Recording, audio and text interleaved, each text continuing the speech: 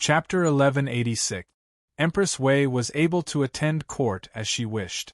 Although she had been attending court since Li Xian became emperor, this time was completely different. At that time, the emperor she faced was her husband. Many times, she could only silently sit behind the bead curtain. The ministers, intentionally or unintentionally, always forgot her existence. Most of the time, if she had any thoughts, she could only wait until she returned to the back palace before she could tell her husband. In the Golden Hall, she had to be mindful of the other party's dual identity as the emperor and her husband. No matter which one it was above her. But now it was completely different. The emperor was her son. As mother and empress dowager, she also held Emperor Xian's posthumous edict. She could confidently give orders to the affairs of the state. More importantly, the ministers now had to ask her for instructions if they had anything to say. The person that the ministers had intentionally or unintentionally ignored had become the emperor. Besides the emperor, there was also the assistant prince, the Prince of Xiang. The Prince of Xiang assisted the Son of Heaven in governing. Now that the Son of Heaven had become a decoration, who would he assist? After Li Xian's death, the people of the world easily accepted this reality. She also smoothly took over the court without encountering any resistance. Empress Wei regretted it. She regretted listening to Wan Er's suggestion. If she had followed Zhong Chuk's suggestion, she could have become emperor even faster. But Empress Wei had already realized that she was the highest decision-maker of the empire, the highest ruler of this enormous empire. Thus, she could not admit that she had made a mistake. She only subtly hinted to the Wei party through her cousin Wei Wen and son-in-law Wu Yanxiu that it was time to build momentum for the Empress Dowager's ascension. Thus, in the few short days after Empress Wei began to listen to state affairs, many absurd and nonsensical auspicious signs began to appear around Chang'an. Some ruffians who had received money began to run to the side gates and shout that the Empress Dowager had ascended the throne and the Wei clan would rule the world. Zhong Chuk, Wu Yanxiu, Zhao Wen, Yi Jingning, and other ministers who did not have the surname Wei but were clearly labeled as members of the Wei party began to publicly propose that the Empress Dowager follow the old example of Emperor Zetian to ascend the throne. A large number of folk songs about the Wei family ruling the world began to be sung on the streets of Chang'an. Some people tried their best to find some ancient prophecies to prove that the Wei family ruling the country was destined and arranged by the heavens. The atmosphere between the court and the commoners became inexplicably tense. Many people still remembered how many members of Li Tang's royal family had been killed by Wu Zetian in order to ascend the throne, and how many heads of Li Tang's former officials had been beheaded. Now, it seemed that Li Tang was going to change again. The government positions, the internal and external military power, as well as the central imperial army, were all in the hands of the Wei clan and their henchmen. Because Li Tang's imperial family and old officials had been slaughtered by Wu Zetian, Empress Dowager Wei had an advantage over Empress Dowager Wu in the past. The road in front of her was smooth. The indigo collar calmed my heart. Even if I don't go, Xining won't have a voice? Qing Qing Zipei long my thoughts. Xining won't come even if I don't go? Pick and choose in the city watchtower. One day apart is like 3 months. Li Qiang's slender fingers lightly plucked the zither strings. Following the lingering and soulful music, her affectionate eyes stared boldly at the man she was deeply in love with. In her heart, she was silently reciting an ancient poem. She knew that the man in front of her wasn't familiar with this melody and didn't know what song she was playing, but what did that matter? When her third brother had grabbed Yang Fan's collar and roared in anger, he had already understood his feelings for her. Therefore, she didn't bother to conceal her affectionate gaze at this moment. The women of the Tang dynasty were unrestrained in nature, to say nothing of those born in the imperial family. They rarely needed to conceal their love and hate when interacting with others from a young age. This fostered their straightforward personalities. Yang Fan was somewhat unable to endure her loving gaze. As such, He pretended to be engrossed in listening and gently closed his eyes. He even swayed his head back and forth as though he were intoxicated. This kind of appearance naturally could not be hidden from the exceptionally intelligent Princess Yuzhen. Princess Yuzhen's expression immediately became somewhat resentful.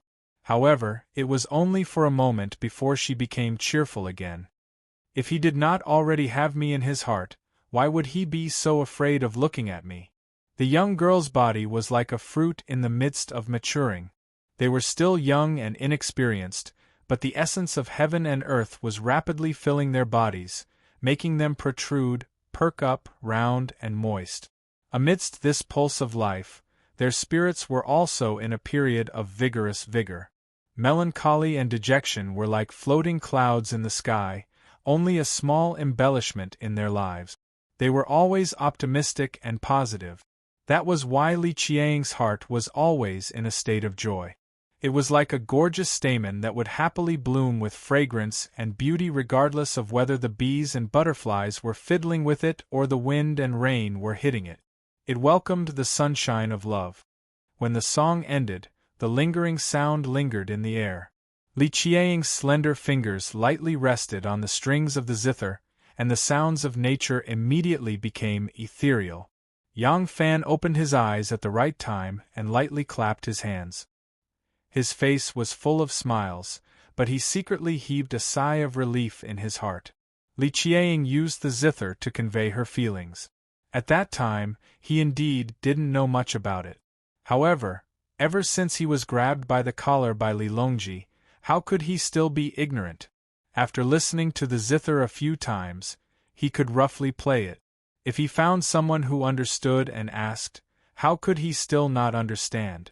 However, he couldn't bear this kind of feeling. He didn't know if it was because the women of the imperial family lived in their chambers that were as deep as the sea since they were young, and the only men they could come into contact with were their fathers and older brothers, or servants. Therefore, once they had the opportunity to come into contact with another man, and the man wasn't too bad, it was very easy for them to entrust their hearts to him. Princess Taiping and he were in love with each other, but because of her special identity, in the end, they were not fated to be together. Later, love turned into hatred, until now, to the point where it was better not to meet. Princess Annel was as cunning as a fox, incorruptible and shameless. Yang Fan should have avoided her like the plague, but because he mistakenly thought she was a wild mountain woman, they formed an ill-fated relationship, and since then, they had been entangled. Now that Yang Fan had passed the age of 30, he had his own career and family. How could he be willing to get involved with a princess and cause so much trouble for him? The more Yang Fan pretended to be ignorant, the more Li Qiang didn't want to let him go. God knew how many days she had spent thinking about him to accumulate the courage to tell him her feelings today. Today, she wanted to make her feelings clear to him. She stared at Yang Fan with deep affection, and said softly, "Qiang has played this song many times in front of Erlang. Does Erlang know what this song is called?" Speaking of the way she addressed him, Yang Fan was even more helpless. Suddenly one day, Princess Yuzhen changed the way she addressed him from Great General to Erlang. At that time, Yang Fan was drinking tea. When he heard the shy and joyful Erlang, he immediately sprayed out a mouthful of tea from his nose. Li Qiang's reason was, she was Li Longji's younger sister. Li Longji addressed Yang Fan as Erlang, so she also addressed Yang Fan as Erlang. If she addressed him as Great General, it would seem more distant. When Li Qiang said this, she shyly lowered her head. Her face had a hint of redness, as beautiful as a peach. Her expression was slightly bashful, but her expression was slightly happy. There was also a kind of secret joy that a girl would feel when her wish was fulfilled. It was very charming. When Yang Fan heard the way she addressed him as Erlang, it was as if Sun Wukong was wearing a band-tightening curse. He felt uncomfortable all over, but from then on, the other party confidently changed the way she addressed him. After listening to that sweet voice for a long time, he got used to it.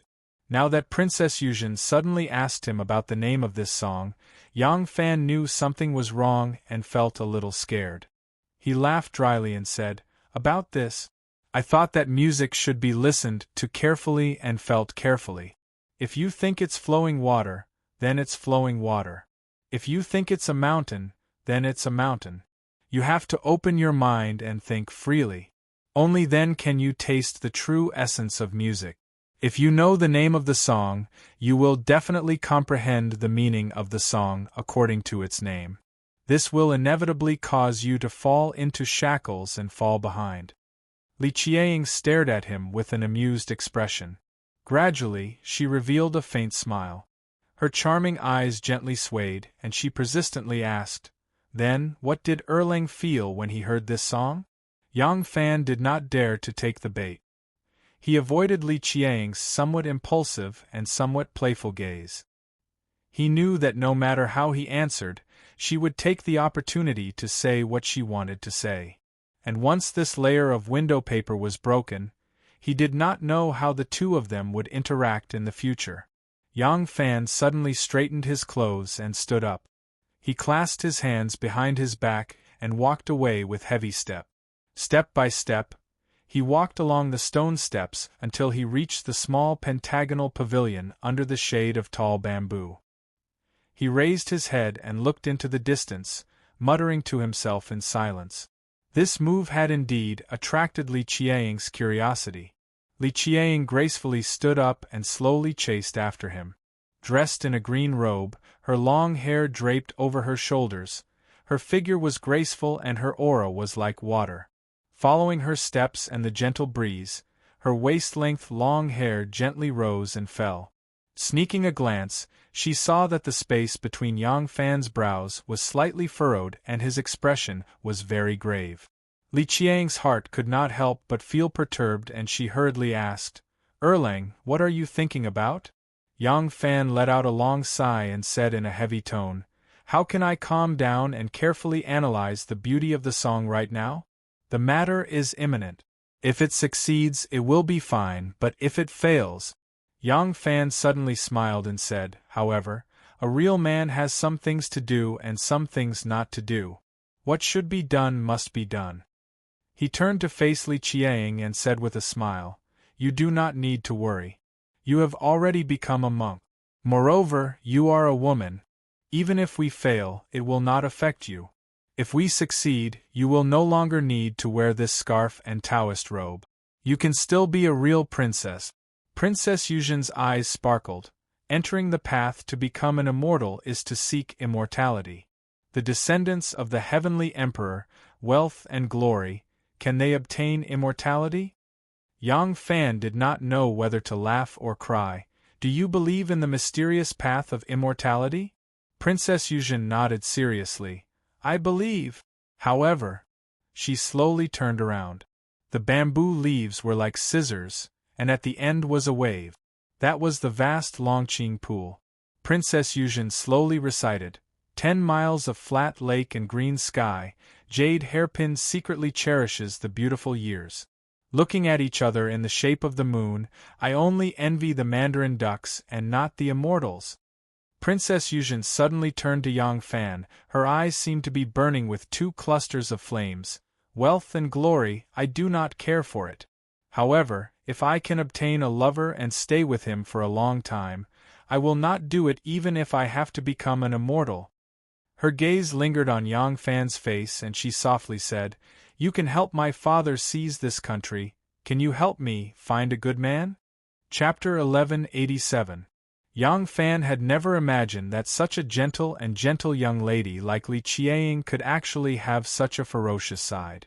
Thinking about it carefully, all the princesses he had met, including Miss Jean, Taiping, Anlo, and now True Jade, were all like this. Was it because these royal ladies were born with different identities that they were unrestrained, or was it because of the Hu blood in the Li Tang's family that gave them such bold and shrewd temperaments? Yang Fan could not be sure. Under Li Qiang's bold and passionate gaze, he could only retreat awkwardly and could not answer a word. Yang Fan's retreat immediately gave Li Qiang great courage. If Yang Fan had said something harsh just now, Li Qiang, who had used countless days and nights to build up the courage to confess, would have immediately retreated and would never have the courage to confess to him again. But Yang Fan's reaction doubled her courage. She proudly stuck out her proud chest and approached Yang Fan 3-step. Her towering breasts seemed to touch Yang Fan's body. Then she stopped and asked, "Tell me, can you help me find a man I like?" "Why should I help you find a man? I am not your father." Yang Fan could only criticize this sentence in his mind. Which man would be willing to hurt a beautiful woman who was obviously interested in you, even if it was just verbal harm? So Yang Fan took another step back and answered embarrassedly, "But I don't know, what kind of husband your highness is looking for?" Li Qiang's eyes became hotter and hotter, but she could not help blushing. "Like a man like you, Erlang." Yang Fan avoided her eyes and laughed dryly. "A princess is really funny. Ha ha. You mean a mature man with a successful career. There are plenty of such men in Chang'an. I believe that as long as your father says something, the talents in the capital city." Li Qiang interrupted, "There are plenty? Really? Then tell me, who can go to the western regions alone, outwit the Turks' 100,000 armored soldiers, alienate the Tufan king and prime minister, and cause Tufan's power to decline? Tell me, who can enter the southern border alone and quell the chaos of the barbarians?" With each question Li Qiang took a step forward. Yang Fan had no choice but to retreat step by step. "Tell me, who is able to devise an ingenious plan to overthrow the imperial court and the common people, to eradicate the cruel officials in one fell swoop? Tell me, who is able to ride alone for 1,000 li, to wipe out the Khitan rebellion in one fell swoop?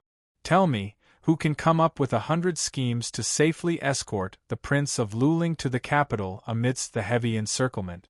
Who can devise strategies to quietly overthrow the first empress?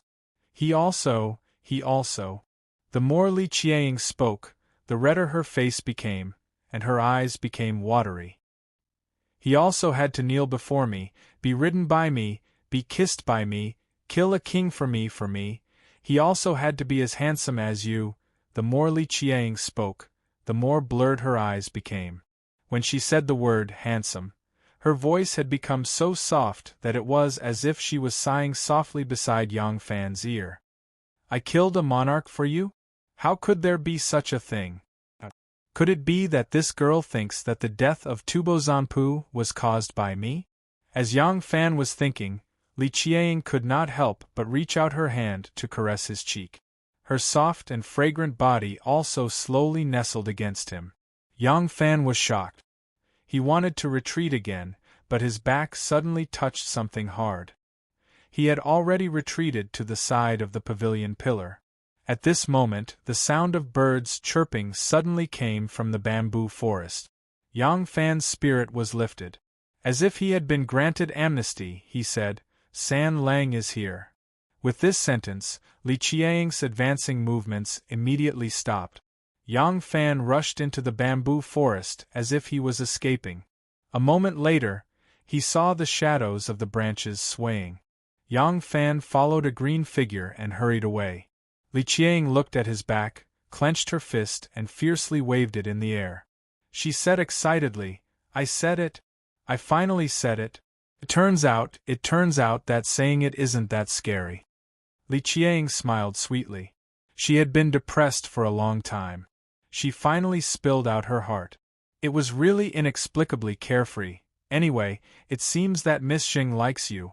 If you want to run, there's no way. I'm not going to be reasonable." He. Passing through the bamboo forest, there was a wall at the end. There was a corner door on the wall. This corner door was not opened often. The lock on it was a little rusty. Fortunately, it could still be opened with a gentle poke with a key. At this moment, the corner door had already been opened. Outside the corner door was a lush green forest. There was a winding path that led directly to the Longqing pond. There was a black boat by the Longqing pond. A barefooted man wearing a bamboo hat was holding a bamboo pole and stabilizing the boat. Yang Fan got on the boat and bent down to enter the cabin. He saw a young man in a brown robe sitting inside. His facial features were good to look at, but his face was yellow and had many pockmarks. His eyebrows were thick, and they were also slanted, which was unavoidably annoying. Yang Fan did not expect Li Longji to become like this. It seemed that there was no lack of Jianghu people around him, and they knew all kinds of tricks. Although his disguise was far inferior to Gu Zhuding's superb disguise technique, unless someone had been watching him since he left Luzhou, even those who knew him well would have a hard time connecting him to Li Sanlang when they saw him in this state. His sister had just revealed her feelings to him. Although he definitely did not seduce that pure girl, Yang Fan still felt a little uncomfortable when he saw her brother. His unnatural smile fell into Li Longji's eyes. Li Longji's face immediately tightened. He hurriedly stood up and asked, "Erlang, did anything happen in the capital?" Yang Fan quickly motioned for him to sit down and comforted him. "Don't worry, there are no changes at the moment.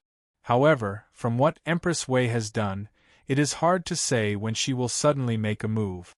So we must act first." Li Longji's expression was grave. He nodded lightly, his voice unusually calm. "Mao Zhong and Ida have already told me the situation in the capital. I completely agree with your view. This time, I have brought all the people I can use. Erlang, what plans do you have?" Yang Fan said, "At first glance, the situation today seems even more serious than when Empress Zhe became emperor. When Zhe Tian was emperor, the Wu family held military power, but only controlled the North Gate Imperial Army. The South Palace Imperial Army belonged to the Prime Minister, and the Prime Minister stood on our side. Now that the military and politics are all in the hands of Wei family, it seems that our chances of success are not high, and we don't even have a high chance of rising. Fortunately, Empress Wei is not Empress Zhe. Compared to Empress Zhe, her ability is like the difference between the clouds and the mud. Empress Wei is impatient to become emperor, and has done everything in haste.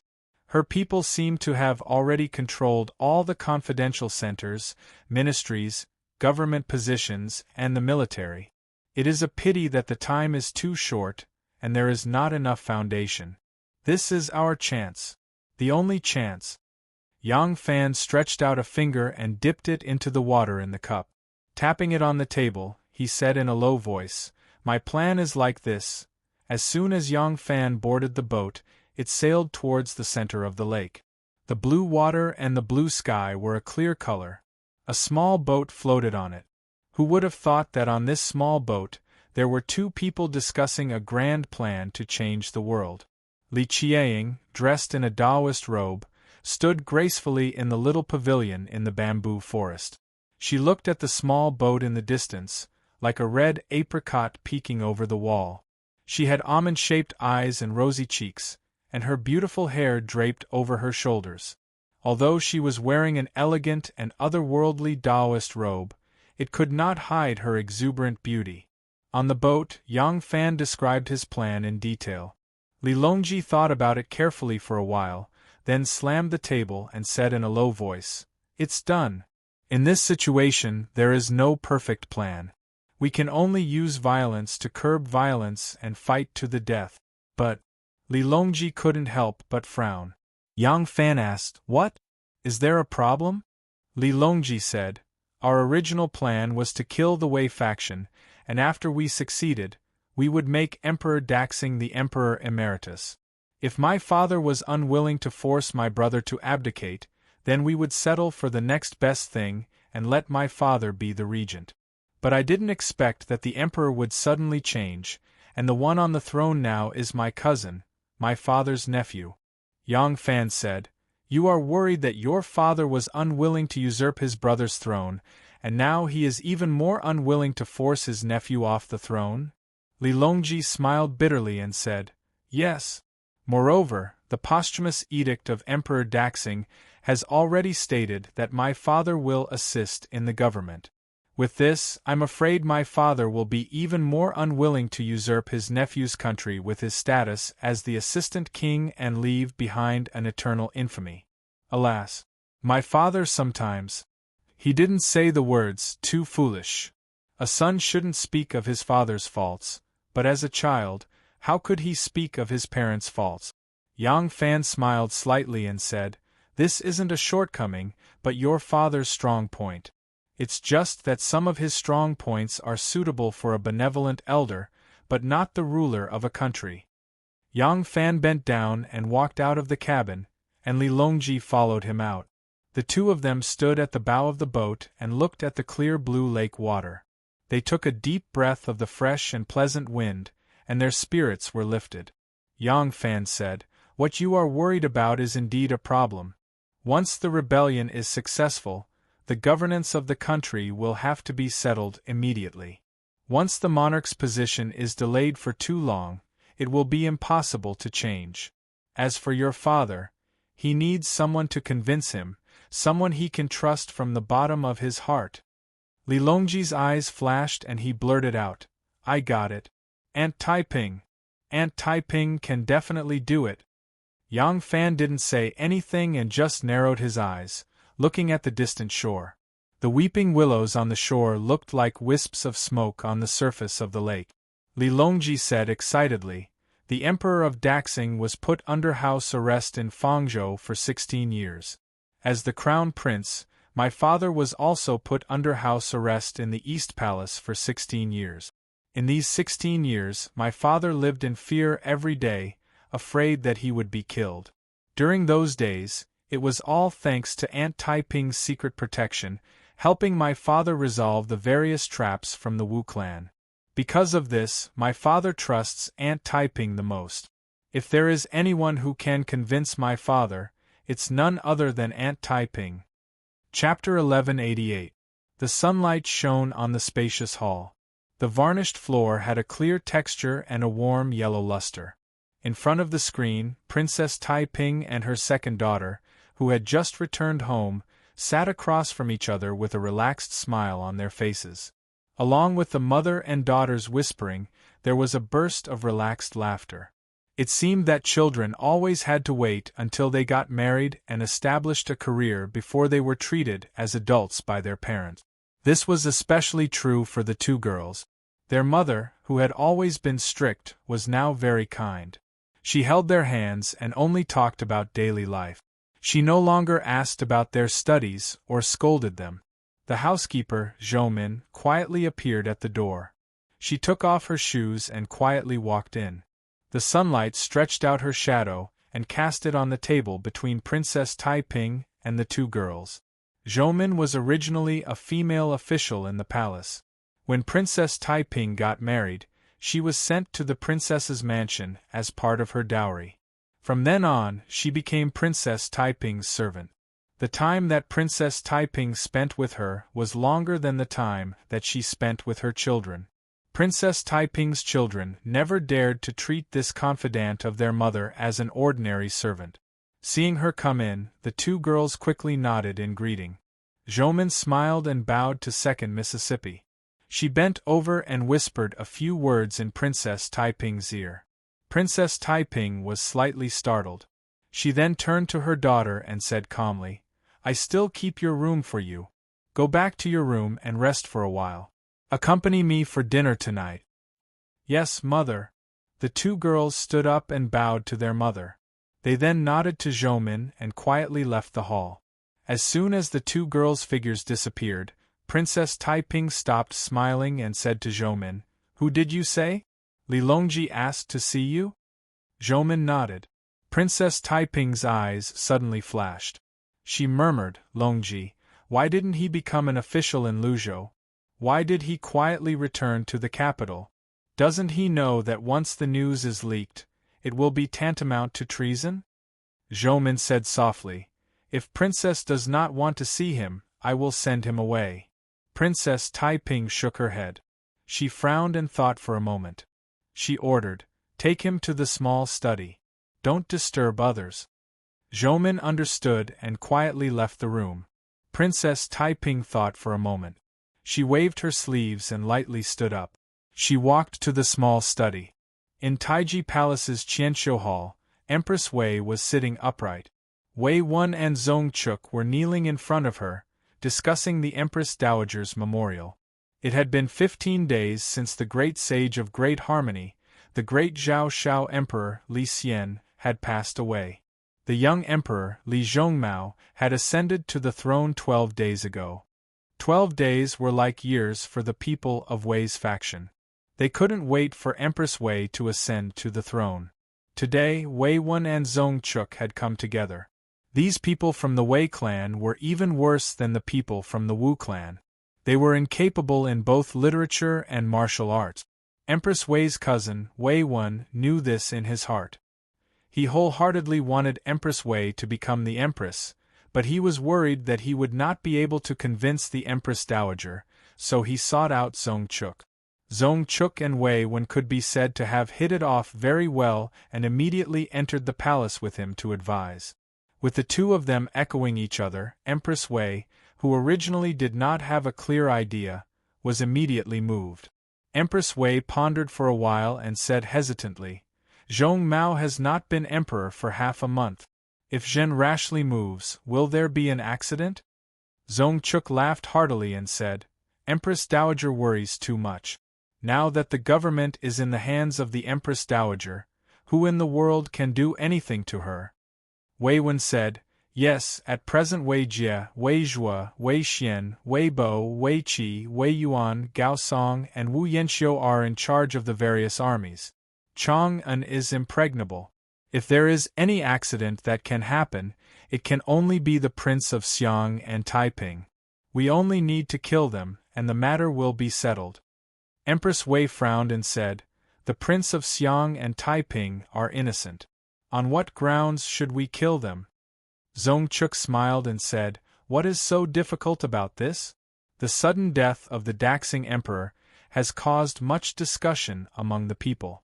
This subject believes that we can use this matter to our advantage. During the funeral of the Daxing Emperor, this subject can arrange for some people to cause trouble. After that," Wei Wen had clearly discussed it with him and immediately said, "After that, we will seize the opportunity to capture the Prince of Xiang and Princess Taiping and execute them on the spot. We will say that they are plotting a rebellion. This subject can also find a few kamikaze soldiers to insist that the death of the Daxing Emperor was the work of the Prince of Xiang and Taiping." Zong Chuk said, "As long as the Prince of Xiang and Taiping are dead, the Li clan will have no one left to take charge of the situation. If the Empress Dowager wants the young emperor to abdicate and the world to bear the surname of Wei, wouldn't it be a matter of a single word?" When Empress Wei heard this, she nervously stood up and anxiously paced around the room. Zong Chuk and Wei Wen exchanged a look and bowed together. May Empress Dowager follow Empress Wu's story, overthrow the Tang dynasty, and establish the Wei family under the heavens. Empress Wei's expression of nervousness and struggle appeared for a moment before it gradually turned to determination. She slowly stopped and said in a deep voice, "Good. The two of you plan well. Do not make any mistakes. On the day of the late emperor's funeral, this matter will be accomplished." Zong Chuk and Wei Wen were wild with joy. They hurriedly bowed their heads and said, "This subject will solemnly obey the Empress' decree." The two left excitedly. Just as their figures disappeared from the door of the hall, two people came out from behind the screen. One was sturdy and robust, the other refined and scholarly. It was Ma Qinka and Yang Jun. The two looked at each other and smiled. They cutely bowed to Empress Wei and said, "This subject pays his respects to His Majesty." Empress Wei smiled. Contentedly, she stretched her waist and lazily lay back. Yang Jun had rushed over long ago. Empress Wei happened to be lying on his sturdy and powerful thighs, while Ma Qinka conveniently sat next to Empress Wei. A pair of hands skilled in massage skillfully massaged her plump and supple thighs. Empress Wei's eyebrows immediately lit up with a hint of spring. After Empress Wei seized power, She made Ma Chinka a regular attendant of scattered cavalry and Yang Jun a vice minister of the imperial treasury. In reality, the two of them were just white-collar workers with a salary. They only had one place of work, Empress Wei's brocade couch in her chambers. Perhaps Empress Wei herself did not notice that she had always been learning from Wu Zetian. Not only did she imitate Wu Zetian's methods of seizing power to become the empress, she even deliberately learned from that female empress in how she kept gigolos. Since ancient times, there had never been a female empress in the world. But Wu Zetian had accomplished this groundbreaking event.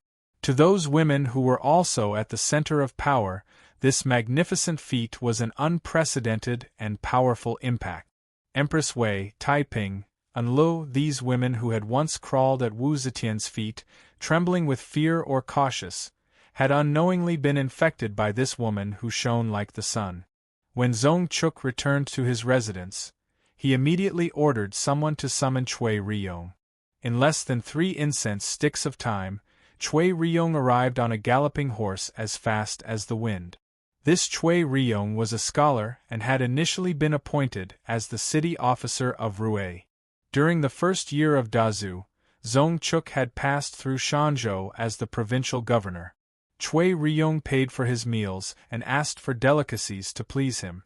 Zong Chuk was very satisfied with his hospitality. After that, Zong Chuk recommended him as the Xinfeng officer, and not long after that, he promoted him to the supervising imperial censor. From then on, Cui Riyong became Zong Chuk's lackey.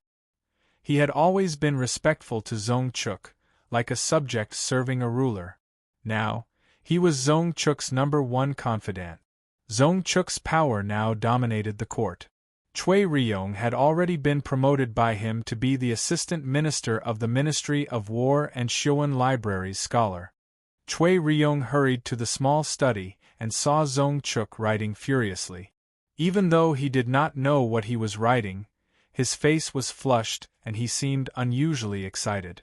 Even though Cui Riyong was the assistant minister of the Ministry of War and had high status and power, he was unusually respectful in front of Zong Chuk. He did not dare to sit down, nor did he dare to be startled. He only cupped his hands and stood there with a slight bow. After the time it took to drink a cup of tea, Zong Chuk finally finished writing. He blew on it lightly and folded it carefully. "Riyong, you've come." Zong Chuk seemed to have only just noticed Cui Riyong and very intimately greeted him. In truth, he had long since known that Cui Riyong had come, but this was precisely the feeling he wanted. Blindly being courteous to the wise and humble would not do. In his view, the way to govern was to balance kindness and authority. Even though Cui Riyong was already the assistant minister of the Ministry of War, a disciple would always have the awareness of being a disciple. Cui Riyong respectfully bowed. This disciple pays his respects to Sir Zong. Zong Chuk chuckled. "Sit. There's no need to stand on ceremony between us." Cui Riyong respectfully sat down, but a moment later, he jumped up in fright. He had heard a shocking piece of news from Zong Chuk's mouth. Empress Wei wants to use the occasion of Emperor Xian's funeral to kill the Prince of Xiang and Princess Taiping. But this was not the most shocking news. What truly alarmed him was that after Empress Wei captured the Prince of Xiang and Princess Taiping and executed them on charges of rebellion and murdering Emperor Xian, Zong Chuk wanted to launch a surprise attack, kidnap the young emperor, and exterminate the Wei faction. He wanted to borrow the hands of the Wei clan to kill the Prince of Xiang and Princess Taiping, and then kill all the high-ranking officials of the Wei clan who would inevitably be present in the name of a loyal minister who set things right. He would then kidnap the young emperor as a puppet and wield both civil and military power, all the way until he seized the country and made the world his surname. This, Cui Riyong's forehead instantly beaded with sweat, each bead the size of a soybean. Zong Chuk coldly glanced at him. "What, are you afraid?"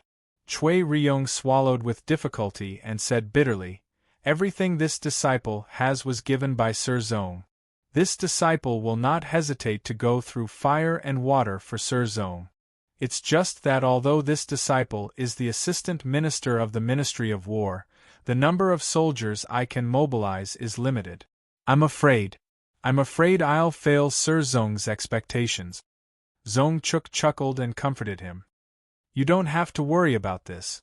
Zong Chuk raised his eyes and gazed at the emptiness in front of him. He leisurely said, You're not the only soldier this Zong can use. Don't forget, this Zong is Emperor Zetian's nephew. Those people of the Wu clan and I are all cousins. Chui Ryong's body trembled as he involuntarily said, Sir Zong is saying, Zong Chuk said, correct? Ever since Li Zhongjuan rebelled and killed Liang Wangu and Wu Sansi, the Wu clan has been like a group of dragons without a leader and has declined day by day. But the Wu clan's foundation of many years will not fall so quickly. The Wu clan and the Li clan have many marriages. If the Li clan rules the country, the Wu clan can still live. But once the world takes the surname way, the Li clan will undoubtedly be finished. But will the Wu clan have any good days? They are also worried. At present, many of the generals in the army came from the Wei clan, but what foundation did these people have to speak of? It's not that this Zong is arrogant, but the Wu clan has commanded the North Gate Imperial Army for many years. I dare not say that I can mobilize the entire Imperial Army, but it's easy to pull out a troop from among them. If we want to win in the chaos, we only need an opportunity. Zong Chuk stroked his beard, his eyes gradually revealing a crazed glint. When I first became a lowly person, I was eager to be the Prime Minister. Now that I'm the Prime Minister, I'm only one step away from becoming the Emperor. With this opportunity, how can I not want to be the Emperor? As a man, even if I have to face the South and only have one day to live, it's still better than dying a mediocre death. Chapter 1189. After Li Longji left Princess Taiping's residence, Princess Taiping paced back and forth alone in her study for a long time. Only then did she have someone invite Sir Mo and explain Li Longji's purpose in coming here.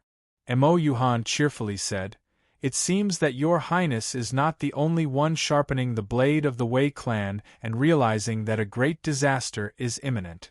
This Li Sanlang is a shrewd man, but why did he not consult with the Prince of Xiang, but come to seek your Highness's help? Princess Taiping bitterly smiled. That elder brother of mine is like a woman, kind and soft-spoken. If I tell him this matter, I'm afraid it will only ruin things.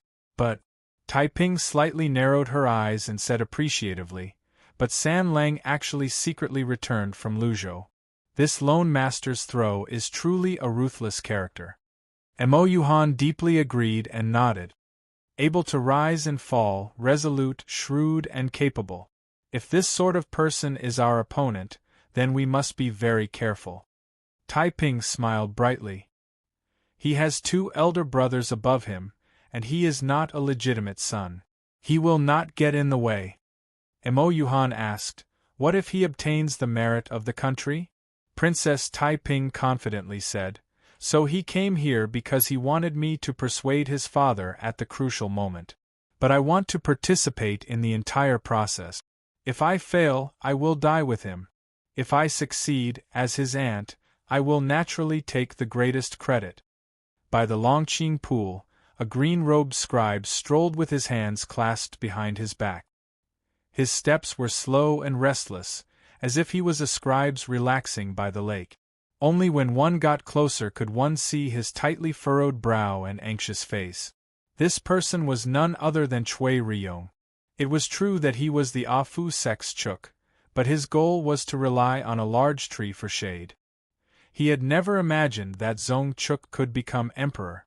When Zong Chuk told him of his grand dream, Chui Ryong's only thought was, Zong Chuk has gone mad. Chui Ryong did not want to accompany Zong Chuk in his madness, much less accompany him in death. This large tree was about to become a blazing torch, and every moth that approached it would be burned to ashes. It was time to seek refuge with a wise master. Chui Ryong pondered for a long time and came to the conclusion that if he wanted to expose Zong Chuk's scheme, He could only choose Wei clan or Li clan. Between Madame Wei and Madame Li, after weighing the pros and cons, he gradually leaned towards Madame Li. Although Zhong Chuk was an important member of the Wei faction, he was Zhong Chuk's trusted aide. In order to avoid arousing Zhong Chuk's suspicions, he did not have much interaction with the other members of the Wei faction. He was completely dependent on Zhong Chuk alone. But before that, his relationship with the Li family was quite harmonious. This was because he was only promoted by Zhong Chuk after the first year of Dazu. But how did the first year of Dazu come about? That was a trick played by Yang Fan. That year, Yang Fan was ordered by Wu Zetian to secretly sneak into Fangzhou to rescue the Prince of Luling. In Fangzhou, he was imprisoned for trifling matters. In order to escape without exposing their identities, they fabricated the story of the golden-armored deity and forged a huge footprint. The local authorities submitted this matter to the imperial court. Wu Zetian believed it to be an auspicious omen, so the following year, the name of the year was changed to Dazu. At the time, Wu Zetian had already decided to make her son Li Xian heir apparent, and the political situation of Li Tang's imperial clan began to improve. The entire world knew that the next emperor would assuredly come from the Li family. In this sort of environment, Cui Riyong naturally had some close dealings with Li Tang's imperial clan. And Li Xian, who had just returned from Fangzhou and been made crown prince, was extremely cautious in his conduct, fearing that he might make a mistake. Thus, the one who represented Li Tang's imperial clan in interacting with the nobles was the Prince of Xiang, so Cui Riyong was most familiar with the Prince of Xiang. Moreover, Cui Riyong was a scholar and had studied the books of the sages since he was a child. He had a very strong sense of orthodoxy, and he had always believed that Li Tang was the true orthodoxy. Although he was Zhong Chuk's disciple, when he first submitted to Zhong Chuk had no intention of rebelling. Now that Zhong Chuk was coveting the throne, he had no choice but to make a choice. For these reasons and because he was in the Bureau of Military Personnel, he was well aware that the Wei clan could not win the morale of the army, so he ultimately chose the Li clan. He wanted to report this news to the Prince of Xiang, but he did not dare to go to the Prince of Xiang's estate. The Prince of Xiang was too big of a target, and there was probably already someone watching him. Thus, Cui Riyong chose the Prince of Xiang's eldest son, Li Qingqi. But when he reached the estate of the Prince of Shochuan, Li Qingqi, he couldn't help but hesitate. Advance or retreat, as long as he made the wrong choice, it could be a calamity. How could Cui Riyong not be conflicted? He paced back and forth for more than 2 hours before stamping his feet and walking to the gate of the estate. Ever since Li Xian's death, the Wei clan had grown increasingly rampant.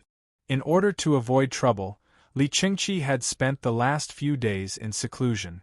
When Cui Riyong arrived, he immediately sought him out.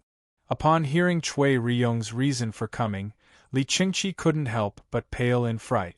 After sending off Cui Riyong with endless gratitude, he immediately returned to the inner residence to find Li Longji. Ever since Li Longji had secretly returned to the capital, he had been living in his estate. Li Longji was also stunned by his big brother's explanation. Although he had long known that once Wei Empress stabilized the political situation, she would inevitably move against the Li clan, he had not expected the Wei party to move so quickly. Even more surprising to Li Longji was that the Wei clan's #1 thug, Zhong Chuk, was actually so ambitious. Although Zhong Chuk's plan sounded very absurd, upon careful thought, it was not impossible for it to succeed. If Empress Wei used the crime of murdering Emperor Xian and executed the Prince of Xiang and Princess Taiping on the spot, while the hearts of the people were wavering, Zhong Chuk suddenly emerged as a new force and reversed the verdict for Li Tang's imperial clan, capturing the Wei party in one fell swoop and controlling the young son of heaven, Li Zhongmao. Then, when he thought of the pros and cons, Li Longji couldn't help but break out in a cold sweat. His big brother Li Qingqi's estate was next to Yang Fan's. Li Longji wanted nothing more than to immediately climb over the wall and tell Yang Fan of this astonishing news.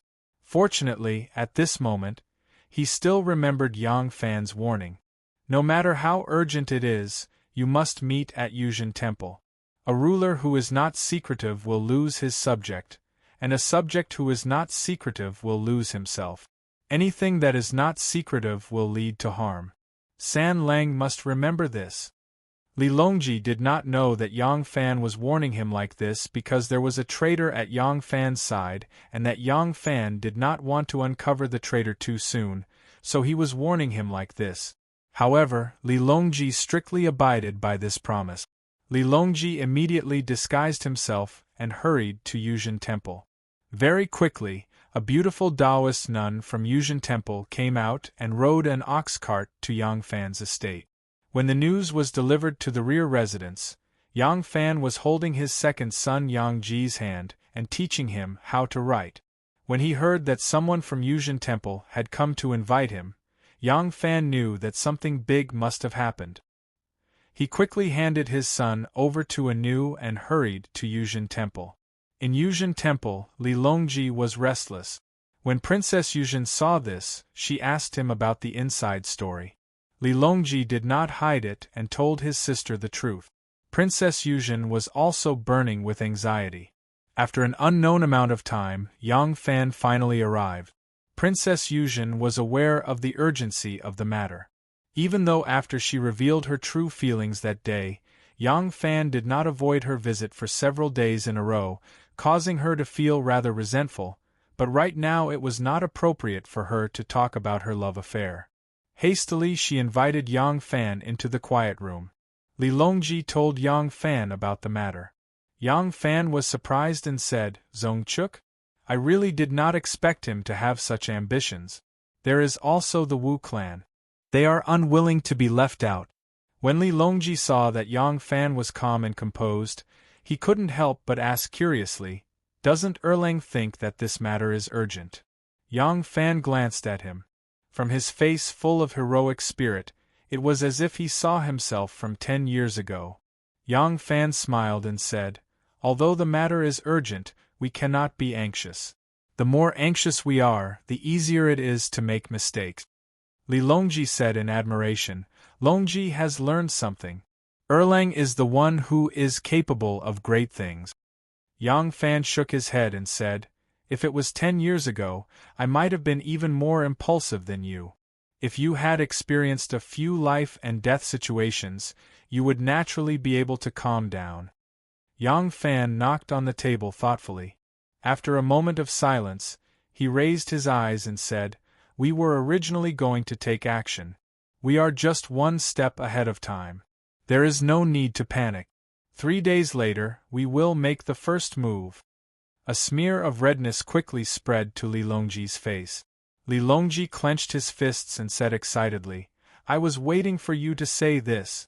Then, let's make an appointment to fight to the death 3 days later." Yang Fan pressed hard on Li Longji's tender shoulders and said in a deep voice, "The net is going to be broken. We cannot die. The news must not be leaked. Wait until the day of the uprising, then inform them." Li Longji was stunned and said, "Don't we need to let the people prepare in advance?" Yang Fan said, "What should we let them prepare?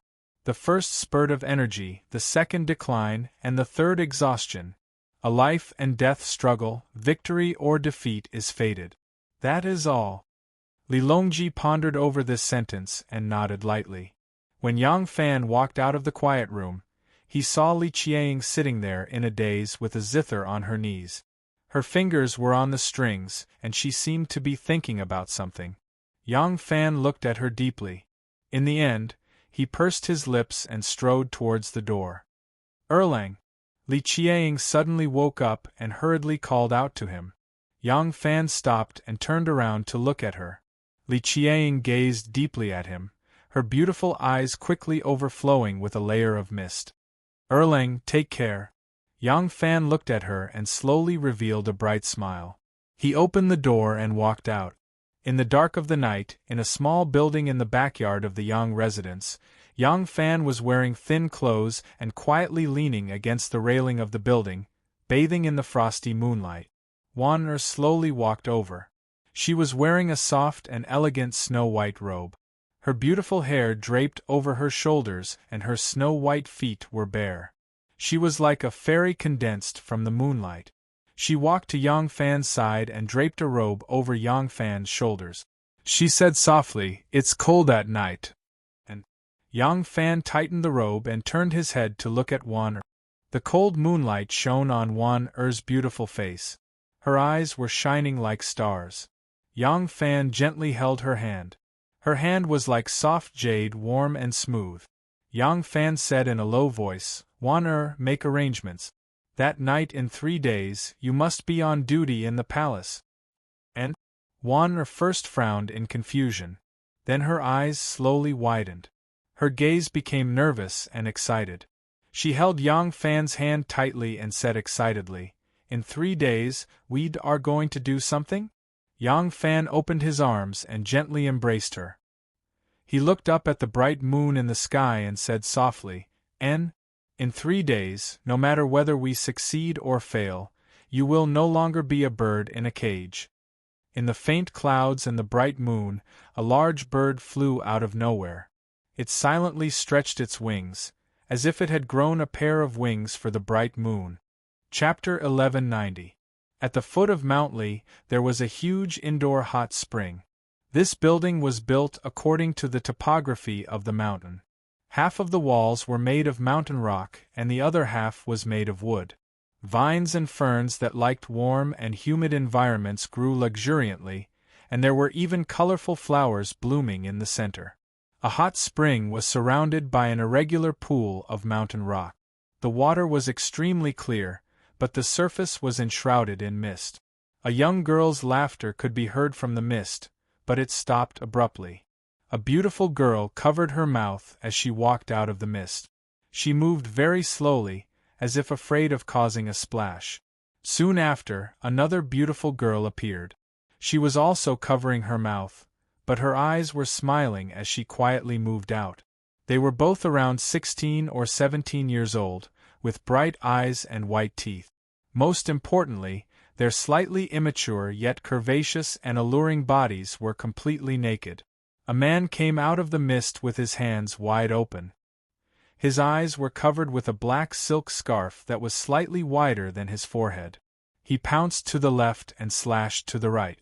The surging pool water surged endlessly, and the white mist spread out, making the attractive bodies of the two girls even more vaguely visible.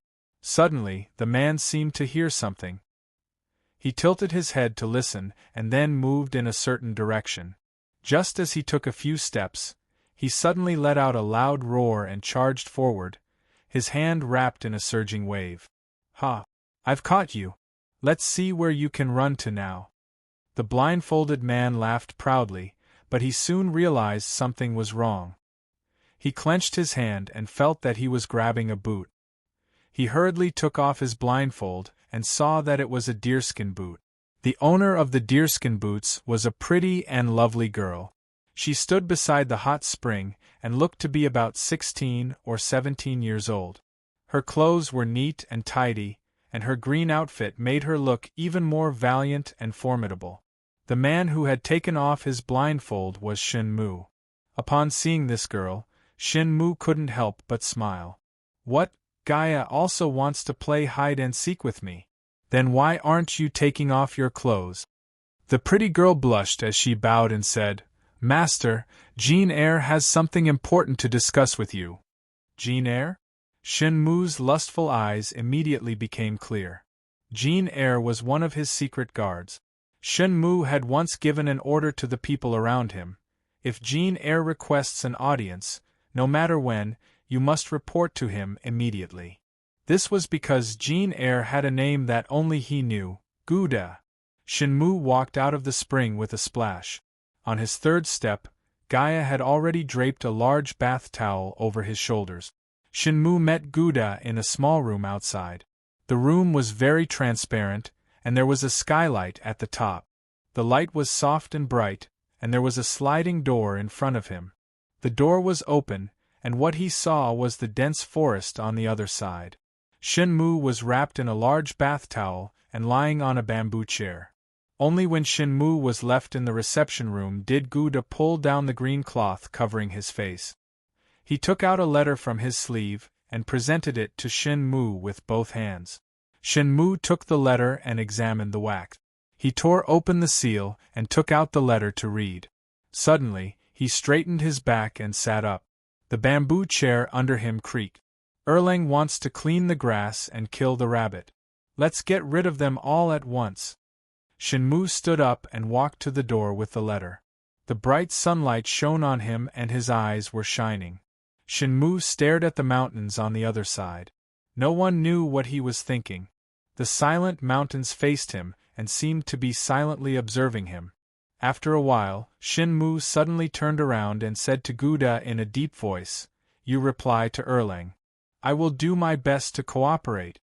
On the high mound where the Yang family planted precious flowers and plants, there was a pentagonal pavilion facing the Longqing Lake. Standing in the pavilion, one could see the beautiful scenery of the Longqing Lake. At this moment, Yang Fan and Renwei were standing in the pavilion, one in front and one behind. Yang Fan had his hands behind his back and looked at the misty lake. Renwei stood behind him with his hands hanging down. One in front and one at the back, one with his hands behind his back and the other with his hands hanging down. It was clear who was the superior. The situation in the imperial court is getting worse and worse. Yang Fan said, "I see that Empress Wei has the intention to imitate Emperor Zhe Tian. Once she ascends to the throne, she will definitely start with a massacre. She will get rid of Li Tang's imperial clansmen and loyal subjects. She will use the butcher's knife to establish her prowess in the world. When that time comes, I don't know how many people will be implicated. Fortunately, I have decided to stay out of this. However, it is inevitable that I will be implicated if I stay here.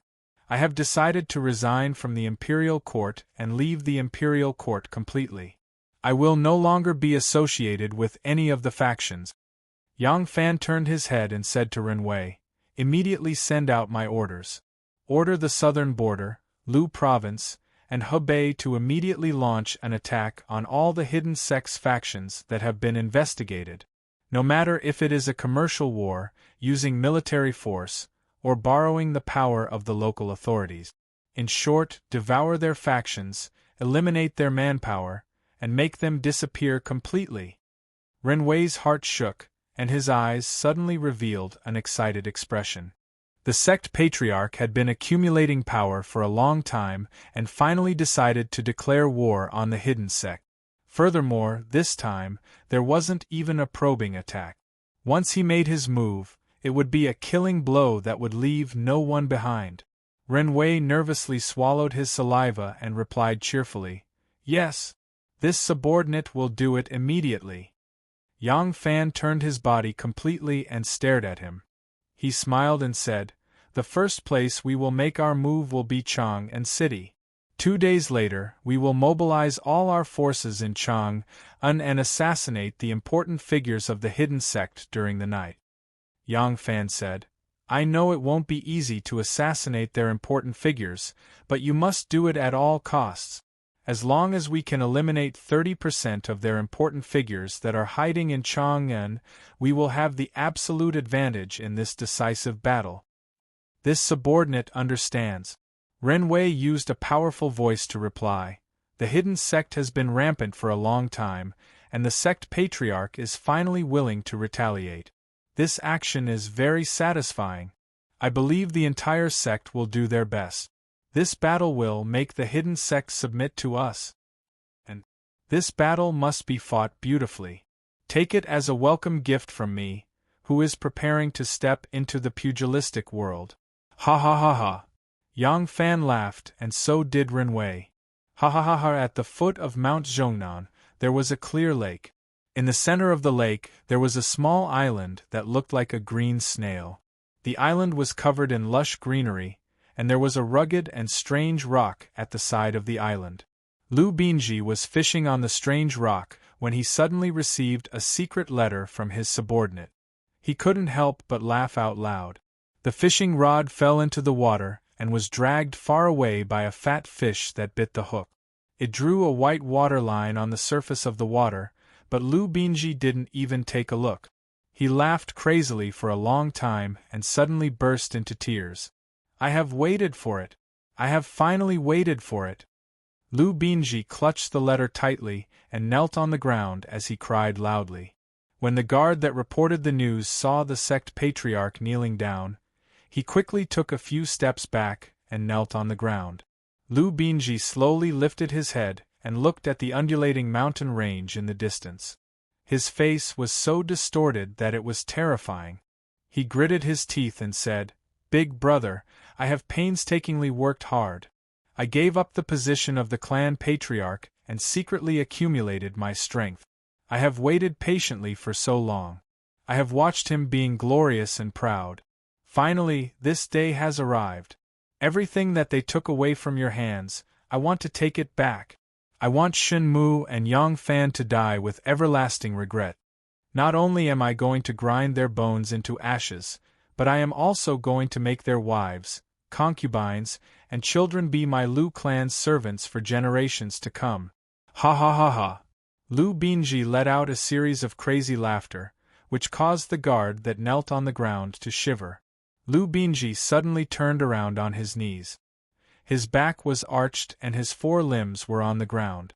He looked like a wolf that was about to pounce and devour someone. His blood-red eyes stared fiercely at the terrified guard. He sternly ordered, "Immediately activate all the hidden forces we have hidden. We will take advantage of the obvious and hidden sects' mutual destruction to annihilate them in one fell swoop." The Yang residence was located at the Long Qing Pond with the best scenery. The beautiful Long Qing Pond was less than 100 feet away from the entrance of the Yang residence. There was a row of weeping willows beside the lake, and the shallow water area was a large lotus canal. Not only was the scenery elegant, but there were also a large number of fish in the water. It was a good place for fishing. There were a few fishermen by the lake, and they were all very familiar with Ren Wei. Those who often fished here had their own habitual spot. Ren Wei's fishing spot was under an old willow tree that was at least 50 years old. This weeping willow was very close to the lake. The lake water surged and lapped against the shore. After a long time, half of the weeping willow's roots were exposed. As a result, the roots that were submerged under the water grew many red roots with many small shrimps growing inside. There was a protruding burl on the upper half of the root, which was shaped like a stump. It was suitable to lean against the weeping willow and sit on it to fish. That afternoon, Ren Wei came to the lake again. There were already 2 old men wearing bamboo hats sitting there with fishing rods in their hands. When they saw him, they warmly greeted him before turning their attention back to their fishing bobbing. Ren Wei sat down at his familiar spot and skillfully hung the bait. He cast the hook and watched the bobbing gently on the clear water surface. He lazily leaned against the willow tree trunk and said with a smile, "Uncle Wu, your 6th Lang is about to get married. Why is he still so carefree?" One of the fishermen stroked his beard and said with a smile, "This old man has 6 sons and 2 daughters.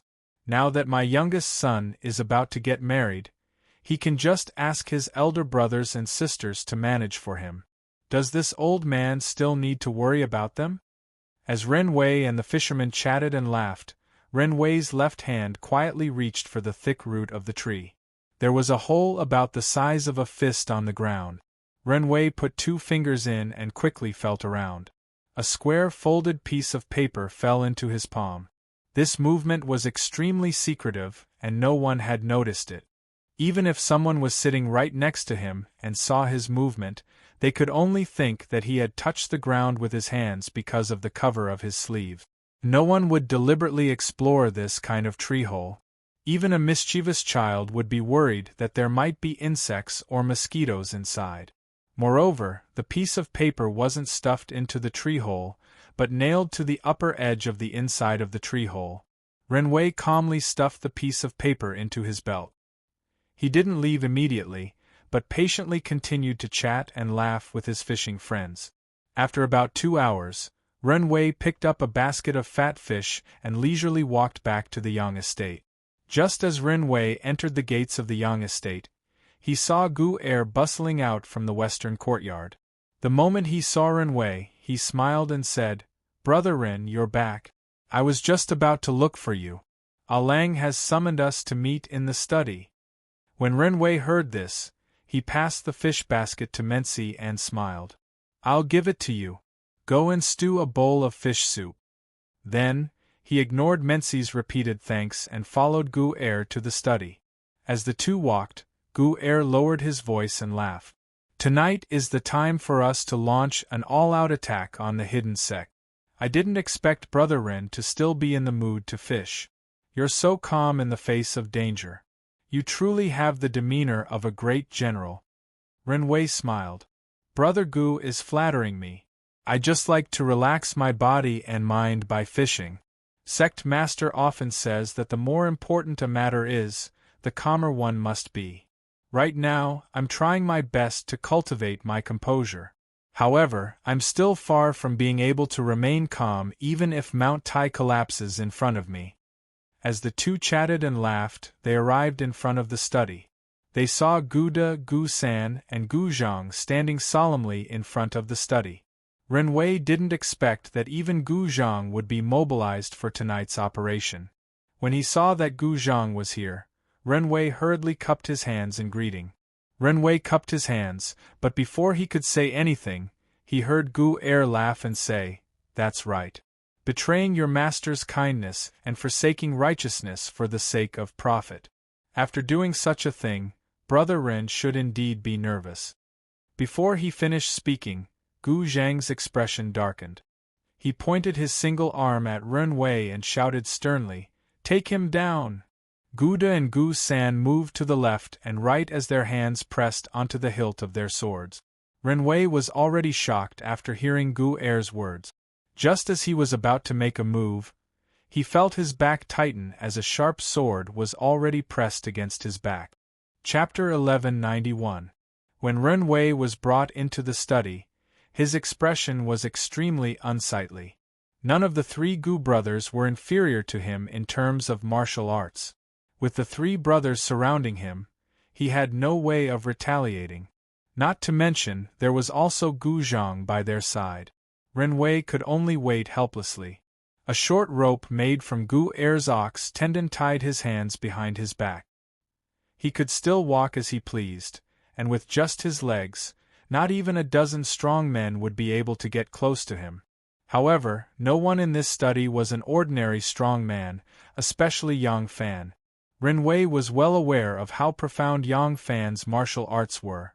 Even if Yang Fan were to fight barehanded, he would still be no match for Yang Fan even if he had the most suitable weapon in his hands. Yang Fan sat behind the desk. His expression was calm, and his gaze was deep.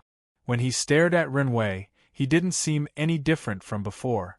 When Ren Wei's gaze met Yang Fan's, a hint of shame flashed across his eyes. He lowered his head, then slowly raised it again after a while. He smiled bitterly at Yang Fan and said, "In the end, I still underestimated Sect Master. May I ask when Sect Master discovered this?" Yang Fan replied, "On Mount Zhongnan, when you suddenly made a move and killed Li Qingquang." Ren Wei's gaze flickered as he muttered, "It was a long time ago." "So early? You discovered it?" Yang Fan shook his head. "At the time, I was only suspicious of you. You were so impulsive, unlike your usual personality. Besides, you are someone close to me. Even if you were pressured by the elders of the sect, it at least proves that someone in the sect is secretly contacting you, right?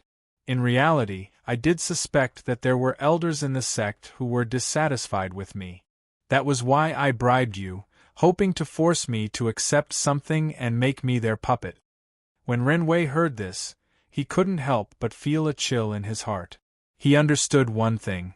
Not only did Yang Fan know that he was a spy planted by someone else, he even knew who that person was. But how could Yang Fan kill Li Qingquang with a single slash? This person's schemes were a little too deep and frightening. Ren Wei recalled the scene of the soldiers searching for the crown prince on Mount Zhongnan that day. He sighed and said, I killed Li Chenquang and committed a grave mistake. Li Chenquang had actually been ordered by that person to kill the crown prince and use the crown prince's head as a token of allegiance so that he could attach himself to the emperor. Unfortunately, this was that person's impromptu decision. I didn't know. I only knew that Li Chenquang was that person's confidant. I didn't know how much Li Chenquang knew about me. Did he know that I was also that person's man? Since I had submitted to that person, I had to work for him, right? If Li Chenquang had truly submitted to the court, I didn't know if he would reveal more secrets. You're so sure that I'm a traitor? Yang Fan said, It's just a suspicion, so I asked Shin Mu to put on another show. I told you about this in advance and asked me to arrange the guards. I knew that Shin Mu and I would do such a big thing, and you would definitely report it to that person. Yang Fan's voice paused, then he sneered. That Lu Binji who hides his head but shows his tail. I sent people to keep an eye on you and finally found out his background. Not bad, I always thought he was a good-for-nothing hedonistic son. I didn't expect him to have the demeanor of a brother. Ren Wei's expression froze. He stared at Yang Fan for a long time before realization dawned on him. He couldn't help but reveal a terrified expression. He cried out involuntarily, Sovereign, meeting with young Master Shern at Wuzhong Plains was originally a means to draw out the person behind me? Yang Fan smiled and nodded. Ren Wei blurted out, then Sovereign and Shin Mu's public falling out is actually also. Yang Fan was still nodding, his movements very elegant. Ren Wei's face was pale. If he was said to be afraid at the beginning, then when faced with reality, he began to accept his fate. But now, he knew that Shin Mu had long discovered his identity and was toying with him in the palm of their hands. On top of that, he was still complacent and had been hiding by Yang Fan's side this entire time. All that was left was a great humiliation. At this moment, Gu Er stepped forward and handed the small piece of paper that Ren Wei had yet to open to Yang Fan. Sovereign, we found this on his body. Yang Fan reached out and took it. He opened it and took a look, then smiled at Ren Wei and asked, Do you want to know what Lu Binji instructed you to do? Ren Wei shook his head dejectedly. There was no longer any need for him to know about these things. Yang Fan gently tossed the piece of paper into the air, allowing it to slowly fall. He smiled at Ren Wei and said, I'm not sure how big Lu Binji's business has been these past few years. But after tonight, all of his forces should be exposed. The falling piece of paper cut off their line of sight, but Yang Fan's voice still rang in his ears. So, they're like clams lying on the surface of a lake that's been drained of water. All I have to do is pick them up one by one in advance. Ren Wei closed his eyes in pain. He could hear Yang Fan asking, Why did you betray me? What did Lu Binji promise you? Ren Wei shut his mouth tightly and shook his head vigorously. Money, status, power, or beauty, these were all the things that could move him. However, none of them held any meaning right now. Yang Fan let out a deep sigh and said, Go in peace. Very soon, they will be accompanying you. In the back garden of the Princess Taiping's estate, a dozen or so imperial bodyguards stood in the courtyard. They were all dressed in hunting attire and equipped with bows and swords. Because Xue Chongjian held the position of Wei Minister, he was dressed in martial attire. He was still a youth of 17 or 18 years of age. However, because of his tall stature, he looked like an adult man. It was just that his appearance was slightly tender. Princess Taiping tightened the silk ribbons on his armor to conceal the nervousness in her heart. She looked at her son's face, which was 70% similar to her late husband Xue Xiao's, and said in a low voice, Jian'er, you have to be extra careful this time. Remember, you are a general, a commander-in-chief. Your role is to command and dispatch troops. You must not go into battle carelessly. Xue Chongjian smiled in high spirits and said, Mother, don't worry. I will be careful. However, if I need to go into battle, I will still go into battle. This isn't a confrontation between two armies. If we succeed, the matter will be settled. If we fail, we will inevitably die. Mother, why do you need to worry? When Princess Taiping heard such inauspicious words, she couldn't help but frown and felt slightly annoyed. A bodyguard in hunting attire beside her hurriedly replied, Aunt, don't worry. Your nephew will watch over Chongjian and won't let him act recklessly. This bodyguard in hunting attire had a jade-like face and 2 heroic eyebrows. It was Li Longji who was dressed as a bodyguard. Princess Taiping nodded at him and said resolutely, You go now. She then turned around and hurriedly walked away. Li Longji made a hand signal to Xue Chongjian. The group of people led their horses out of the corner door. Once out of the corner door, they all mounted their horses and galloped along the long alley. Princess Taiping hurriedly walked until she reached a fake mountain. She suddenly stopped and looked back. She saw her son and Li Longji leading a dozen or so bodyguards out of the courtyard without looking back. Taiping couldn't help but let out a long sigh. Emoyuhan quietly came out from behind the fake mountain. Princess Taiping heard his footsteps but didn't turn around. She was still staring at the place where her son disappeared. She said indifferently, Mr. Mo, don't worry. Since I have already made up my mind, I won't hesitate. Her voice was very light but her tone was unusually firm. If there was someone who had seen the middle-aged Wu Zetian here, he would be surprised to find that the current Princess Taiping not only looked like Wu Zetian at that time, but even her calm and resolute eyes were exactly the same. Emoyuhan could hear the sincerity in Princess Taiping's words. Her uneasy expression gradually disappeared. If a superior had a decision, his subordinates wouldn't be afraid of his increasing ambition because the greater the risk, the greater the reward. Since they had already followed him on this road of no return, they wouldn't be afraid of him going higher and further. But if you were hesitant and indecisive, it would be a taboo for a commander. Don't expect your subordinates to accept all your decisions without complaint or regret. When they had already risked their lives to follow you, your retreat and hesitation would make them incomparably angry. Do you want to give up your life? Who knows what will happen in the future? Who knows if there will be a day when the things you have already done will be revealed? In order to protect themselves, everyone would have to kill you. Otherwise, they would have to use the fait accompli to force you to submit. This kind of thing had happened before and would happen in the future. No matter how human beings developed, as long as their desires were still there, this kind of thing would repeat over and over again. Perhaps the form would change, but the essence would never change. Li Longji and his group were all disguised as Xue Chongjian's bodyguards. It looked like they were going out to hunt. When they were near Tonghua Gate, they stopped by the roadside. After a while, several generals in military uniform arrived with 3 to 5 bodyguards. Commander Gua Yi Ma Sizong, Shang Yifeng Wang Chongyi, Chow Wei Wei Lu Yochio. These people each had bodyguards in hunting clothes, and all looked like they were going out to hunt.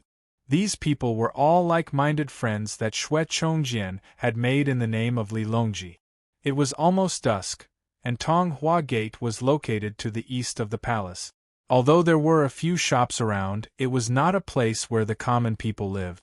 Merchants and travelers did not come and go through this gate, so the streets were very deserted. They all knew what they were going to do today. They were all rather nervous, but they also found it hard to restrain their longing and excitement. Seeing that everyone was present, Li Longji pulled his wide-brimmed hat back to his brow and whispered, Let's go.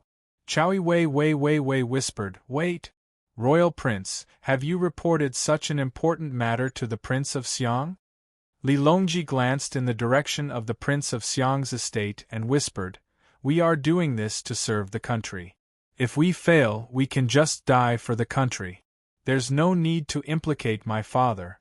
Moreover, my father is kind and has a gentle personality. If we report it today, it will be fine if father approves, but if he disapproves, it won't be good. Everyone nodded and left the Tonghua sect with Li Longji. After leaving Tonghua Gate, They rode along the official road for around 5 li. Seeing that there was no one else on the road, they suddenly turned their horses and charged north into the wilderness. They took a circuitous route for around 10 li, their horses drenched in sweat. When they arrived at an elm grove near the Imperial Army's camp, they saw 3 people and 3 horses waiting at the foot of the grove. The person at the front was Yang Fan, and behind him were Li Ida and Wang Maozhong. Chapter 1192. Li Longji stopped his horse from a distance and dismounted. He quickly walked towards Yang Fan, cupped his fists, and greeted, "Great General." Yang Fan smiled and cupped his hands. "Your Highness, was the journey smooth?" Seeing Yang Fan's extremely calm expression, Li Longji miraculously calmed down. He nodded at Yang Fan, and his smile became much more relaxed. Yang Fan said cheerfully, "All right, let's go to the Forbidden Court now." The political power in the imperial court had been purged by the Zetian dynasty and Li Xianchao, and was now cleaner than ever. The Wei faction was outshining the rest, and Li Longji had no support at all. Under such circumstances, Yang Fan and Li Longji had no choice but to be cautious. Today was the day of the coup, and very few people knew about it beforehand. There were dozens of them, and they were too obvious a target to enter the barracks. If they attracted the attention of others, the coup would probably be aborted. However, as the leader of the coup, Li Longji couldn't leave the barracks. Given the current communication conditions, he couldn't remotely control them. Therefore, they chose the Imperial Gardens supervisor as the former enemy command center of the coup. The Imperial Gardens supervisor was stationed at the north of the palace, and there was only one non-military organization among them, the Imperial Gardens supervisor. There were hundreds of gardeners in the Imperial Gardens supervisor, who were responsible for the maintenance of the flowers and plants in the royal gardens and palace. The Imperial Gardens supervisor was located close to the north wall of the palace, and on its left and right were the barracks of the Imperial Gardens supervisor and the Imperial Gardens supervisor. The name of the Imperial Gardens supervisor was Zhong Shaojing, who had long been bribed by Xue Chongjian. However, his official position was too low, and he couldn't play any other role in this coup. His biggest role was to provide a safe and convenient command center for Li Longji. Therefore, even he didn't know about today's coup. The Imperial Gardens supervisor's gardener often saw Xue Chongjian drinking with Supervisor Zhong. Today, he came again with dozens of people in hunting gear.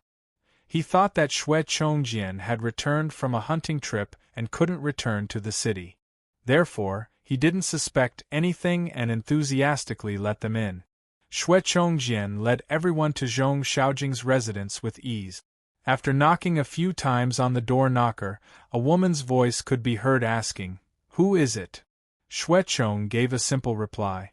The woman said, "Ah, so it's young Master Xue, please wait a moment." Xue Chongjian turned to Li Longji and said, "This woman is Supervisor Zhong." Everyone waited in front of the door for a while, but no one opened the door. Li Longji couldn't help but be vigilant. Xue Chongjian shouted a few more times. This Director Zhong was not a high-ranking official, and there were only 2 entrances to the house. He should be able to hear them clearly from inside the house, but there was no reply. Li Longji stealthily grasped the hilt of his sword and threw a glance at Wang Maozhong and Li Ida, instructing in a low voice, "You guys spread out and see if there's an ambush." Seeing that Xue Chongjian was unable to knock on the door, Wang Maozhong was so nervous that his face turned pale. As soon as he heard Li Longji's order, he immediately gestured to Li Ida and led a few people to scatter in all directions.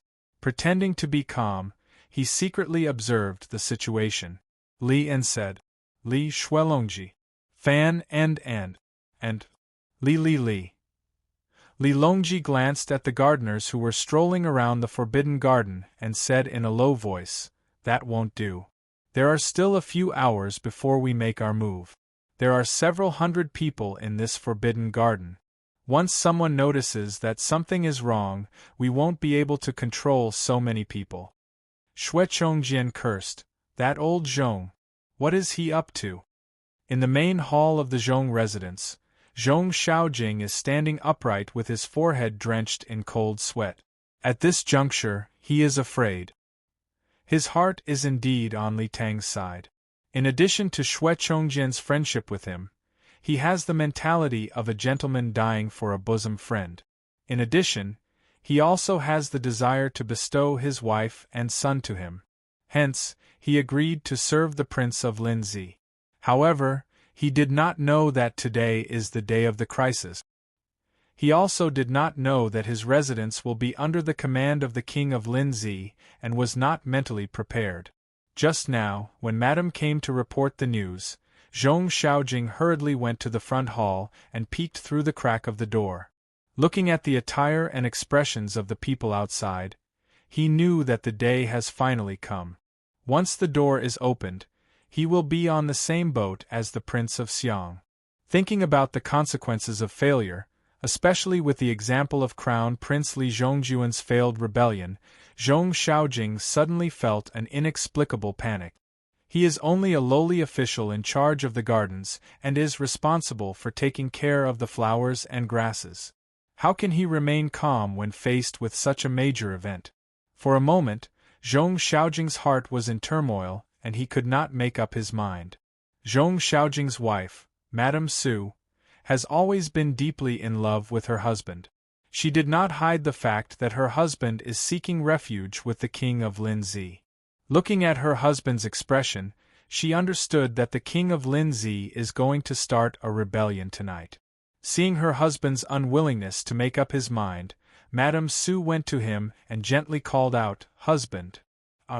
Zhong Xiaojing regained his senses and looked at his wife in a daze.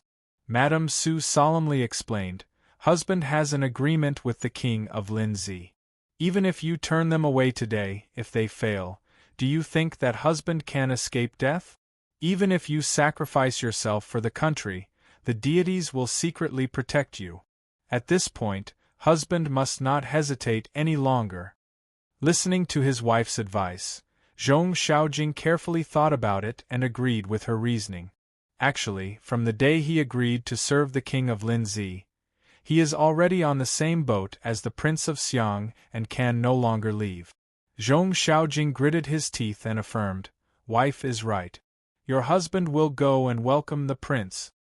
Outside the courtyard, Li Longji and the rest have been waiting for Zhong Xiaojing for a long time. Knowing that something unexpected has happened, they are stuck in a dilemma. Not to mention Xue Chongjian, Lu Youqiu and the rest, even Li Longji's face is somewhat pale. Even the usually calm and composed Yang Fan could not help but frown, thinking to himself, could it be that this is an unfavorable start and before the rebellion can be launched, the halberds will sink into the sand? At this moment, the door bolt clanged loudly and the courtyard doors opened. Standing at the entrance, Zhong Xiaojing squeezed out a smile and loudly exclaimed, "Aha! I am taking a bath. Sorry for making young Master Xue wait. Please, please, please come in." This group of people has been standing at the entrance for a long time, and many of the gardeners have started to notice them. Some of them are even whispering to each other. Now that Director Zhong personally came out to welcome them, these people's suspicions were dispelled and they dispersed. Li Longji secretly heaved a sigh of relief and hurriedly instructed a guard beside him, "Go and call Ida and Mao Zhong back." He then followed Xue Chongjian into the courtyard. Zhong Xiaojing's house has only 2 entrances and the courtyard is not small. In the spacious courtyard, there are chickens and ducks and a few plots of vegetables, giving the atmosphere of the countryside. After the courtyard doors are closed, Xue Chongjian reported to Zhong Xiaojing, "Director Zhong, our uprising will take place tonight. This is the Prince of Linzi. Hurry up and pay your respects." Zhong Xiaojing saw a handsome young man dressed like a guard nodding and smiling at him. He hurriedly kneeled on the ground and greeted, "Zhong Xiaojing pays his respects to your Royal Highness." Looking at his expression, Li Longji can tell that the bathing is just an excuse. However, this is a matter of life and death, and it is normal for him to be conflicted. Since he is willing to open the door, it means that he is ultimately on his side. Therefore, Li Longji didn't expose him. He just went forward to help him up and comforted him. Director Zhong is loyal to the country and has a high sense of righteousness. Our Li family will never forget your loyalty. If we succeed, we will definitely reward you generously. Zhong Xiaojing also knows that the reason he gave earlier is not very credible. Moreover, Li Longji's words are sincere and without any intention of deceiving him. Zhong Xiaojing felt ashamed and did not dare to continue the conversation. He passionately invited everyone into the courtyard. Just as Li Longji was about to follow Zhong Xiaojing into the courtyard, Li Yida suddenly barged in with a few guards. Seeing Li Longji, he reported, "Royal Prince Wang Maozhong is missing." Li Longji was shocked and hurriedly questioned, "How can he be missing? What has happened to him?" Li Yida's expression is a little strange. He stammered, Someone saw him just now." He led a horse and quietly left the Forbidden Park supervisor's gate. "What?" Xue Chongjian, Zhong Xiaojing, and the others paled. Xue Chongjian anxiously tugged on Li Longji's sleeve and said in fear, "This is bad. Sanlang, let's go." Li Longji was dragged 2 steps away by him. Suddenly, he grabbed the other's wrist and stood firmly in place. Xue Chongjian anxiously asked, "Sanlang, what are you doing?" Li Longji's brows furrowed and he lightly shook his head. "We can't leave." Xue Chongjian stamped his feet. "Why can't we leave? If we don't leave now, when Wang Maozhong leads House Wei's troops here, we won't be able to live." Zhong Xiaojing was so frightened that his teeth chattered. He said in a trembling voice, Yes. Since they haven't arrived yet, Royal Prince, you should leave quickly." "This one also has to leave with Royal Prince." Wife, quickly pack up your belongings." Li Longji said solemnly, "House Wei won't come to capture us." Lu Yoqiu asked in bewilderment, "How can Royal Prince be so sure?" Li Longji said, "Wang Maozhong is a servant of my residence and has served me since he was young. I know him best.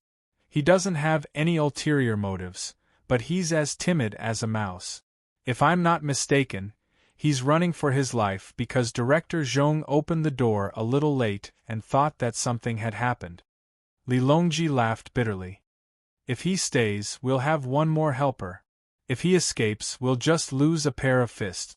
Today is the day everyone and I will get rid of this great rebel, bring peace to the country, and reap riches and honor. Now all the preparations have been made. Even if Wei Dang didn't find any clues tonight, they'll definitely find something strange tomorrow. If we give up now, we'll still be unable to escape death tomorrow. Everyone, we can only fight. There's no turning back." Li Longji's words were sonorous, forceful, and extremely infectious. When everyone heard his voice, their fear subsided slightly, and the thought of escaping immediately lessened considerably. Yang Fan was also secretly shocked just now, but now that he saw that Li Longji's words were reasonable, he felt a little more at ease. He then saw that Li Longji was also secretly frightened, but he was still able to force himself to remain calm and prevent everyone from escaping because of this accident. He couldn't help but admire him. Yang Fan agreed. Royal Prince's words are reasonable. If Wang Maozhong really is a traitor, the moment we entered the Imperial Garden, we would have already set up an ambush everywhere. Would we still wait for him to report? Wang Maozhong became a deserter because of fear. We can't let all our previous efforts go to waste. When everyone heard Yang Fan agree with Li Longji's words, they unconsciously believed him a little more since these two had the highest status in the group. At this moment, Xue Chongjian suddenly cried out in alarm. "Oh no! Wang Maozhong has escaped. Who's going to be in charge of contacting the 10,000 winged cavalry?" When Li Longji wasn't in the capital, Wang Maozhong and Li Yida had been recruiting the generals for him. Li Yida was loyal and brave, but he was slow with words. Wang Maozhong, on the other hand, was eloquent and eloquent. Thus, he had always been in charge.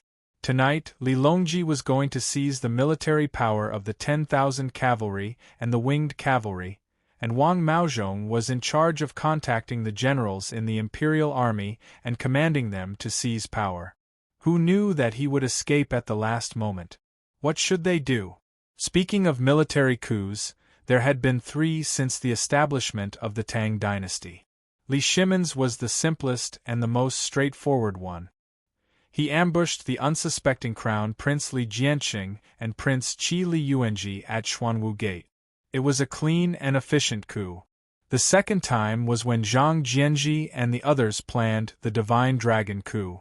Faced with a powerful empress who controlled the elite imperial army, they formulated the most sophisticated coup plan.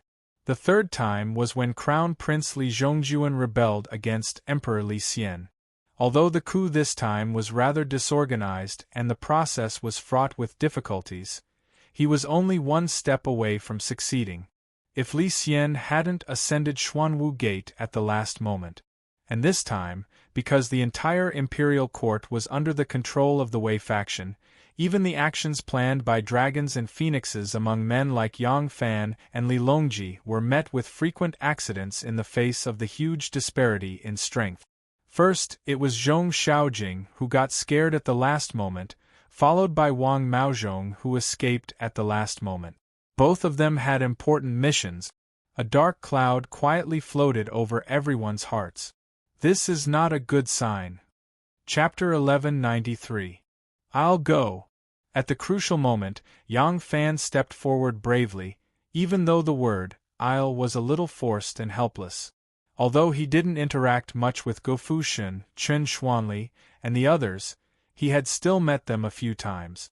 Furthermore, he was the creator of the 10,000 cavalry and the general-in-chief, who supports the nation.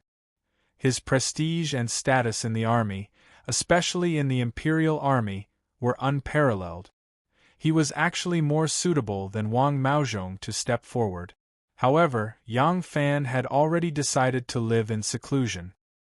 He and Li Longji had already discussed the conditions, so he didn't want to play a role in this coup. Otherwise, the imperial court would have no choice but to reward him if he succeeded. Therefore, Yang Fan wanted to hide behind the scenes. However, the situation was urgent. If he didn't step forward to clean up the mess, he could forget about living in seclusion. From then on, he could only run for his life. He could only bite the bullet and step forward. As for whether this would affect his plan to live in seclusion, he could only take it one step at a time. When Li Longji saw Yang Fan stepping forward bravely, he said happily, "Now, only the great general can take charge of the situation. Since that's the case, I'll leave everything in the army to the great general." Yang Fan said, "Royal Prince, just sit here and wait for my good news." With that, he cupped his fists towards everyone and left with large strides. Li Longji's coup had just started, but the battle between the obvious and hidden sects and Lu Binji, who was preparing to take advantage of the situation, was in full swing and extremely smooth.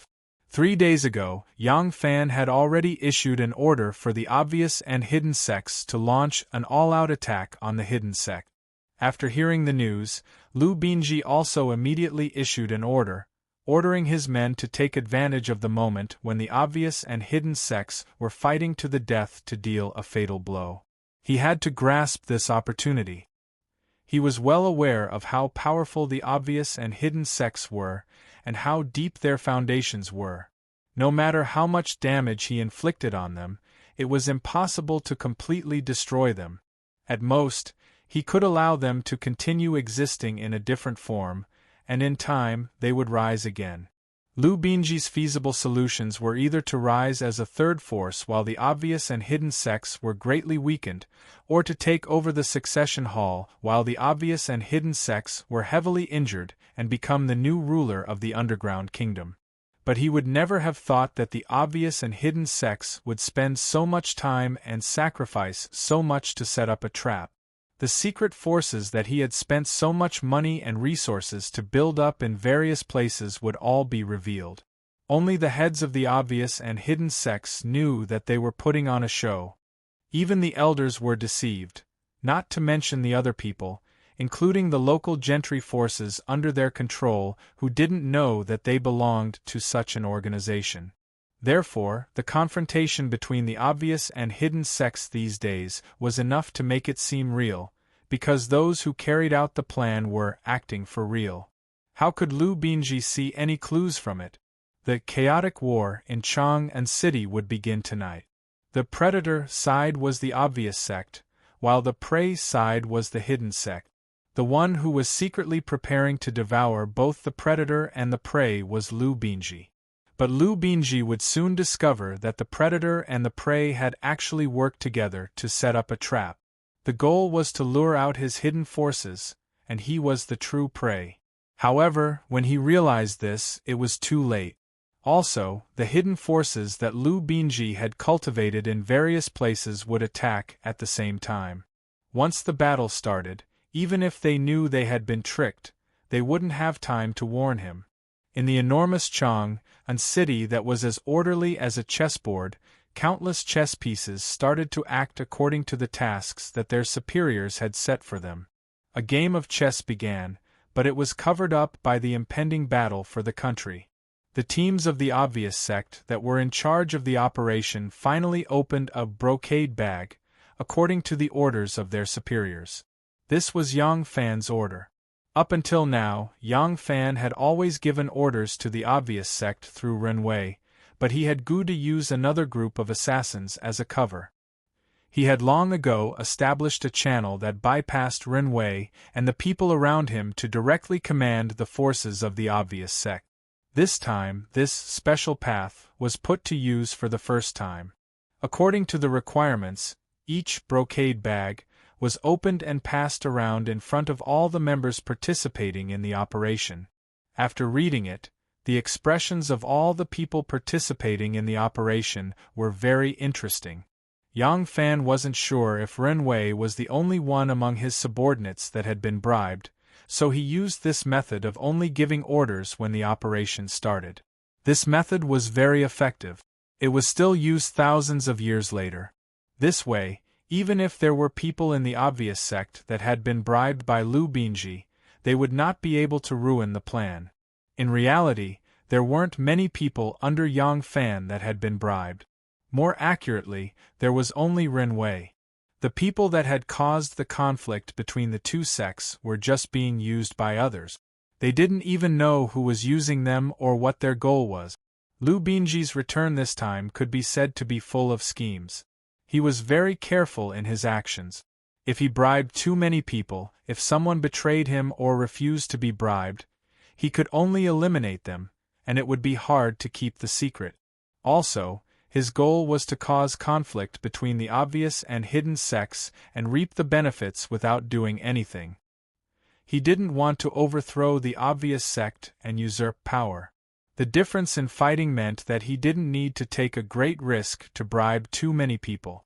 The people of the obvious sect looked at the sect master's plan. While they felt strange, they still strictly followed the sect master's orders and started to act. They attacked the members of the hidden sect that they had confirmed beforehand, and Shen Mu strictly carried out his promise to Yang Fan: fully cooperate. Caught off guard, the hidden sect suffered heavy losses. Lu Binji's people followed the time and place that Renwei provided and patiently hid at the side, playing the role of the Oriole. When the Mantis and Cicada's side suffered a crushing defeat and the other side won a Pyrrhic victory, they excitedly jumped out. Then, they discovered to their shock that the people who had suffered a crushing defeat and the Pyrrhic victory suddenly became lively. The people who were limping suddenly moved as though they were flying, the people who were on the verge of collapse suddenly became lively, and the people who had fallen to the ground suddenly came back to life. They had all jumped into the trap of death.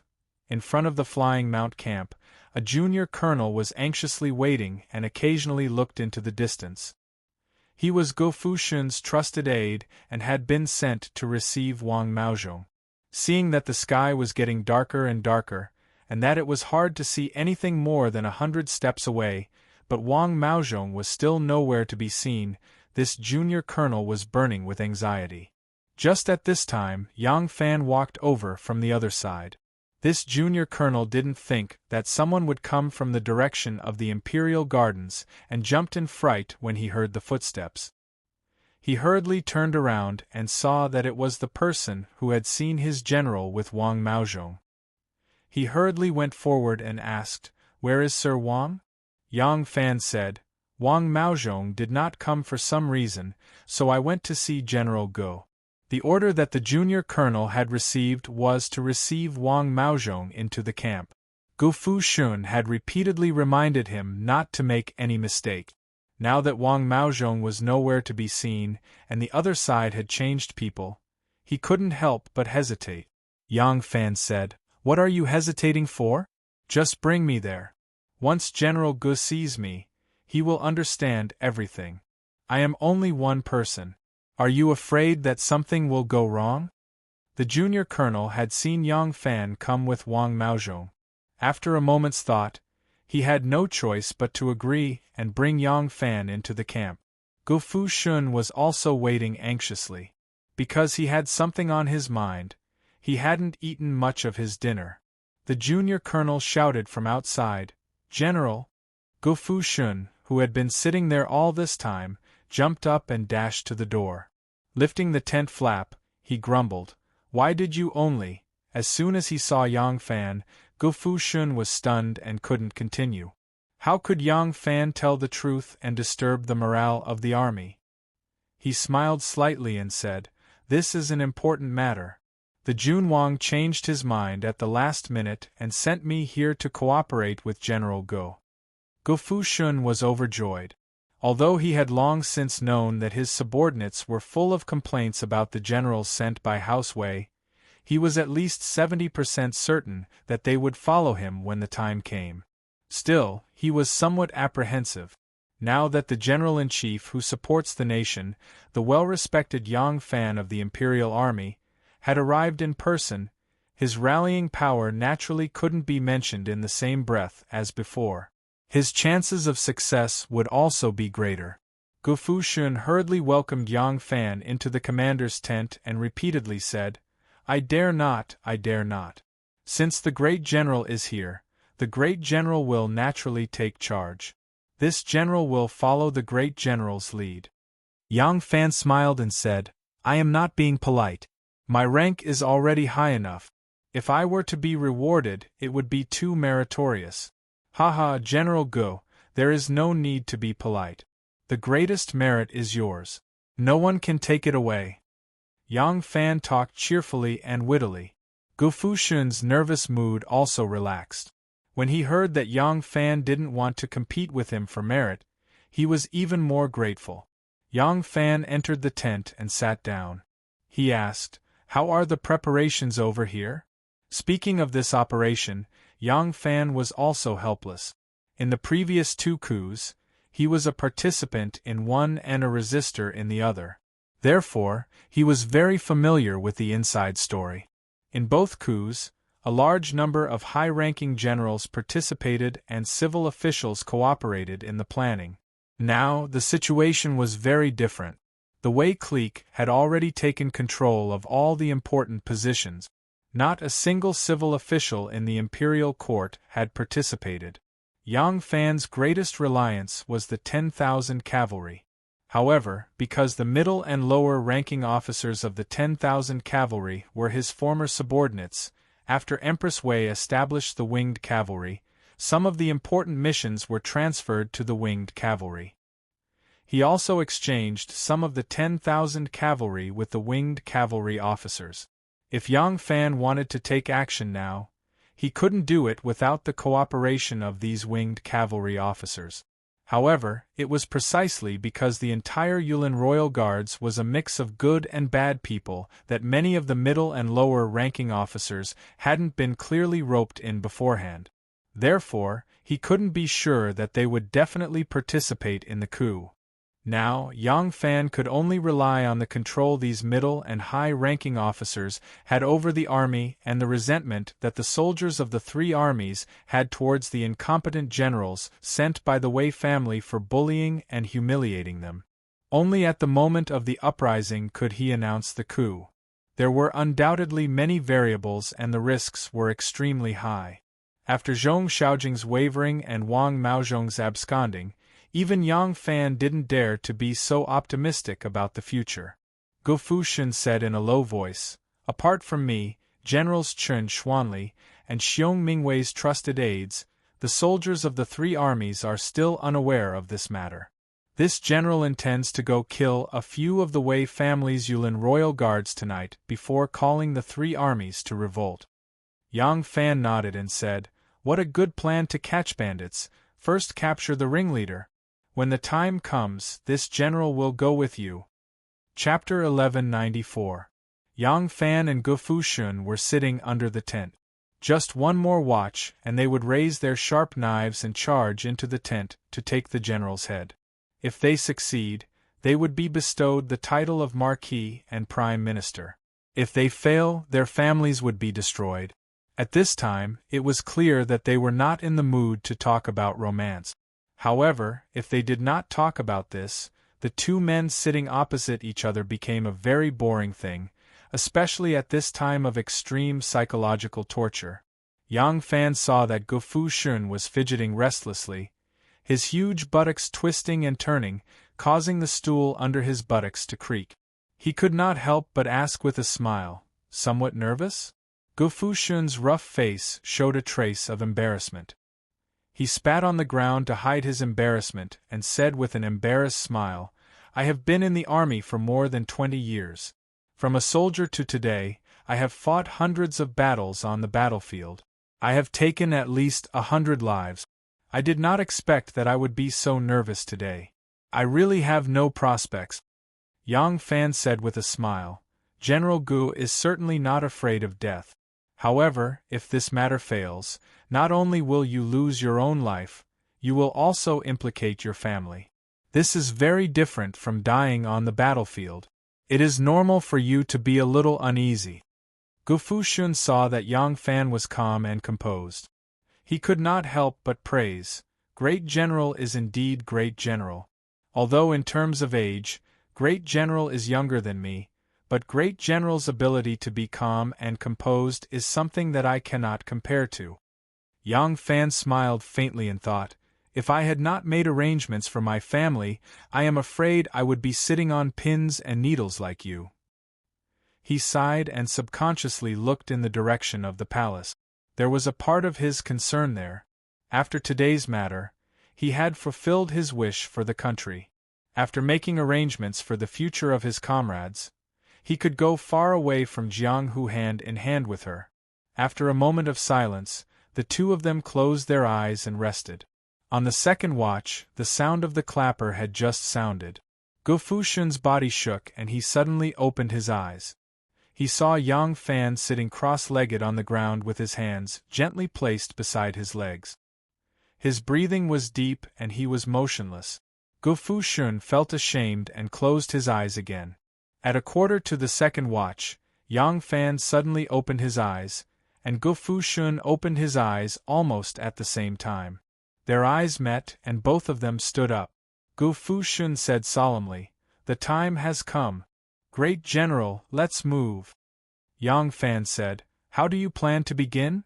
Gu Fushun replied, "Naturally, we will lead our personal guards and charge into the main camp with Chen Xuanli, Xiong Mingshun, and Li Xianfu."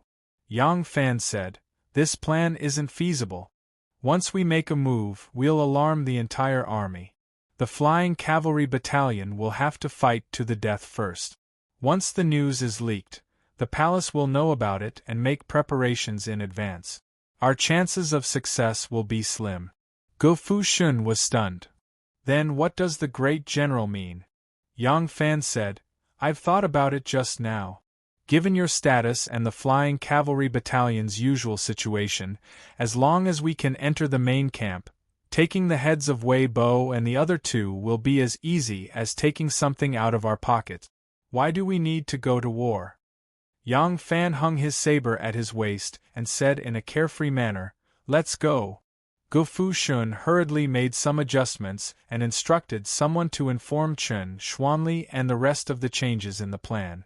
Then, He gave Yang Fan a set of imperial bodyguards' clothes and boldly rushed to the main camp. Halt! Who's there? When the soldiers guarding the main gate saw people coming from afar, they immediately raised their spears and shouted. When they saw Gu Fushun walking over under the moonlight with an imperial bodyguard, they hurriedly greeted, "Commander Gu, it's already so late. Why aren't you sleeping?" Gu Fushun coughed and said, "I have something to report to General Wei Bo." A platoon commander was surprised and said, "At this time? I'm afraid General Wei is already asleep. Does Commander Gu have something urgent to report?" Gu Fushun's face darkened and he reprimanded, "Do I need to report anything to you?" The platoon commander didn't dare to contradict him and awkwardly retreated to the side. Gu Fushun snorted coldly and walked past with his head held high. Yang Fan followed suit. The platoon commander gloomily said to himself, "I'm just afraid you'll go at the wrong time and be taught a lesson by General Wei. Seriously, why do you have such a bad temper?" The residences in the main camp were also arranged in rows. However, Wei Bo and the other important generals' residences were located in the officers' quarters. The high-ranking generals all had their own residences with front and back courtyards. This was the Imperial Army's main camp, so there was naturally no need for security inside. As a result, the two of them didn't see a single soldier along the way. When Gu Fushun arrived at Wei Bo's residence, he originally wanted to climb over the wall and enter. Unexpectedly, when he pushed the courtyard door, it unexpectedly opened. Yang Fan looked left and right and said to Gu Fushun in a low voice, "Go in." The two of them entered the courtyard in a flash, leaving the courtyard door ajar. When they reached the front door and pushed it, the door was unexpectedly not bolted. With a soft creak, the door was gently pushed open and a loud snore was immediately heard. Yang Fan said to Gu Fushun in a low voice, "I'll keep watch." Gu Fushun nodded and slowly unsheathed his saber, quietly sneaking into the room. The layout of the buildings in the army camp was all the same. As if entering his own room, Gu Fushun flashed into Wei Bo's bedroom with familiarity. He saw the flickering candlelight, not a single lamp was extinguished. The light shone on the bed. Wei Bo was only wearing a pair of snub-nosed trousers, his upper body bare as he slept soundly, snoring loudly. Seeing this, Gu Fushun couldn't help but feel his blood boil. The credit of killing Wei Bo is mine.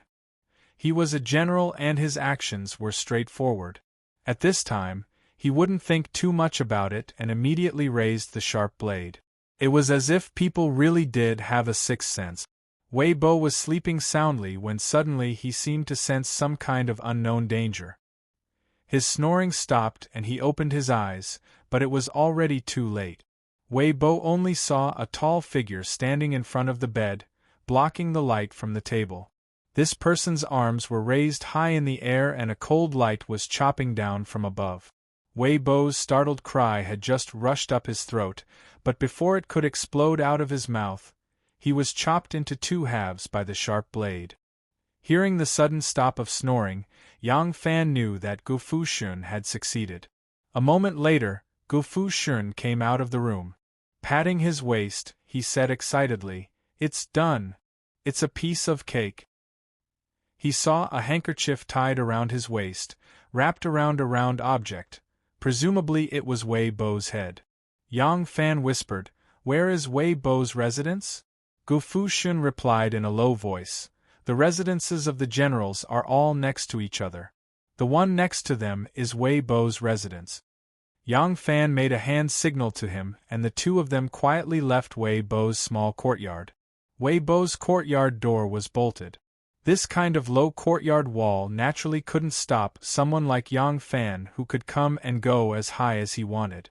However, after pushing the courtyard door, he found that he didn't need to climb over the wall. The courtyard door was not closed well.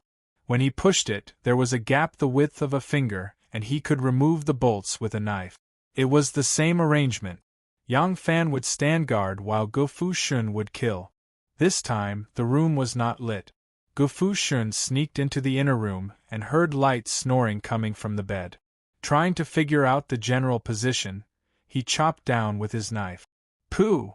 Following the sound of a sharp weapon entering the body, there was a cry of pain. Someone cursed vaguely. What's going on? It hurts. Fu Shun was greatly alarmed. He thought that he had missed and was afraid that Wei Bo would cry out. He immediately pounced forward, the knife in his hand chopping down viciously. Ugh! With a muffled grunt, the cursing turned into a soft groan. Fu Shun pulled out his knife and stabbed again. After stabbing 6 or 7 times in succession, he finally stopped with a head full of cold sweat. He panted heavily in the dark for a long time before he finally found a table and used a match to light a lamp.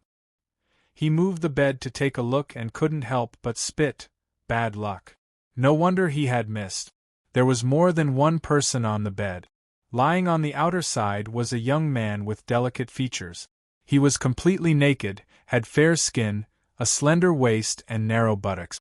His head had already been separated from his body.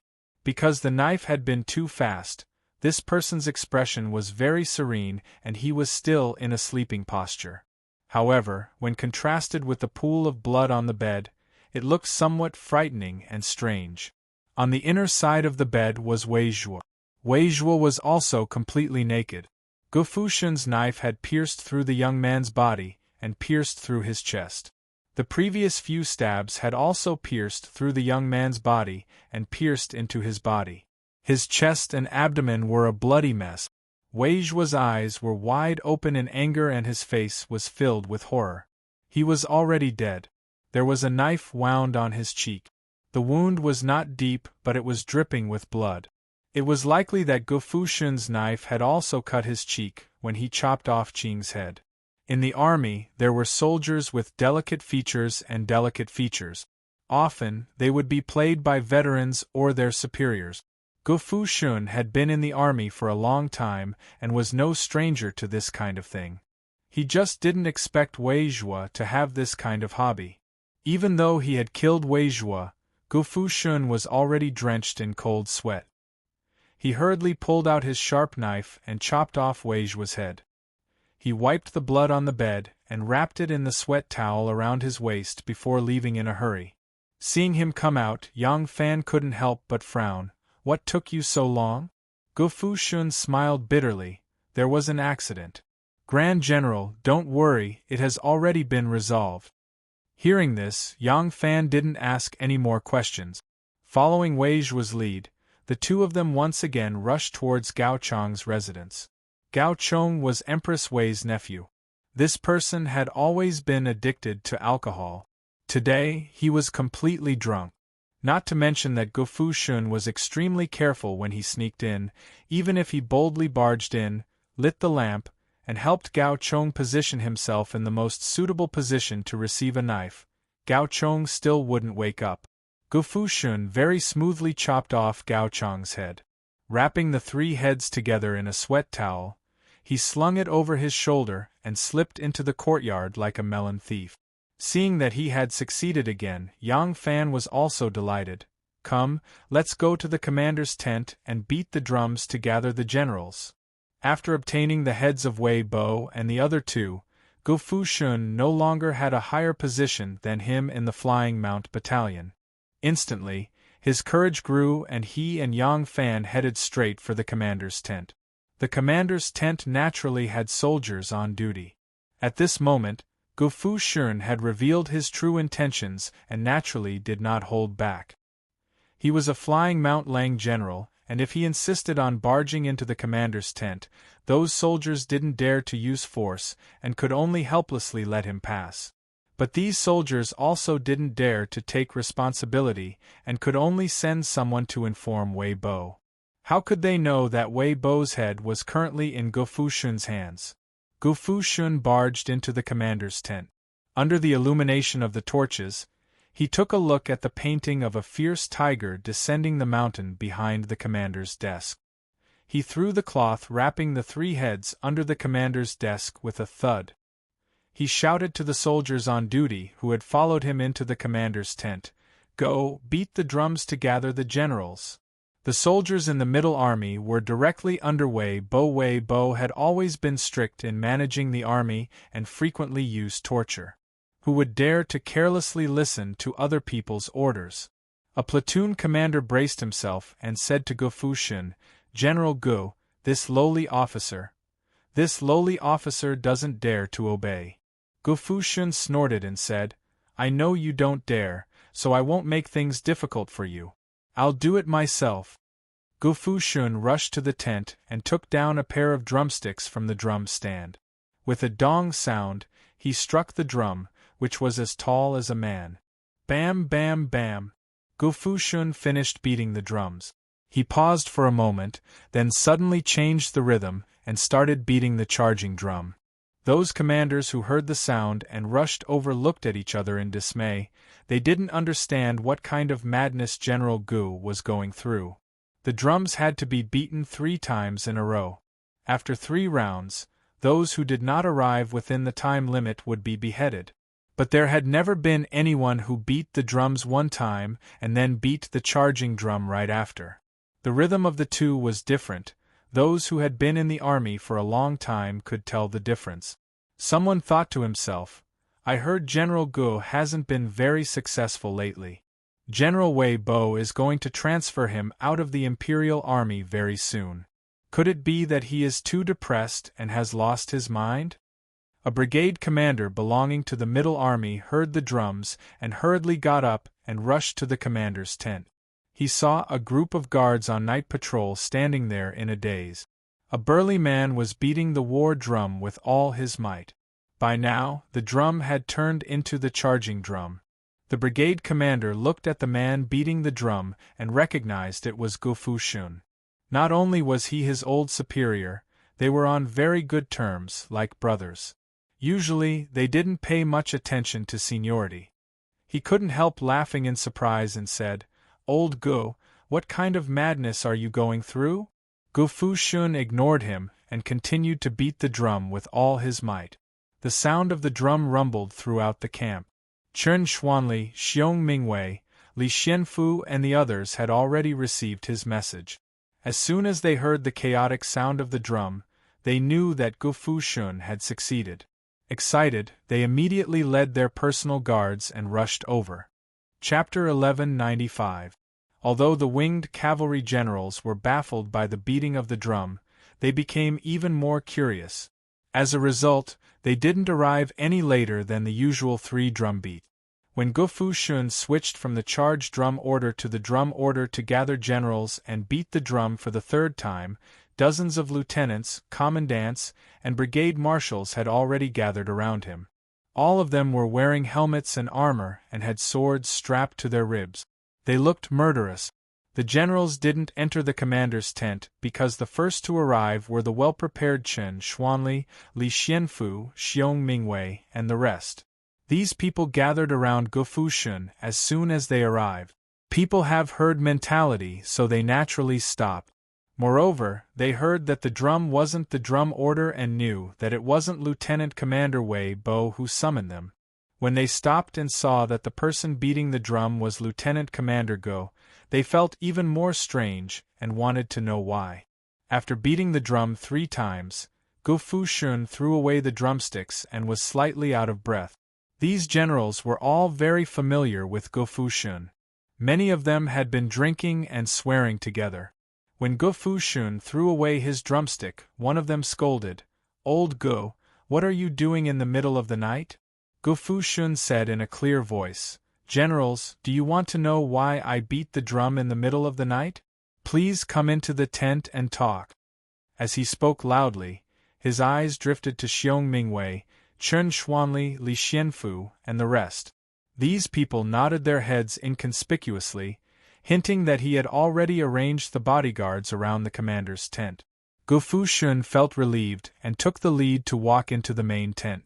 At this time, the squad leader who was originally guarding the commander's tent and had gone to report to Wei Bo ran back in a daze, as if he was being chased by a malicious spirit. He rushed to the squad leader's side and said a few words while trembling. At this moment, all the general's attention was on Gu Fushun and no one noticed him. After hearing what he said, the captain was shocked and hurriedly covered his mouth. He vigilantly looked forward and was relieved to see that no generals had heard him. However, when he turned his gaze again, he saw the captain of Li Xianfu's bodyguards holding the hilt of his saber and looking at him with a faint smile. He couldn't help but be emboldened.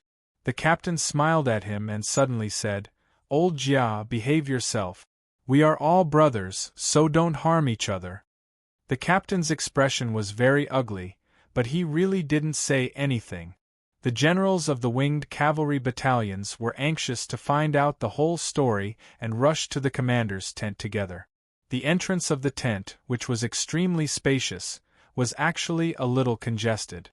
However, the strange thing was that even though the entrance of the tent was congested and the generals were whispering to each other as they walked in, the moment they entered the tent, their voices would immediately stop and not a single sound could be heard.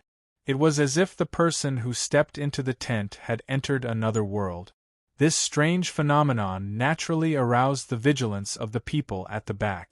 However, the people at the front were all gathered together, and those generals who suddenly held their breaths were still there. Naturally, they could not have been plotted against or met with an accident. Then, what exactly did they see that made them suddenly shut up? The more curious they were, the more they wanted to know. The people behind them squeezed forward even more. But as soon as they had reached the front, they stood silent, like those who had entered the tent before them.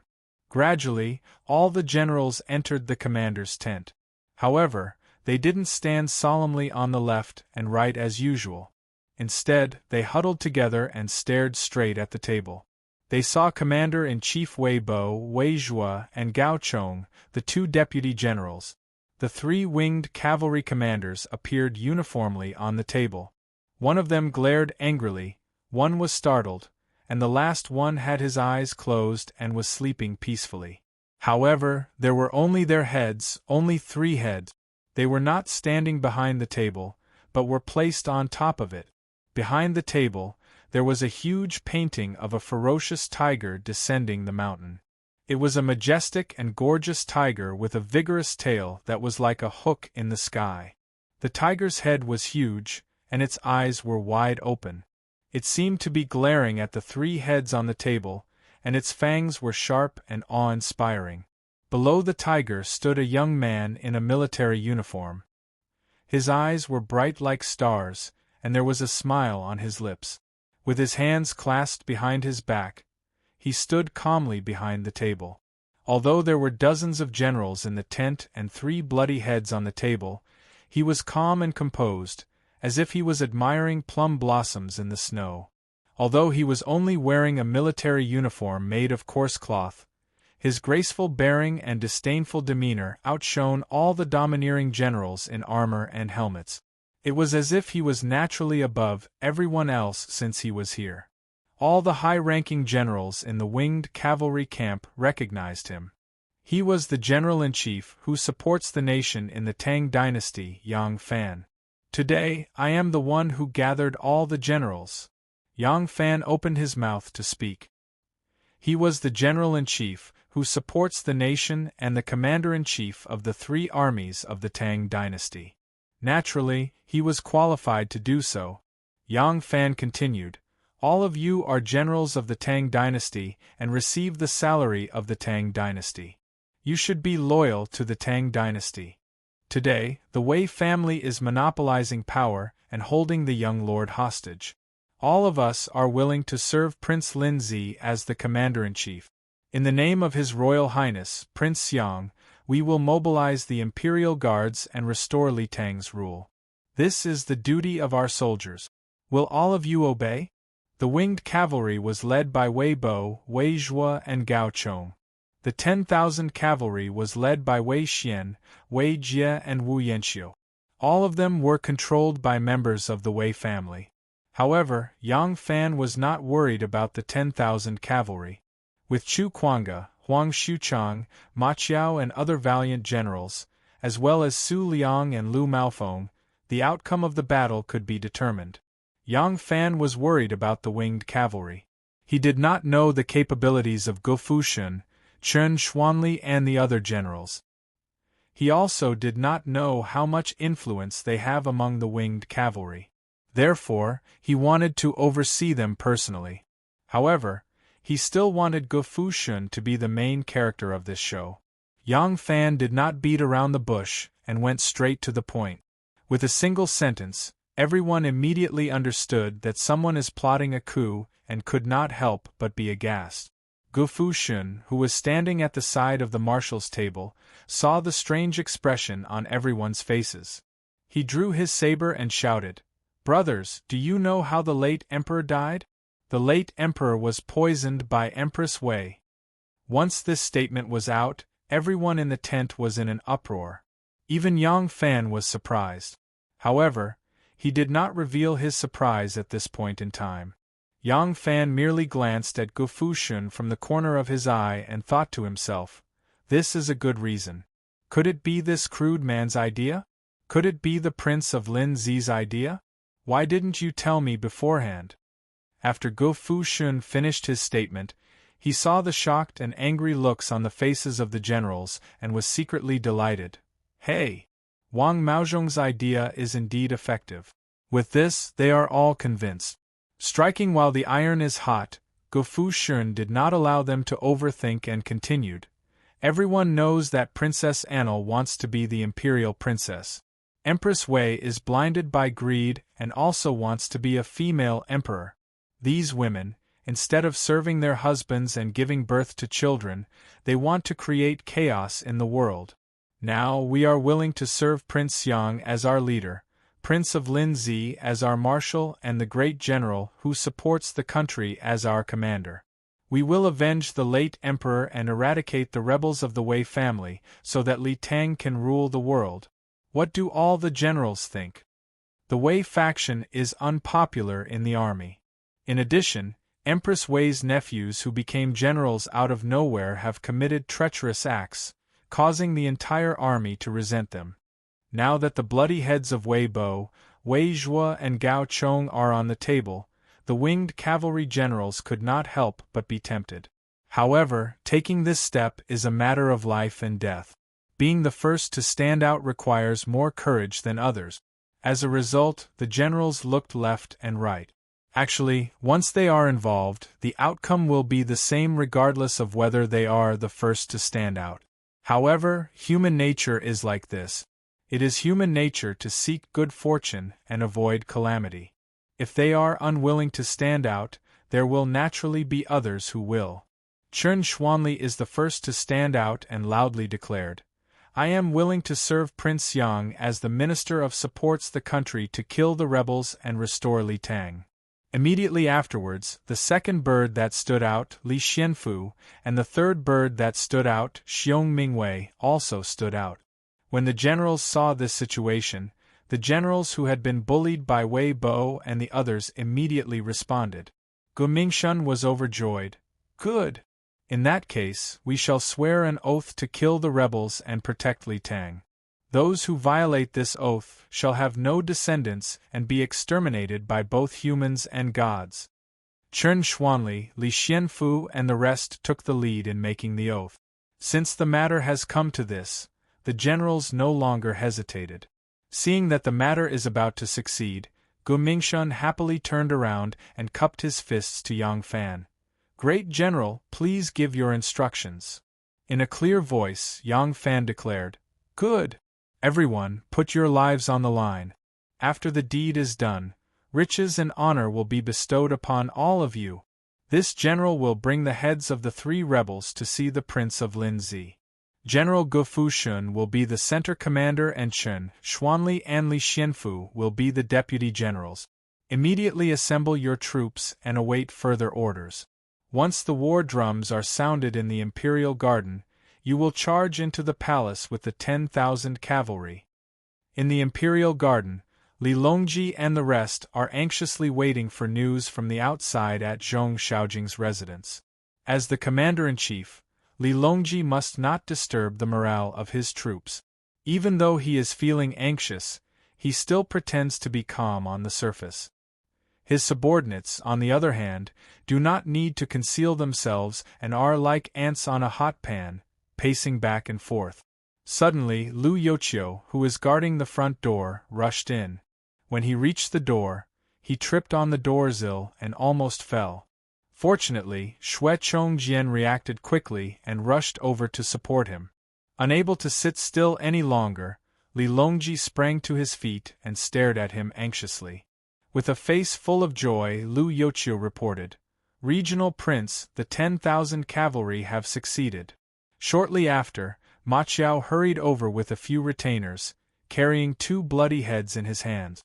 Seeing Li Longji, Ma Qiao immediately raised the heads and loudly declared, "Regional Prince, the 10,000 cavalry have killed the 2 rebels, Wei Xian and Wei Jie. The 3 armies have assembled and await Regional Prince's orders." "Good, good." Li Longji was overjoyed and took 2 steps forward to take a closer look. Recognizing Wei Xian and Wei Jie's appearances, he could not help but burst into laughter. Li Longji faced the sky and laughed twice. Suddenly, his laughter stopped and he asked anxiously, "Where is Wu Yanxiu? Did he escape?" Ma Qiao hurriedly assured, "Regional Prince, do not worry. Wu Yanxiu did not escape. She is not in the army tonight. Wei Jie told me that Wu Yanxiu secretly entered the palace tonight and is fooling around with Princess Annal." Chapter 1196. Li Longji was relieved when he heard that the news hadn't been leaked. Even though there was still no news from the winged cavalry, Renbaqian already had the tens of thousands of them under his control. As such, he felt much more relaxed. Li Longji encouraged Ma Qiao and told him to return to the 10,000 cavalry and await further orders.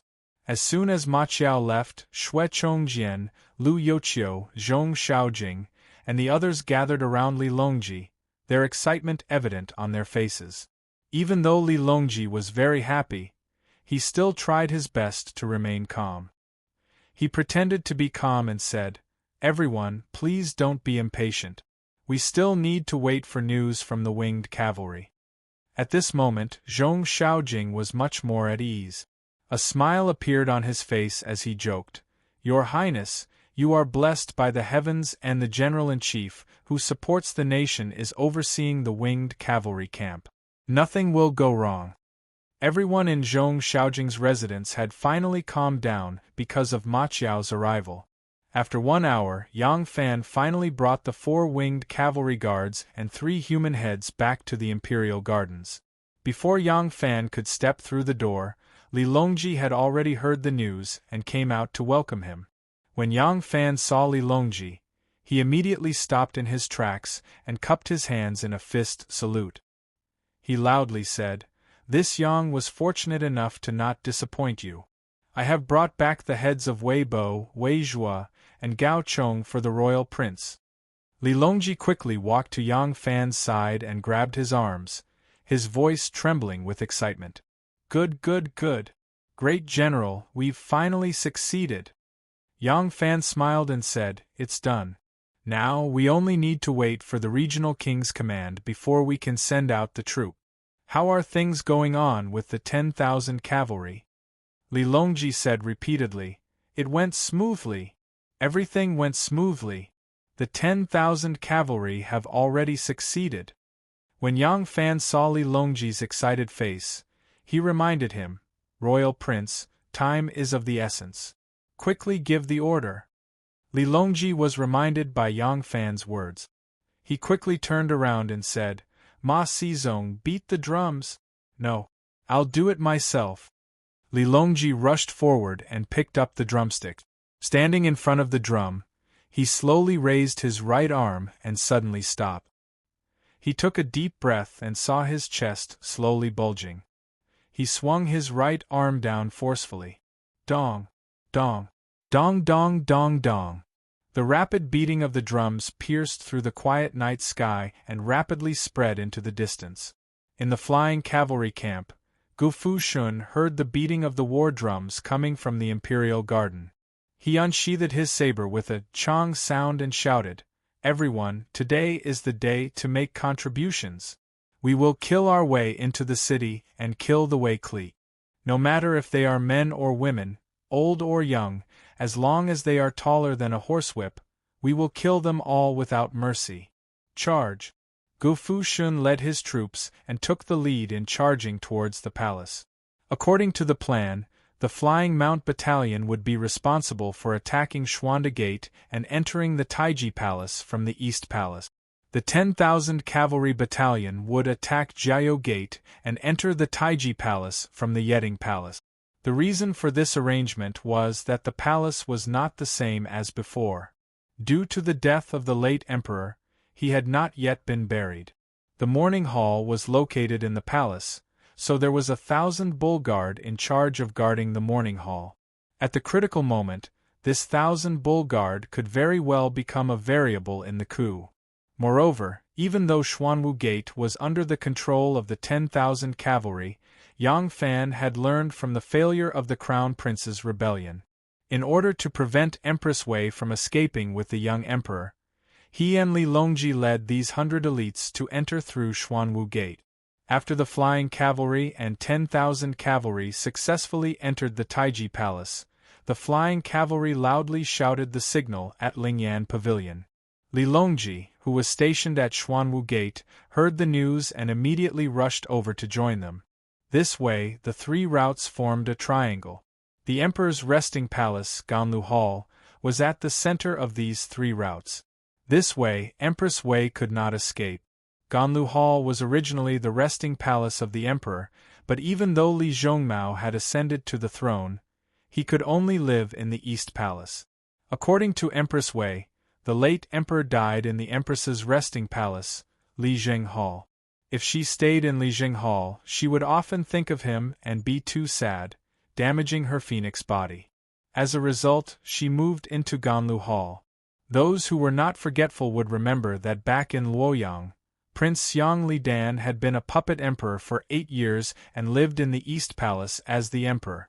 The emperor's resting palace was occupied by the Empress Dowager Wu Zetian. Empress Wei imitated Wu Zetian and was always meticulous. After a round of drumming, Li Longji threw down the drumsticks and said in high spirits, "Come, let's go to Xuanwu Gate." Li Longji's 100 subordinates were ready to go. Each person had a white handkerchief tied on their left arm as a symbol. They immediately rushed toward Xuanwu Gate in a clamor. Tonight, the commander on duty at Xuanwu Gate is Zhang Shidong. He was Yang Fan's comrade in arms when he went to the western regions. Now, he has accumulated many merits and has been promoted to Lang General. There are more than 100 soldiers guarding Xuanwu Gate. Among them, there is a brigade commander and 2 squads who are Wei Jie's trusted aides. When Li Longji and the rest arrived at Xuanwu Gate, Zhang Shidong brazenly made his move. He ordered his trusted aides to kill a few of Wei Jie's men and open the gates wide for Li Longji to enter. Xue Chongjian, Zhong Xiaojing, Ma Xizong, Wang Chongye and the rest surrounded Li Longji as they barged into Xuanwu Gate.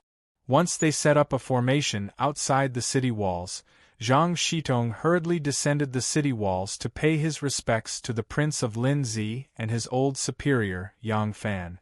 As usual, Yang Fan is dressed like a junior colonel. His left arm is also tied with a white handkerchief. To Li Longji he advised, "Your Highness can wait here.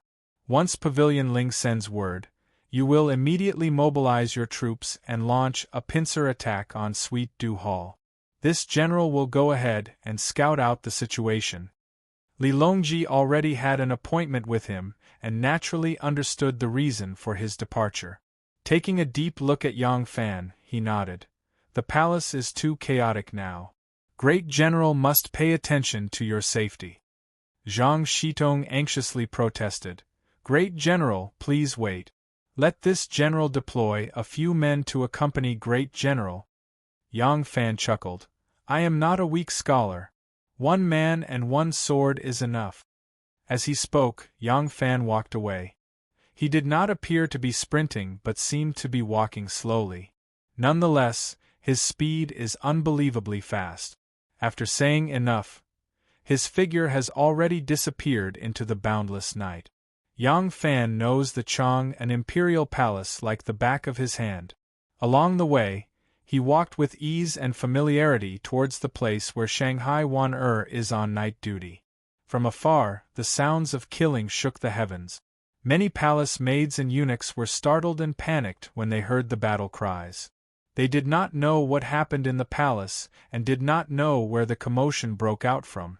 They just instinctively ran in the opposite direction of the battle cries, like frightened mice looking for a place to hide. Yang Fan did not expect the other two armies to enter the palace so quickly. Previously, because of Zhong Xiaojing's wavering and Wang Maozhong's desertion, Yang Fan was worried that this coup would be even more unsightly than Crown Prince Li Zhongjuan's failed rebellion. But the result was beyond his expectations. The Wei family's regime was like a walnut. The only hard part was the outer shell. Once it was cracked open, the insides would be vulnerable. The process of killing Wei Bo, Wei Jie and the others was so smooth. The process of attacking the palace was also so smooth. The three valiant generals, Ma Qiao, Chu Kuanga and Huang Xuchang, led 10,000 cavalrymen and broke through like a hot knife through butter. When the guards heard them shouting, "Empress Wei is happy, poison the former emperor to death, kill the traitor Wei, restore Li Tang," they either abandoned their weapons and fled or changed sides at the last moment. If a ruler treats his subjects like dirt, then the subjects will treat the ruler like a bandit. The Wei family really did not treat their soldiers well. When the Wu family was in charge of the military, they were bossy and domineering to outsiders, but they were almost protective of their soldiers. But what about the Wei family? The Imperial Guard was the ultimate force that protected the imperial household and had always enjoyed all sorts of generous treatment. But after the Wei clan came to power, everyone in the Wei faction, from Wei Wen down, was greedy. They were even greedy for the pay of the soldiers of the Imperial Guard, so who would be willing to risk their lives for them? The general guarding the Suzhang Gate was called He Lu. He was a trusted aide of the Wei family. When he heard the cries of battle coming from Yeding Palace, he hurriedly put on his armor and climbed the walls. He ordered the gate to be tightly guarded while simultaneously sending a warning into the palace.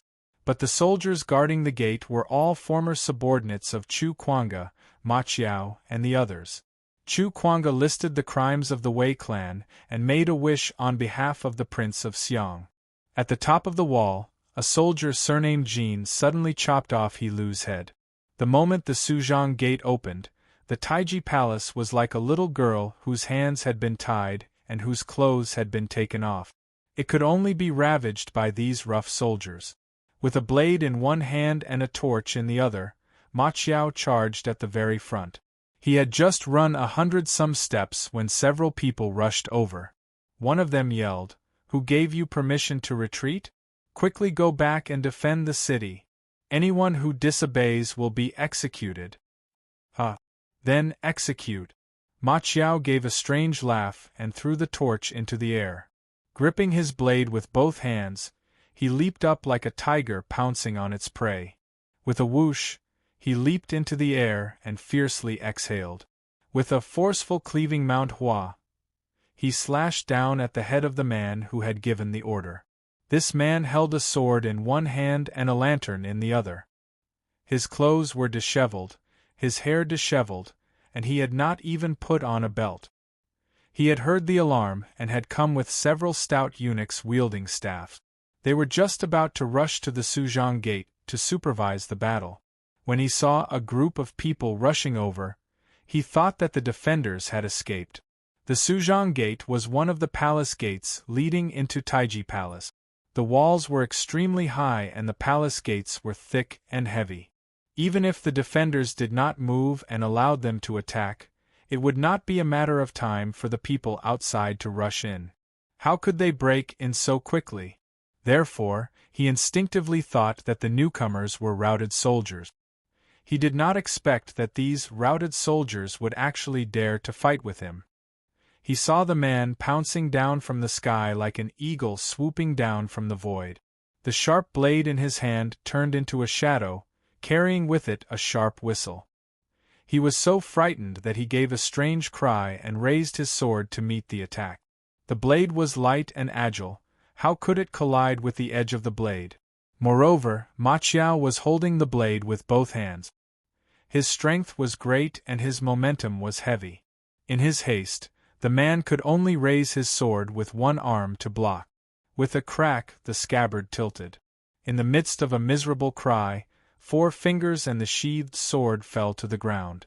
Before the sword fell to the ground, the saber had already smashed the sword away and cleaved squarely on the top of the man's head. Ma Qiao had learned superior saber techniques from Yang Fan, so his saber technique was extremely brilliant. The saber went all the way to the man's chest and was stuck by his sternum.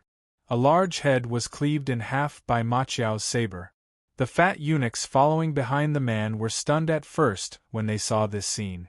Then they let out a few sharp howls, threw away their rods, and ran away.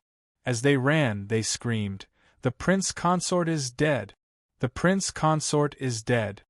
At this time, Chu Kuanga and Huang Xuchang led their men to catch up. They lit a torch and illuminated the scene. Although the man with disheveled clothes and disheveled hair had been split in half from his brow to his chest, and there was a lot of blood splashed on his face, they could still see the 2 halves of his face. Chu Kuanga cried out, "Ah! It's Wu Yanxiu! Brother Qiao, you killed Wu Yanxiu, you've done a great service!" It turned out that the first palace after entering Suzhang Gate was by Fu Hall. Princess Annal was currently living here. Wu Yanxiu had entered the palace tonight to make love with his wife, and then stayed in the palace. Although this was against the rules, no one dared to control him. After hearing the alarm, Wu Yanxiu hurried to Suzhang Gate to supervise the battle. She didn't expect that she would be killed by Ma Qiao's saber. As soon as Ma Qiao heard that Wu Yanxiu had died to his saber, he couldn't help but laugh. Huang Xuchang enviously called out, "You've already taken the lead, you're not allowed to fight with me for the next one." Having said that, he exerted strength in his legs and rushed to the front. Chapter 1197. The place where Li Xian's coffin was placed was the Divine Dragon Hall. The Divine Dragon Hall was to the left of the Hall of Dew, but because of the size of the palace, it was 3 or 4 li away. There were about 400 soldiers of the 1,000 Ox Guard stationed here. In the palace, this could be considered an extremely powerful force. These 400 people were the ceremonial guards of the Son of Heaven's Morning Hall, but the weapons they used were all real, just wrapped in a layer of white silk. Thus, once they entered battle, they would be of great use. After Gu Fushun, Chen Xuanli, Li Xianfu, and the others entered the palace from the Xuanda sect, the greatest test they had to face was this ceremonial guard that guarded the Son of Heaven's coffin, the 1,000 Ox Guard. Gu Fushun killed his way in, and it was even smoother than Chu Kuanga and Ma Qiao's group. Along the way, they almost didn't encounter any decent resistance. Occasionally, they would fight, but it wasn't because the palace guards were sincerely protecting their master, but because they didn't know where to run and instinctively fought back. This kind of sporadic resistance naturally couldn't stop Gu Fushun's group. They didn't stop until they reached the Divine Dragon Hall. Here, they encountered the 400,000 Ox Guard that had already assembled. Seeing that the 1,000 Ox Guard was in a tight formation, Gu Fushun immediately stopped his men from moving. The 2 sides were separated by nearly 20 paces, forming a tight formation. Sabers and spears were raised, and the atmosphere was extremely tense. It seemed like a fight could break out at any moment. Gu Fushun took 5 steps forward with his saber and shouted, "Empress Wei and Enlu, in order to be the Empress Dowager and Empress Dowager, brazenly poisoned Emperor Xian to death. My 10,000 cavalry and flying cavalry, under the orders of His Highness the Prince of Xiang who assists the government, want to kill the Wei faction. Your 1,000 Ox Guard is in charge of the Imperial Saber and attendants, and you are the Emperor's personal army. Now that the Son of Heaven has died, are you willing to join us in killing the rebel and protecting Li Tang, or are you going to defy the heavens?" Gu Fushun's words immediately caused an uproar among the 1,000 Ox Guard. The soldiers of the 1,000 Ox Guard didn't know if Gu Fushun's words were true or false, but after the Son of Heaven's sudden death, there was much criticism among the people. Hearing Gu Fushun's words, they couldn't help but somewhat believe him. If it was just based on Gu Fushun's words, even if they half believed and half doubted him, it would not immediately destroy their morale. But what was worse was that they were guarding the emperor's coffin and had just provoked a bellyful of anger. Organizing the emperor's funeral was a lucrative job. The people of the Wei family would not let go of such a good opportunity. This matter was taken over by the brother-in-law of Empress Wei's nephew, Wei Bo. The ceremonial soldier was guarding the coffin in the palace. He was also in charge of the food and lodging. Not only did he not deliver the 3 meals on time, making the soldiers' stomachs rumble with hunger. Furthermore, the food was often cold. Today, he was even more excessive. He actually sent some leftovers that had been eaten by others without even heating them up. How could the soldiers of the 1,000 Ox Guard endure this? They began to make a ruckus, but they were humiliated by the royal relative who had nothing to fear. Due to the other party's power, they could do nothing. However, this hatred continued to accumulate in their hearts. Now that they heard Gu Fushun say this, new and old hatred immediately surged into their hearts. Gu Fushun saw that his words had caused the hearts of the 1,000 Ox Guard to waver and their morale to plummet. He couldn't help but be secretly happy. He hurriedly made a gesture with his hand behind his back. Chen Xuanli had known him for a long time and immediately understood when he saw the gesture. He immediately ordered the soldiers to advance. The flying cavalry saber and shield bearers held a saber in one hand and a shield in the other. They used their sabers to strike the surface of the shield rhythmically. With every step they took, they shouted, "Execute the rebel! Protect Li Tang! Execute the rebel! Protect Li Tang!" Chu Kai, the commander of the 1,000 Ox Guard, took a step back in panic. He suddenly turned his gaze behind him. Behind him, the 3 brigade marshals were looking at him strangely. Their gazes were restless and unwilling. Chu Kai suddenly gritted his teeth and raised his hands high in the air. When Chen Xuanli saw this, he immediately stopped the soldiers from advancing. Chu Kai turned around and shouted, "Brothers, we are the Emperor's personal guards, not the private army of the Wei family. We eat the Emperor's salary and are loyal to the Emperor. I want to rebel with the brothers of the 10,000 cavalry and flying cavalry. What do you say?" The 400 warriors of the 1,000 Ox Guard were silent. A moment later, the 3 brigade marshals suddenly raised their arms and shouted, "Rebel against her! Rebel against her! Rebel against her!" Tonight was destined to be an unforgettable night for Empress Wei. Although she had 2 young and handsome lovers, she had never slept together, and played the absurd game of a threesome. But tonight, she called for Ma Qinka and Yang Jun to serve her in bed with some shyness and some apprehension. She finally had a different taste. "Emperor! This is the right of an emperor!" Empress Wei, who was as soft as mud, lay paralyzed on the bed. She looked at her 2 lovers with seductive eyes.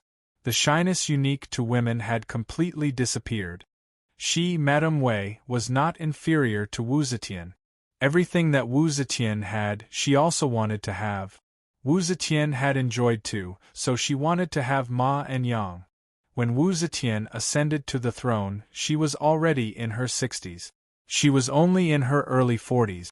She still had a lot of time to enjoy. She was confident that she could create an even greater glory than Wu Zetian and not let Wu Mainyang monopolize her beauty. Ha ha ha! Thinking of her pride, Empress Wei couldn't help but laugh. Yang Jun asked jokingly, "Why is Nyang Yang laughing?" Empress Wei said intimately, "Isn't it because I am being served by you, my enemy, that I am abnormally beautiful? That's why." Before Empress Wei could finish, a eunuch disregarded the order to enter the palace and ran in a panic. With a thud, he knelt on the ground and shouted in panic, "Nyang Nyang, something bad has happened. The palace has changed, the palace has changed." When Empress Wei heard of the palace change, her already limp body somehow found strength and sat up.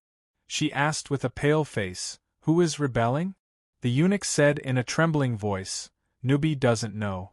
News came from Suzhong Gate that the 10,000 cavalry have rebelled and are attacking the palace gates."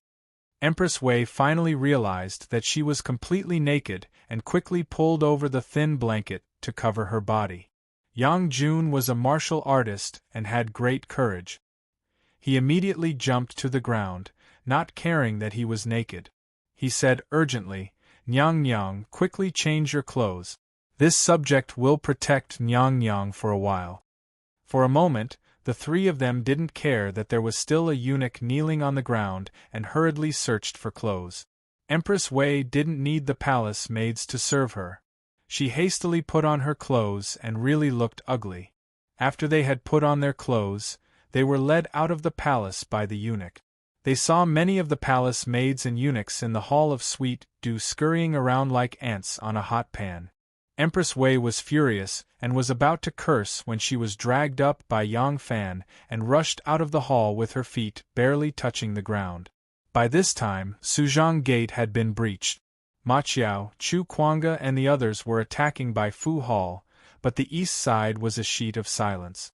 Yang Jun made a prompt decision and said, "Nyang Nyang, the 10,000 cavalry rebel army is on the west side. The Shun Long Hall on the east side has 400,000 ox guards. We only need to let them stand guard, and it will be enough to ensure Nyang Nyang's safety until the troops to rescue the emperor arrive. Let's go to the Shun Long Hall." What they didn't know was that the direction of the Shun Long Hall was abnormally silent right now was because the 1,000 ox guards had just rebelled and were joining forces with the winged cavalry. They were also acting as the vanguard, attacking Sweet Dew Hall. Yang Jun and Ma Chinka supported Empress Wei and hastily fled. Behind them, many palace maids and eunuchs also chased after them like stray dogs. When they reached a long and spacious courtyard between the Hall of Sweet Dew and the Divine Dragon Hall, suddenly they saw the torches ahead like a dragon, moving swiftly towards them. Ma Chinka was shocked and cried out involuntarily, "Oh no, there are also rebels here." Yang Jun took a closer look. Under the light of the torch, he saw many people wearing mourning belts on their waists, and mourning scarves on their heads. The weapons in their hands were also wrapped in white silk. He could not help but was greatly delighted. "It's not a rebellion," he said. "It's the 1,000 ox guards who have come to rescue the emperor." Empress Wei was so frightened by Ma Chinka's words that her face paled, and she almost fell to the ground. Hearing Yang Jun's words, her spirits rose again. She quickly struggled free of the support of the two and cheerfully went forward, shouting loudly, "Aijia is here. 1,000 bull guards, quickly protect the emperor!" Gufu Shun, Li Xianfu and the defecting 1,000 bull guard Captain Chu Kai were rushing forward when they suddenly saw a few lanterns coming towards them. Following which, a tall and slender figure cried out, "Ai Jia," in a tender voice. Their hearts skipped a beat. Ai Jia, other than Empress Wei, who else can it be? The three of them were like wolves that had been starved for an entire winter. They rushed out at the same time. That was Empress Wei. Chief Merit. If he killed her, he might even be conferred the title of king. Empress Wei. Conferred the title of king. Conferred the title of king. Empress Wei. The three fierce generals held sharp blades in their hands and ferociously pounced at the prey in their eyes. No one knew who had made the first strike, or who had delivered the fatal blow. Huang Xuchang was sprinting in the direction of Bai Fu Hall when he suddenly discovered that a few lanterns were moving towards Taiji Hall like will-o'-the-wisp. His heart couldn't help but move. At this time, many of the palace maids and eunuchs were running for their lives. Along the way, Huang Xuchang had encountered several of them. He was too lazy to pay attention to these servants and maids. But these palace maids and eunuchs scattered in all directions in panic. They would not form groups and rarely carried lanterns. In the distance, the lanterns faintly illuminated some human figures. It was clearly a group of people. Also, if they were palace maids or eunuchs, they could just hide behind water jars, shrubs or fake mountains for a while. Regardless of who won or lost, after the dust settled, they wouldn't make things difficult for them. There was no need to run towards Taiji Hall. That was the great hall where the Son of Heaven came to court. Huang Xuchang thought, could it be Empress Wei? Huang Xuchang was a straightforward person. As he thought about it, he gave chase. As he chased after that group of people, he shouted loudly, "Quickly chase! Don't let Empress Wei escape!" Behind him, Ma Qiao, Chu Kuanga and the others didn't know what was going on. When they suddenly saw Huang Xuchang running in the direction of Taiji Hall and shouting something about Empress Wei, they thought he had really discovered something and immediately gave chase like a swarm of bees. In reality, the person running towards Taiji Hall was Princess Anil. As soon as Bai Fu Hall received the warning, Wu Yanxiu hurried to Suzhong Gate to supervise the battle. Princess Anil waited in Bai Fu Hall for a while. Suddenly, she felt somewhat uneasy. If the rebel army can't enter the palace, I will naturally be fine. But if the rebel army enters the palace, what should I do? Princess Anil, who had already experienced Crown Prince Li Zhongjuan's rebellion, was calm. After a moment's thought, she took a few personal eunuchs and palace maids and fled in the direction of Taiji Hall. She didn't go to Suzhong Gate to accompany her husband because she knew very well that once Suzhong Gate was breached, her husband would undoubtedly die. She didn't want to die yet. She also didn't go to Ganlu Hall to see her mother because she knew that once the rebel army entered the palace, her mother would be the biggest target. She didn't want to be implicated by her mother. Thus, she chose Taiji Hall.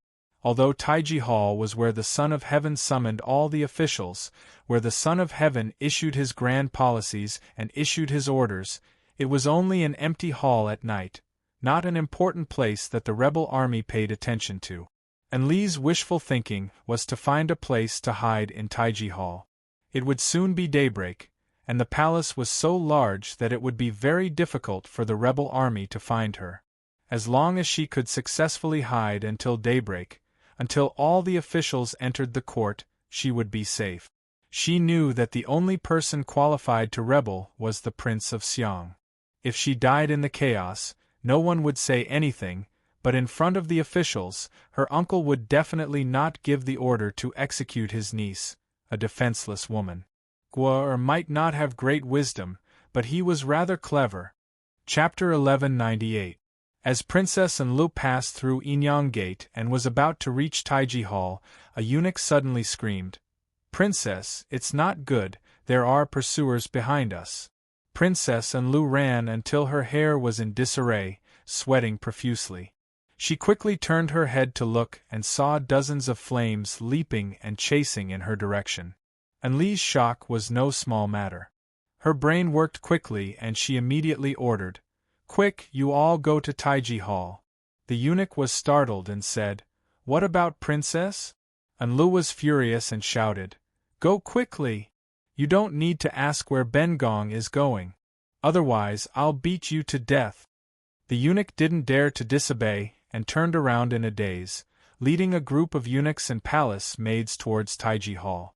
Anlu continued forward, passing by Taiji Hall but not entering, instead running towards Yanming Gate in front of Taiji Hall. Past Yanming Gate was Taiji Hall. Between Yanming Gate and Taiji Hall, there were imperial guards on night duty. Of course, because Yanming Gate was locked, even if the soldiers outside were loyal to Wei Shi, they wouldn't be able to enter unless someone opened the gate from the inside. But for this kind of palace gate, just the heavy bolts would require 6 or 7 strong men to move down, not to mention the giant lock. Anlu wouldn't be able to get out. She only wanted those lantern-carrying eunuchs and palace maids to attract the pursuers like fireflies, while she would find a place to hide between Yanming Gate and Taiji Hall. Behind the giant pillars, under the railings, next to the stone beasts, as long as there was a place to hide, she could drag it out until morning court. But those eunuchs and palace maids were lowly in status, they weren't idiots that could be manipulated by others. They naturally understood Princess Enli's intentions. No one was willing to die for nothing.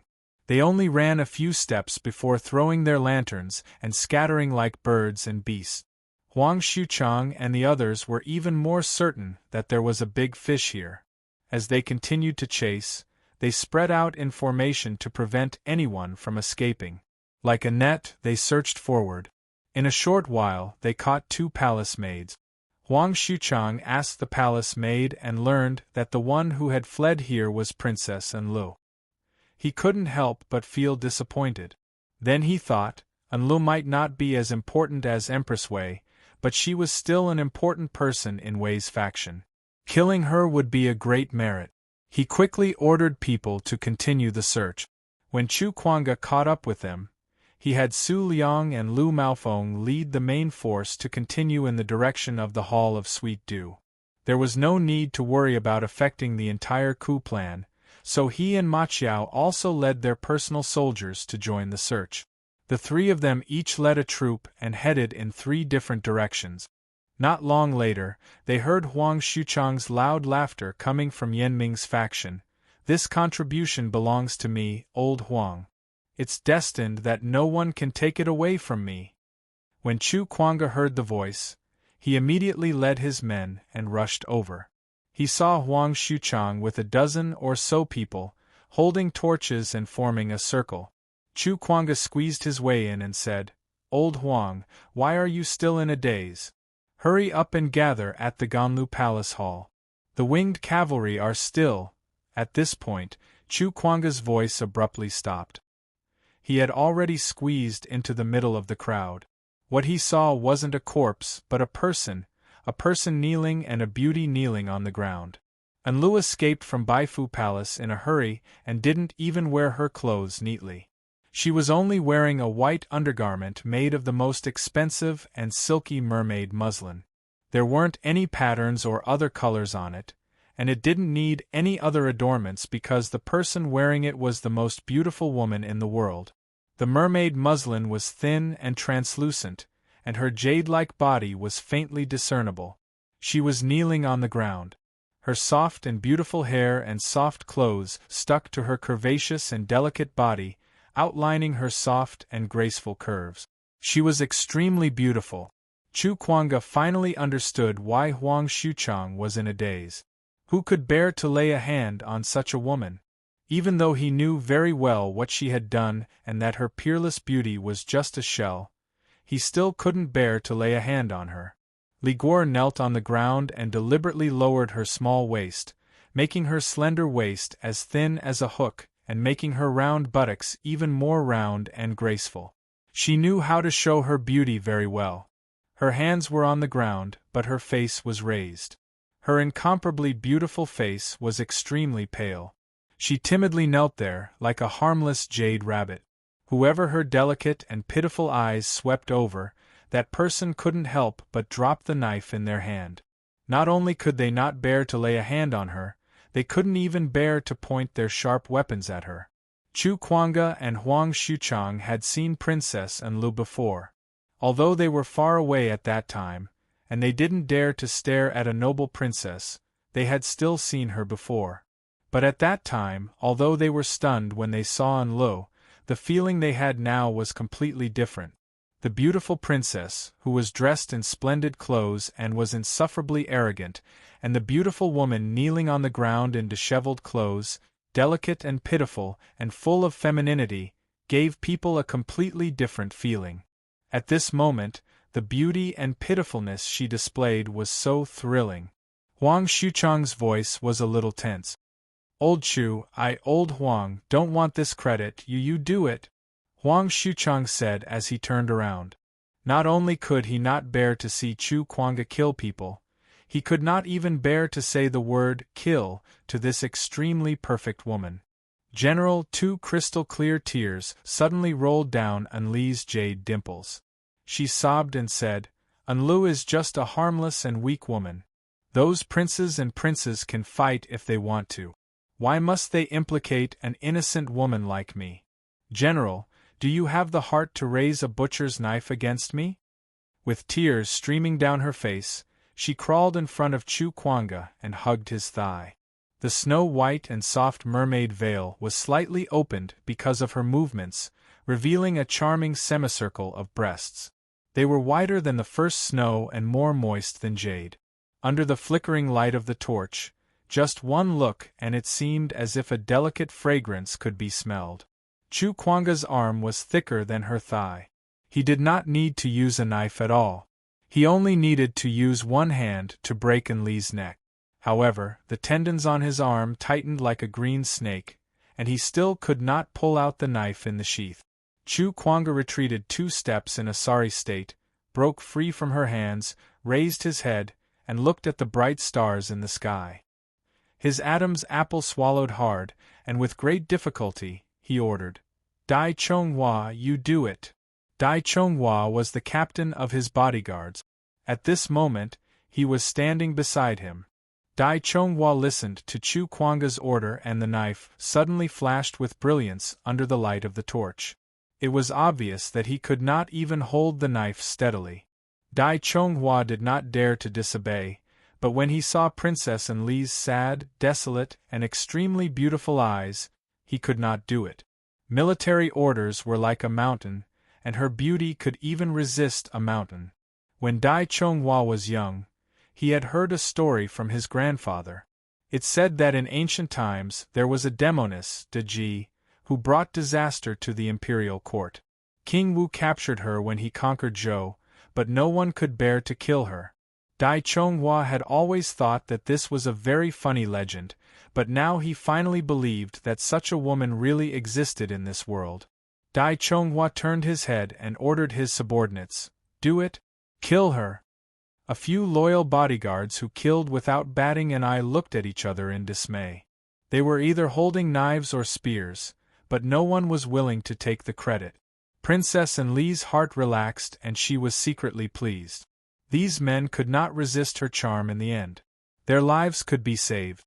She had absolute confidence in her beauty. She believed that with her beauty, she would always be successful in front of men, except for that blind Yang Fan. As long as she did not die today, she was confident that she could regain supreme power and honor. She could seduce her uncle Li Dan, she could seduce her cousin, who was about to be made the crown prince, and she could make the new sovereign of the world fall head over heels for her. When the time came, she would still be rich and powerful.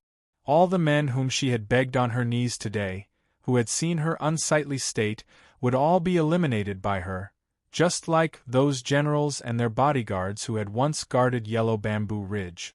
She gracefully stood up. She was surrounded by fully armored and blood-stained soldiers, but she was a woman of indescribable charm. Hardness and softness formed an intense contrast.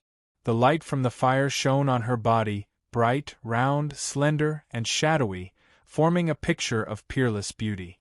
She elegantly raised her neck, closed her beautiful eyes, and mournfully said, "Since the generals have captured me, why not hand me over to the Prince of Xiang for judgment?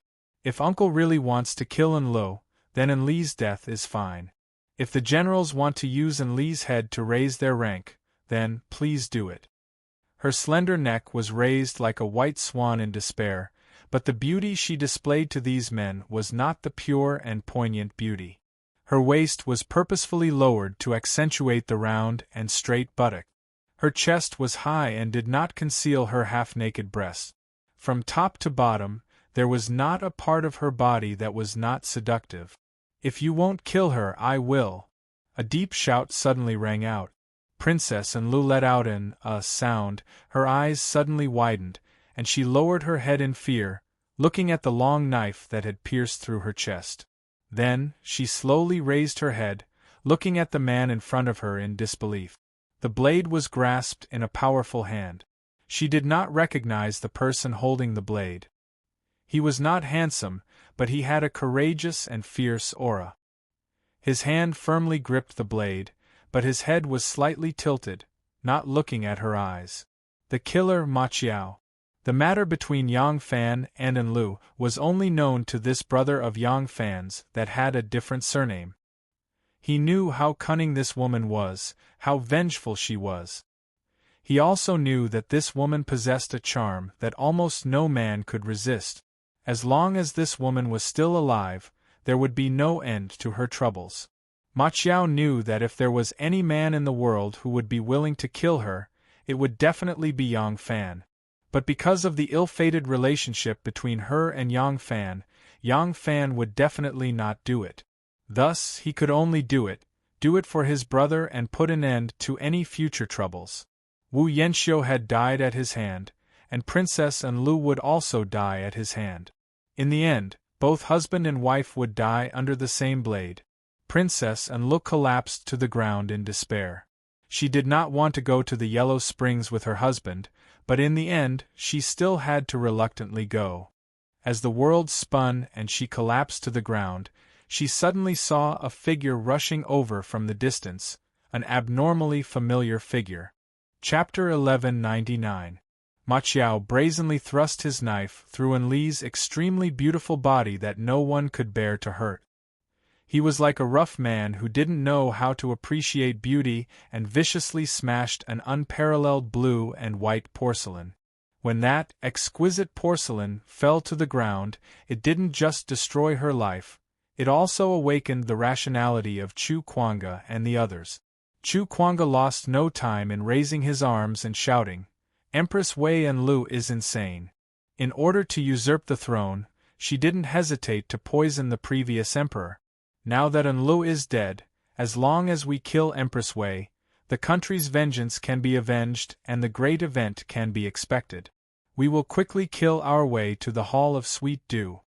Just at this moment, a figure flew over like the wind. A soldier standing at the periphery only saw a figure flash in front of him like a ghost.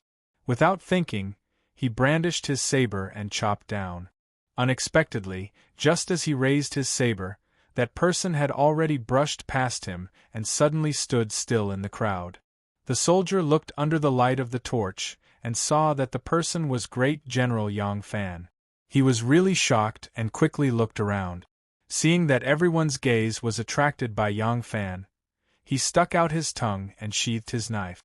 Yang Fan came in through the Black Tortoise Gate and wanted to go to Hongwen to see Wanner. Hongwen and Shiguan were adjacent to each other, just to the left of Tai Chi Palace. Yang Fan entered through the Black Tortoise Gate and passed through Cloud Gazing Pavilion, Kai Si Hall, Returning Nature Hall, Peace Hall, 100 Blessings Hall, Tai Chi Palace. He walked in a straight line until he turned left here and was Hongwen, where Wanner was on duty. When Yang Fan arrived, he saw dozens of generals holding torches in a circle. They all had a white handkerchief on their left arm. He knew that they were the soldiers of the 10,000 cavalry, so he came to investigate. Great General! When Chu Kuanga and Huang Xuchang saw Yang Fan, they were extremely happy. Yang Fan nodded to them and looked at Enlu, who was lying on the ground. What entered his eyes was a shocking patch of red, and he immediately froze. Ma Qiao didn't expect Yang Fan to arrive at this time. He was slightly surprised and hesitated for a moment before saying, "Great General, you're here." Yang Fan glanced at him. The two of them had been brothers for more than 10 years and had long understood each other. With just one glance, Yang Fan understood his painstaking efforts and could only sigh inwardly. He stretched out his hand to take the torch from the hands of an imperial soldier and said in a deep voice, "There are battle cries coming from the left of Sweet Dew Hall. All of you quickly go and provide support." "Yes." Ma Qiao acknowledged and lowered his head to look at Enlu. Seeing that she was on the verge of death and her face was as pale as a sheet of paper, he knew that it was impossible for her to survive. Only then did he feel relieved and shouted, "Brothers, let's go and support our winged cavalry brothers." Dozens of imperial guards followed Ma Qiao and flew away. Yang Fan slowly squatted down and looked at Enlu with some pity. Enli's face was abnormally pale. That deliberate act of seduction had long since disappeared. Because her beautiful face had lost all color, it gave off a desolate feeling. "Erlang, am I going to die?" Enlu, who was lying on the ground, saw Yang Fan and asked with difficulty. Yang Fan's gaze fell on her chest. Seeing that bloody wound, his eyes suddenly narrowed. Even though he did not answer, his eyes had already explained everything. And Lu understood. She quietly gazed at Yang Fan and suddenly mournfully said, I am afraid of suffering, I am afraid of death. In this world, I only love one person, and that is myself. I want to have all the glory and splendor in this world, but, she smiled bitterly and said, when I have no choice but to die, I realize that what I am afraid of is not scary and what I love is not cute. What I have always wanted is actually flowers in the mirror and the moon reflected in the water. Yang Fan believed that what she said was the truth. At this time, there was no need for her to lie. But Yang Fan also knew that this was just a kind of realization she had when she was about to die. If she could survive, if she could once again have the power and wealth she wanted, she would definitely return to her old ways and even become worse. But Yang Fan did not want to say anything harsh to her. No matter what, she was really going to die. At least at this moment, she had really thrown away vanity, ruthlessness, greed, and lasciviousness. At this moment, she was real. You don't believe me? Even at her last breath, Enli's senses were still sharp. She noticed Yang Fan's silence. Yang Fan shook his head and said in a low voice, You understand what you should not pursue, but do you understand what you should pursue? Enli looked at Yang Fan with a perplexed expression. After a while, she slowly shook her head and said, It wasn't my will to come to this world, and it wasn't my will to leave this world either. I don't understand why I had to come to this world, I don't know. She was a princess of the Tang dynasty, but when she was born, she was on a bumpy road to Fangzhou. Her father was so down and out that he could only use his own clothes as a swaddling cloth to welcome her when she was born. She was a princess of the Tang dynasty, but when she died, she lay on the stone steps in front of Taiji Palace. Other than Yang Fan, no one saw her off. No one had taught her how to be a person. Even in death, she did not understand how to be a person. I didn't kill my father. Enli felt that her life was like the blood that flowed out of her body. It was about to flow to the end. Her eyes were so heavy that she could not open them, but she struggled with all her might and used the last of her strength to defend herself. Yang Fan nodded deeply and said in a low voice, I know. Enli suddenly opened her eyes.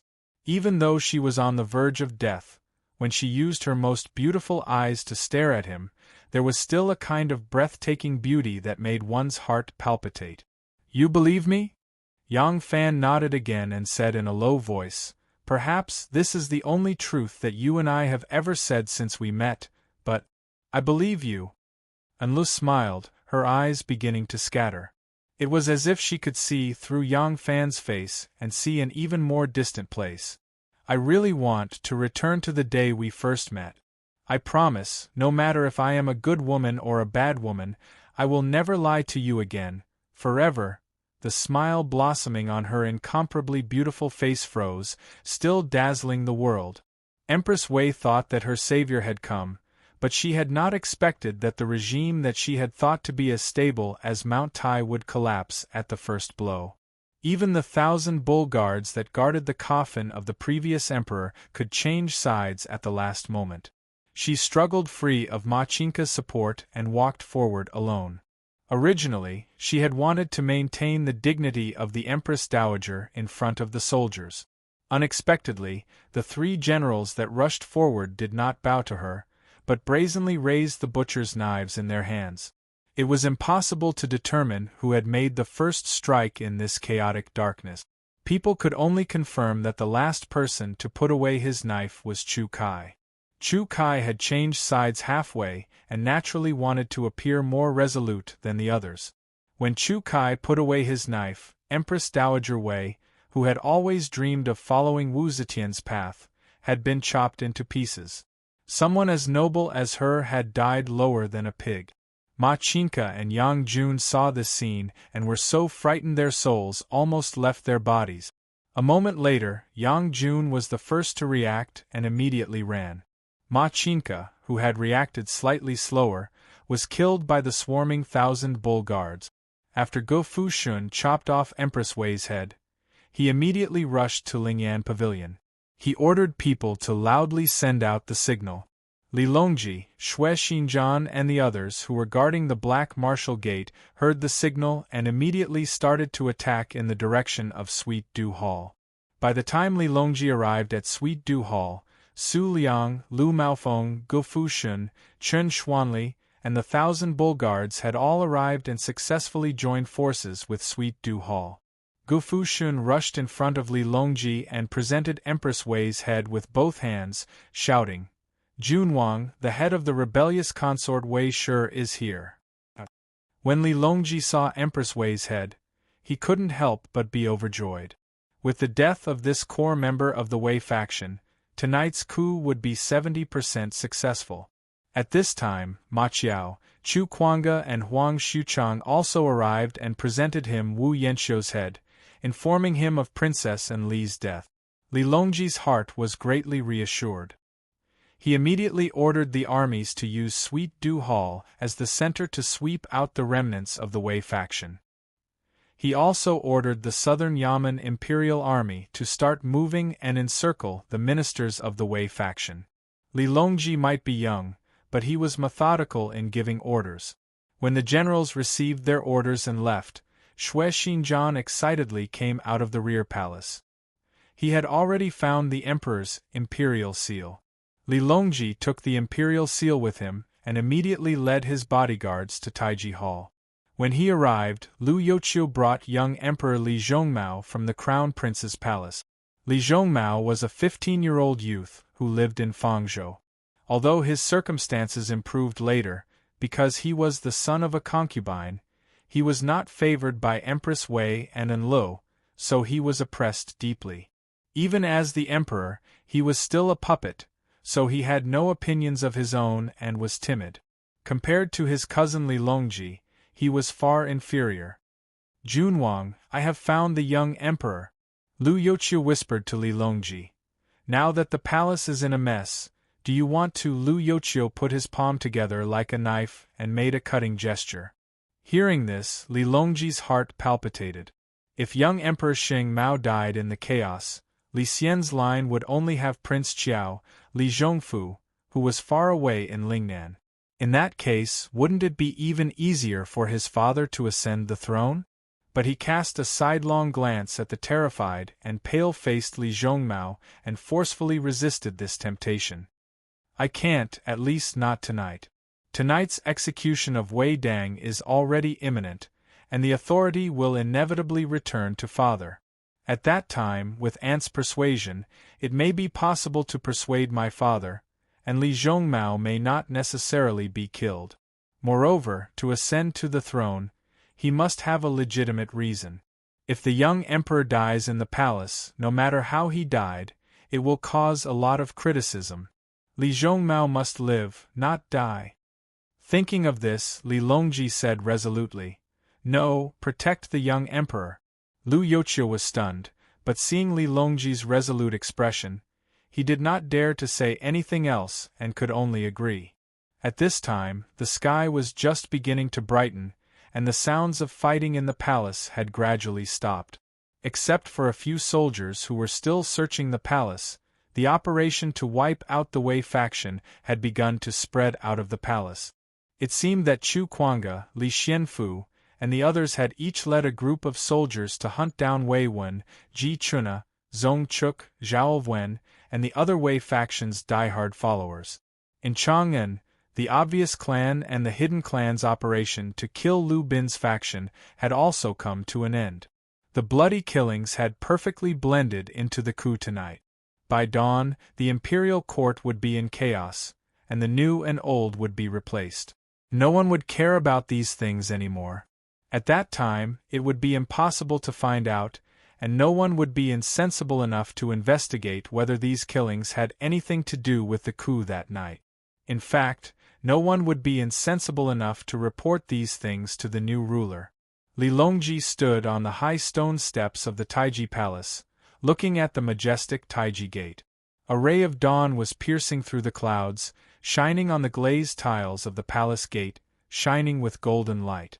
The sun was about to rise, and a new day, a new emperor, and a new era was about to begin. The generals around him would all become the mainstays of the new regime, but Li Longji subconsciously looked in the direction of the Hongwen school. That general was about to leave the imperial court. Li Longji really hoped that his father's new regime would receive Yang Fan's support.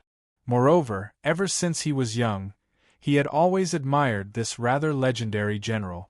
However, he also knew that this general had already made great contributions and could not be conferred a title. Perhaps returning with glory was the best choice for him and the imperial family to live in harmony forever. Seeing that Li Longji seemed to be deep in thought as he looked at the Hongwen school, Lu Youqiu hurriedly said, "Your Highness, Shanghai Wan is on duty in the palace tonight. If she did not escape after hearing about the chaos, she should be there right now." Li Longji non-committally replied with Lu Youqiu continued, "This woman has been through the Wu and Wei dynasties, and she has been in charge of Chen Han. She is responsible for the military and the country's strategies, and she has killed many people. She has been involved in many imperial edicts.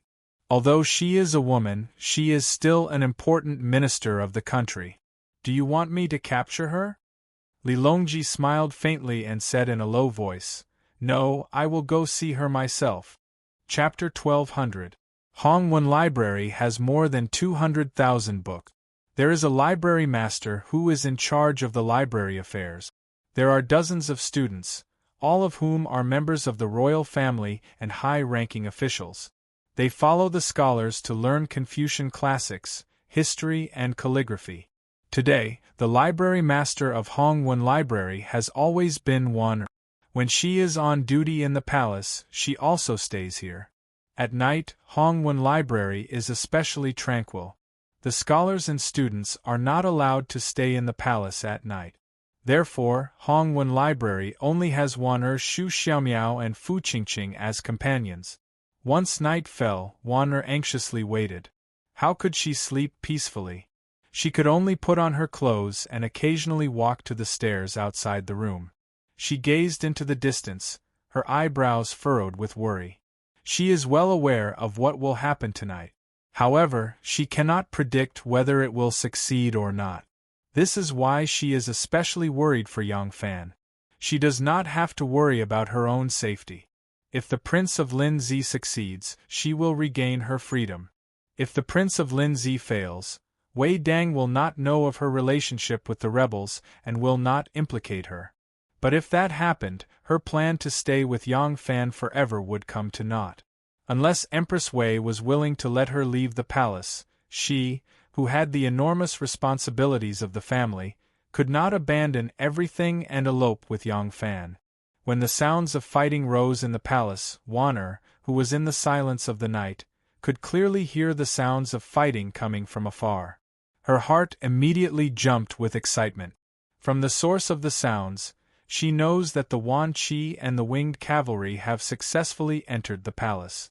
This gave her much hope. Fu Qingqing and Shu Xiaomiao are her absolute confidant. However, Wan did not explain the details to them. She only summoned them to her side at night and gave them some vague instructions. With their intelligence, they should have guessed something. In this long night, the two of them could not fall asleep. When the sound of fighting faintly came to their dormitory, they could not help but put on their clothes and come out. Before they could look into the distance, they found Wan standing on the stone steps. Hearing the footsteps, Wan did not turn around. She only said, "Tonight there will be chaos. The two of you go to the hall. Without my summons, do not come out." Fu Qingqing and the sapling looked at each other, unable to hide the surprise in their eyes. The two of them agreed and obediently walked towards the main hall of the Hongwen building. At that moment, Wan suddenly saw a shadow of a person flying towards them from afar. The speed of the person was faster than a galloping horse.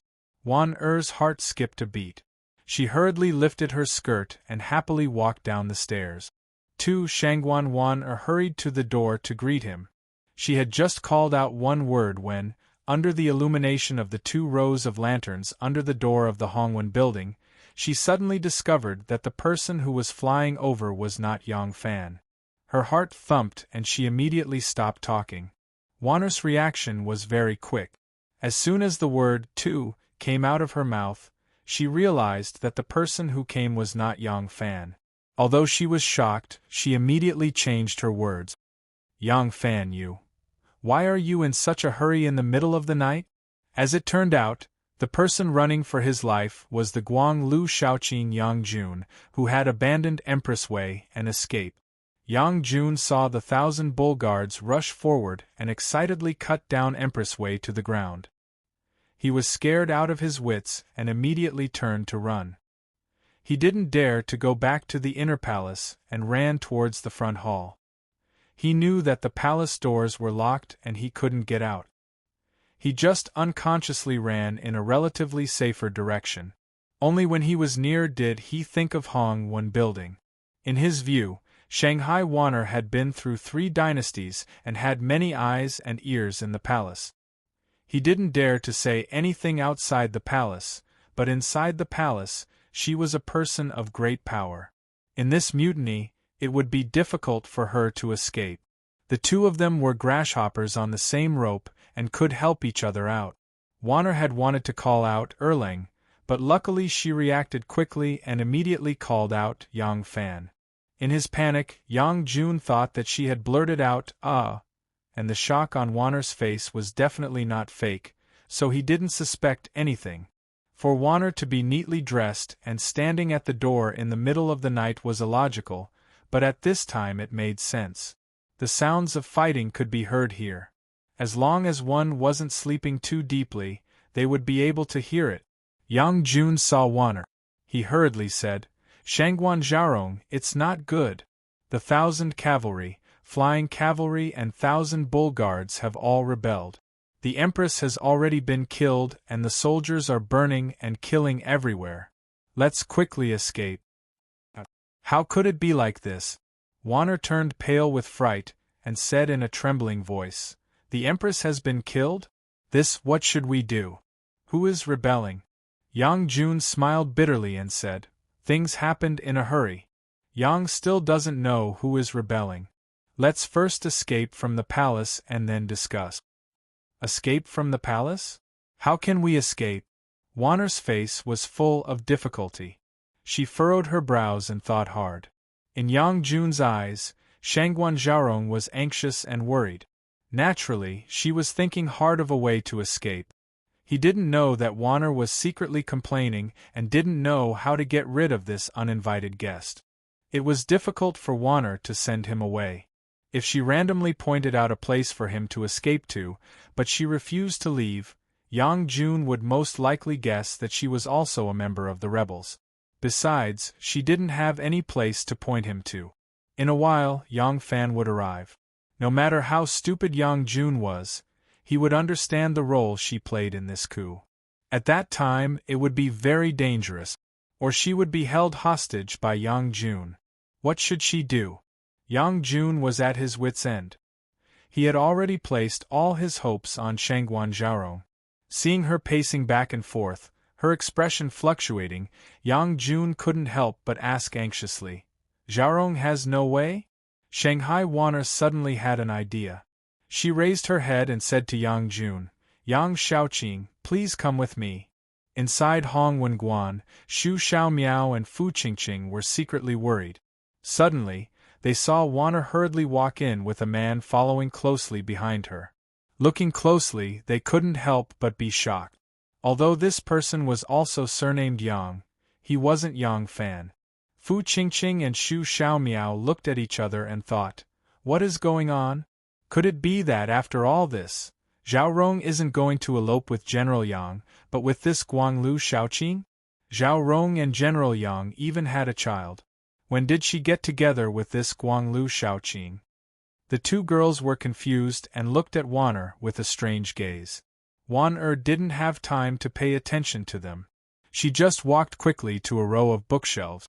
There were more than 200,000 books in the hall, and they filled up the bookshelves. There were boxes on the ground.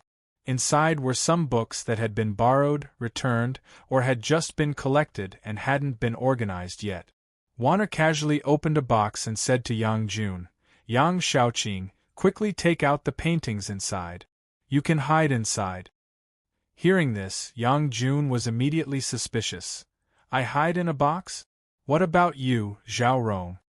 Wanner calmly said, "No matter who wants to rebel, they are plotting for the world. Wanner is a woman and harmless. And the new dynasty has just been established. The system and etiquette will inevitably need Wanner. Perhaps I can deal with it." Yang Jun originally didn't want to hide in a box. He felt that once he did, he would be at the mercy of others and wouldn't be able to fight back. Hearing Wanner's words, he became even more worried. He coldly said, "If that's the case, how do I know that Zhao Rong won't betray me?" Wanner sullenly said, "Wanner's life or death depends on whether the rebels want to use Wanner. You, Yang Shaoqing, don't have that much weight. Betraying you will allow Wanner to live. Wanner is only helping you to leave a path of retreat. If Steward Wei can reverse the situation, you can also prove Wanner's innocence. Why be so suspicious?" Yang Jun saw that Wanner was angry and hurriedly smiled. "Shangguan Zhaorong, please forgive me. This Yang is like a bird startled by the twang of a bough. I can't help but be paranoid. If my words have offended you, please forgive me. However, it really isn't appropriate for me to hide in a box." Wanner angrily said, "This isn't appropriate, that isn't appropriate. What do you want?" Wanner doesn't have the strength to truss a chicken and has nowhere to go. She can only sit and wait for the Prince of Xiang's will. The chaotic army will arrive soon. Yang Shaoqing, do not harm me. Let him run for his life." Yang Jun said, "There's nowhere to run. This Yang can only gamble this once. In the end, I still need to borrow Zhao Rong's strength. However, this Yang really can't follow the method of hiding in a box. Why don't we do this?" Yang Fan turned from the right Yanming Gate to the Great Literature Hall. When he thought about Enli's death, he couldn't help but sigh. When he arrived at the Great Literature Hall, he saw that the palace lanterns were hung high and the main door was wide open. It was quiet and there was no sign of activity. He couldn't help but wonder, Wanner is a little too calm. The palace is already in an uproar, but she still hasn't come out to visit? Yang Fan grew suspicious and became a little more cautious. Taking a deep breath, he charged into the Great Literature Hall. Creak! Yang Fan pushed open the door. His eyes flashed as he saw 4 figures. Before he could lock onto Wanner's charming face, he heard Wanner's surprised voice. "Great General Yang, why are you here? Just what has happened in the palace?" Yang Fan's heart instantly sank. At this juncture, Wanner would never be in the mood to joke around with him. For her to say this, something must have happened. Yang Fan looked over and immediately found something strange. The nervousness in Wanner's expression was not feigned. When she met his gaze, Wanner very skillfully gestured to him, as if telling him to look behind her. Yang Fan's gaze immediately swept behind her. There were 3 people standing behind Wanner. He recognized 2 of them, Fu Qingqing and Xu Xiaomiao. The other person was slightly taller than Fu Qingqing. She stood with her head bowed. Because there was only 1 lamp in the room and it was placed in a corner, the light was dim. It was impossible to see her appearance clearly. There's something wrong with this person, Yang Fan's heart jumped. He slowly walked forward and pretended to say, Shangguan Zhaorong, to tell you the truth, Empress Wei committed regicide in order to seize the throne. We were ordered by the Prince of Xiang, who assists the government, to execute the Wei clique tonight and restore Li Tang. The general situation has already been decided. Shanghai Wanner let out an "ah" in shock, but a happy smile appeared on her face, completely at odds with the shock in her voice. It was a pity that Yang Fan was standing behind her and had no way of noticing. Yang Fan continued, Zhao Rong has been in charge of managing Chen Han. Most of the military and state edicts have come from Zhao Rong. His Highness, the Prince of Xiang, holds her in high regard. After the clouds are dispelled and the sun is seen, he will assuredly place Zhao Rong in an important position. Thus, Yang was sent here in advance to guard against any harm from the rebels. As Yang Fan spoke, he approached Shanghai Wanner, wanting to suddenly restrain the unfamiliar palace maid behind her. However, the palace maid seemed rather timid and quietly hid behind Wanner. She was too close to Shanghai Wanner. Yang Fan was not confident that he could strike without harming Wanner. Yang Fan's heart was filled with hatred. I was about to hold Wanner's hand and roam the Jianghu. How could something like this suddenly happen? Just who is this person? Has Wanner been restrained by her? Chapter 1201. Although Wanner was anxious, she still had to brace herself and continue acting. She thanked Yang Fan. I am indebted to the Prince of Xiang's love and care. Wanner is moved to tears and will naturally serve the Prince of Xiang. Does Wanner wish to go with General to pay a visit to the Prince of Xiang? Yang Fan replied. The Prince of Xiang is currently overseeing the palace and commanding the extermination of the Wei clan rebels. There is no need for Zhaorong to be anxious. It won't be too late to pay a visit to the Prince of Xiang after daybreak. Yang Jun stood behind Wanner with his head lowered. Hearing this, he couldn't help but sigh in relief. At this moment, he was wearing one of Fu Qingqing's palace robes. His hair was tied up in a woman's style, his lips painted in vermilion, and his face powdered. He was disguised as a palace maid. Yang Jun had an extremely handsome appearance, and under the lantern light, he looked like a beauty, though the lines of his face were a little more robust. He was much taller than Fu Qingqing, but when he bent his knees, it was impossible to see under his skirt. Although Yang Jun's idea was bold, it was the only method he could accept. He could not accept hiding in a chest and leaving it to fate. Moreover, he did not believe that Wanner, in the face of imminent disaster, would do all she could to protect him, who had no family or friends. He felt much safer disguising himself as a palace maid and standing guard at Wanner's side. When he calmed down and thought about it, Wanner, as the Minister of Internal Affairs, had no authority in the outer court. Her authority came entirely from the emperor, so whenever a dynasty changed, the new emperor could use her without worry. As long as the rebels gave Shangguan Zhaorong preferential treatment, he could temporarily live here. Who would pay attention to a palace maid at Shangguan Zhaorong's side? Even if his guess was wrong, it was just a gamble to the death. From what Yang Fan had said, the Prince of Xiang truly did intend to recruit Shangguan. If Chief Steward of the Chang'an army, Wei Wen, could reverse the situation, he could still mingle in the court. If Wei Wen also failed, he could take advantage of the chaos to leave the palace. Wanner saw that Yang Jun was closely following her. She was truly anxious, but she did not dare to show it. If Yang Jun noticed that something was wrong, he would definitely take the risk. She, Fu Qingqing, and Xu Xiaomiao were all women who did not know martial arts. If Yang Jun suddenly attacked, the consequences would be hard to predict. Therefore, Wanner could only delay and create an opportunity for Yang Fan. She said, "If that is the case, General, please come in and sit." The two of them entered the room and sat down. Wanner pretended to ask him about the situation in the palace. At this time, Yang Fan did not hide anything and told her the truth of the coup. At the same time, he was secretly looking for an opportunity. Unfortunately, Yang Jun had been standing behind Wanner and did not leave her side. Yang Fan did not know where to start. Just as he was feeling helpless, Li Longji led his bodyguards to the entrance of Hongwen Building. Lu Youqiu took a few steps forward and loudly announced, "The Prince of Linzi has arrived. Shangguan Zhaorong, are you not going to welcome him?" Yang Fan thought to himself, "This is an opportunity." He quickly stood up and announced, "The Prince of Linzi is here. Zhaorong can accompany me to welcome him." Wanner stood up, but Yang Jun, disguised as a palace maid, did not leave her side. Yang Fan wanted to chase him away, but he is afraid that he will act in desperation. Since he knows that the Prince of Xiang values Wanner, he might as well take her as a hostage. Yang Jun is also alert and guarded Wan Er's other side, intentionally avoiding Yang Fan and refusing to let him come near. When Empress Wei took Yang Jun as a gigolo, Yang Fan had already left the court and did not recognize him.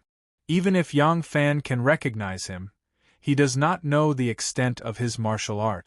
While Yang Fan is fully focused on Wan Er, he dared not take the risk to attack. Seeing that there is still no opportunity to attack, Yang Fan did not make a sound and accompanied Wan Er out of Hongwen Building.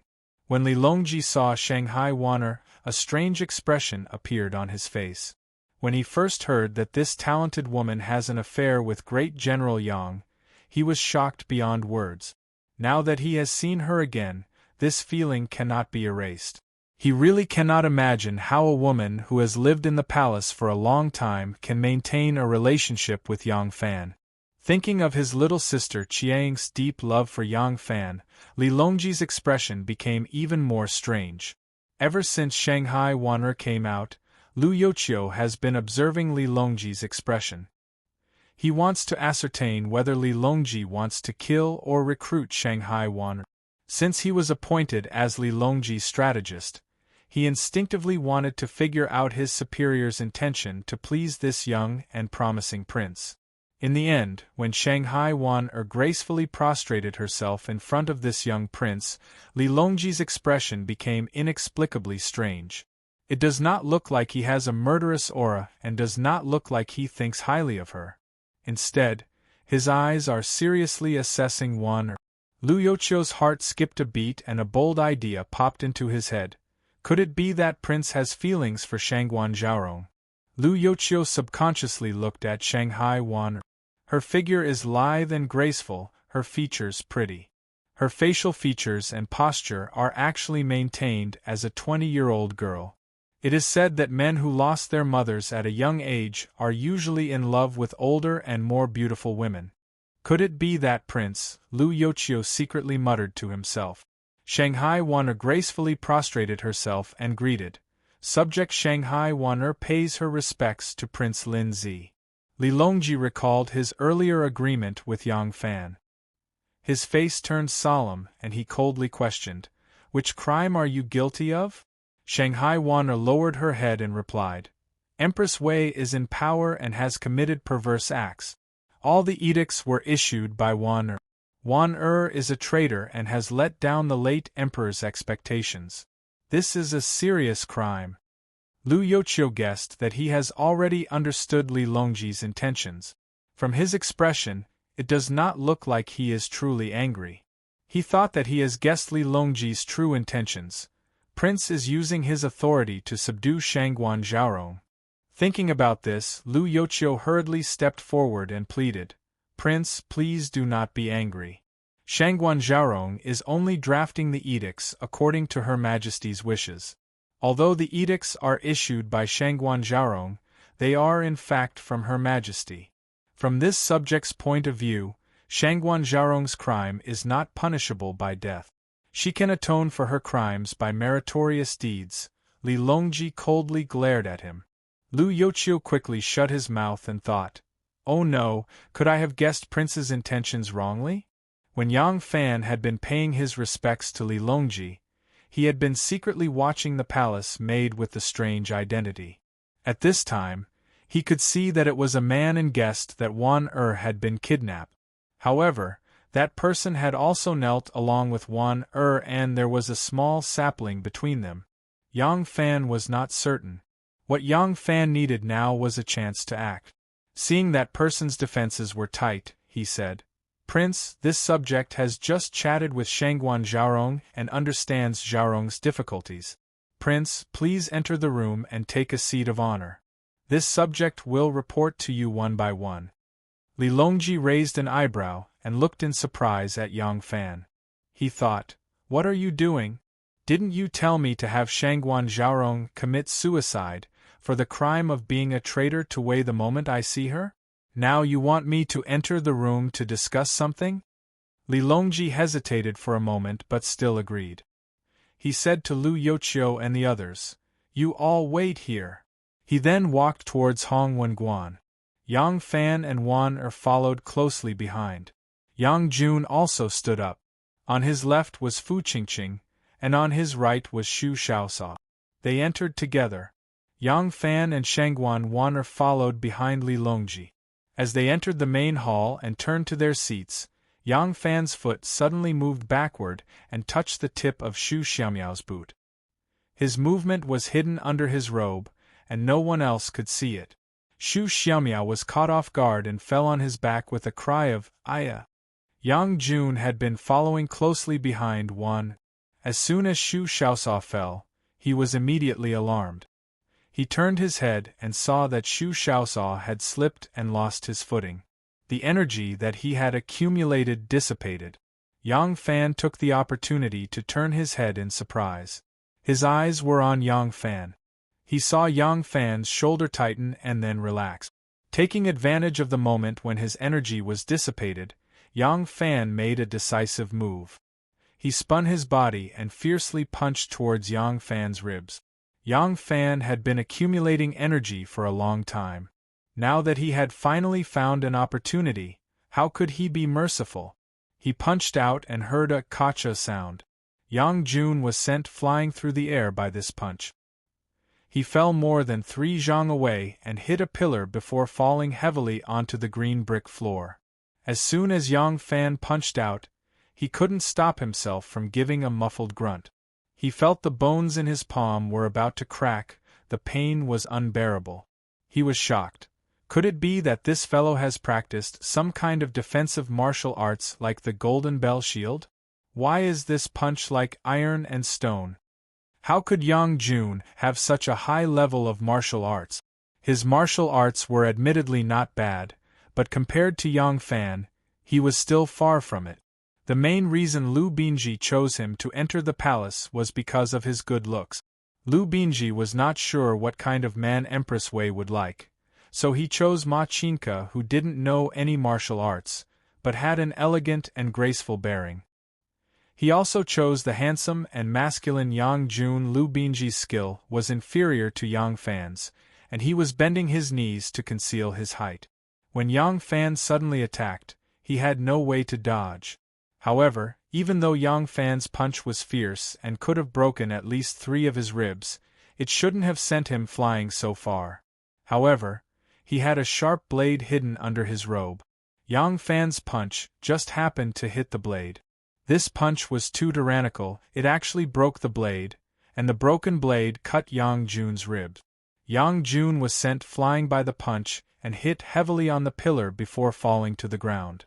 With a whoosh sound, he spat out a mouthful of blood. He still wanted to struggle and hastily crawl up. He suddenly raised his head and saw a flash of cold light. Yang Fan seemed to be drawing his blade? A line of blood suddenly appeared between Yang Jun's eyebrows. Yang Jun stared blankly, and his head suddenly split into 2 halves. Seeing such a strange scene, Fu Qingqing screamed in fright and jumped back. Even Li Longji was shocked. What a fast blade! Cha! It seemed that Yang Fan's action of drawing his blade was actually putting it back into its sheath. Erlang! Wan cried tears of joy and threw herself into Yang Fan's embrace. This coup was completely different from the one in the Dragon God's coup. There was no response from the imperial court, and no response from the palace. Ever since the Plum Blossom Guards were disbanded and expelled from the palace by Li Xian, it was impossible for Wan to keep an expert guard by her side even if she wanted to. Moreover, according to the plan, as long as Yang Fan and the others could successfully enter the palace, he would immediately rush over. Who would have thought that something like this would happen? Seeing that she was about to get rid of this identity and no longer have to be accompanied by official documents, henceforth she would support her husband and teach her children, living a happy life. How could Wan not be afraid of this sudden change? It was only at this moment that she felt relieved. After throwing herself into Yang Fan's embrace, she was already crying tears of joy. In the courtyard, Lu Yochio heard a cry of surprise from inside and couldn't help but be shocked. Quick, protect the royal prince. Then he led his men and rushed inside. Li Longji had already understood something, but he was afraid that more people would know about Wan and Yang Fan, so he immediately shouted, "Guard outside!" After shouting, Li Longji frowned and said to Yang Fan, "Grand General, what is going on?" Li Longji's shout stopped Lu Yochio. Lu Yochio was full of doubts, but he didn't dare to disobey. After about the time it takes for 2 incense sticks to burn, Li Longji slowly walked out of Hongwenguan and said lightly, "Shangguan clan attached themselves to Wei clan, their crime cannot be pardoned. They have already been executed. Collect her corpse." Lu Yochio was shocked. He didn't expect Li Longji to be so decisive in killing. His heart trembled and he respectfully complied. When he walked into the hall, he saw a pool of blood on the floor, and a corpse had already been wrapped in a straw mat and tied up properly. Yang Fan stood at the side and comforted Fu Qingqing and the other 3 palace maids. "You don't have to worry, the royal prince only executes the main culprit, he won't implicate the innocent. Come with me, once the palace is settled, you can go or stay as you please." Lu Yochio waved his hand and said, "Someone, come and carry the corpse away." 2 imperial guards responded and went to carry the straw mat. One of them moved it up and a pair of big feet appeared in the straw mat, wearing men's boots. Lu Yochio was shocked and quickly shouted, "Stop!" Lu Yochio turned his head and looked at the 3 palace maids who were following behind Yang Fan. He saw one of them walking quickly with her head lowered. That posture seemed Lu Yochio didn't dare to make a sound, and quickly turned his head back, thinking, as expected, the royal prince is interested in Shangguan Zhaorong. This time, Shangguan Zhaorong will probably have to change her name, and be taken by the royal prince as a concubine to fill the inner palace. Lu Yochio hurriedly went to the window, and pulled down 2 curtains, blocking the head and tail of the mat. Only then did he let out a sigh of relief, thinking, "Oh, that Jiu-E of mine is a young and beautiful widowed woman. Since the royal prince has this kind of hobby, why don't I find a chance to introduce her?" Chapter 1202. At a quarter to the 2nd watch, Go Fushun killed Wei Bo, Wei Zhua, and Gao Chong. At the same time, Chu Kuanga and Ma Qiao of the 10,000 cavalry camp attacked Wei Xian and Wei Jie, taking control of the flying cavalry and the 10,000 cavalry. At the 3rd watch, the 10,000 cavalry and the flying cavalry simultaneously set out for the palace. The flying cavalry attacked Xuanda Gate, the 10,000 cavalry attacked Jiao Gate, and Li Longji moved from the Forbidden Garden to Xuanwu Gate. At the 4th watch, Empress Wei, Anlu, Wu Yanxiu, and Shanghai Wanner were beheaded, and Li Longji moved to Taiji Palace. Soon after, the purge of the Wei clan's faction began throughout the city. The Crown Prince's Grand Protector, the 3rd rank of the Hall of Governmental Affairs, and the Chief Steward of the Chang'an Army, Wei Wen, jumped over the wall when his front and rear gates were attacked at the same time. He fled in panic to the north gate of the East Market, where he was shot to death by his pursuers. Chu Ku of the Hall of Governmental Affairs took advantage of the night to escape from his home. He disguised himself as a peddler and led a donkey to hide in a small alley. At daybreak, he snuck out of the alley with the intention of escaping from Chang'an through Tunghua Gate. In the end, because he hid too much gold and silver in his pouch, he was discovered by the imperial guards of the southern Yamen and beheaded on the spot. Zhong Jinqing, Zhao Wen, and the other Wei clan members were all beheaded in their homes. Prime Minister Wei Jiyuan, who was already 80 years old, was also assassinated by the flying cavalry on the middle steps of his mansion because he was affiliated with the Wei clan. The chief secretary Li Yong had married Empress Wei's widowed sister, and the imperial censor Dou Tsongyi had married Empress Wei's wet nurse.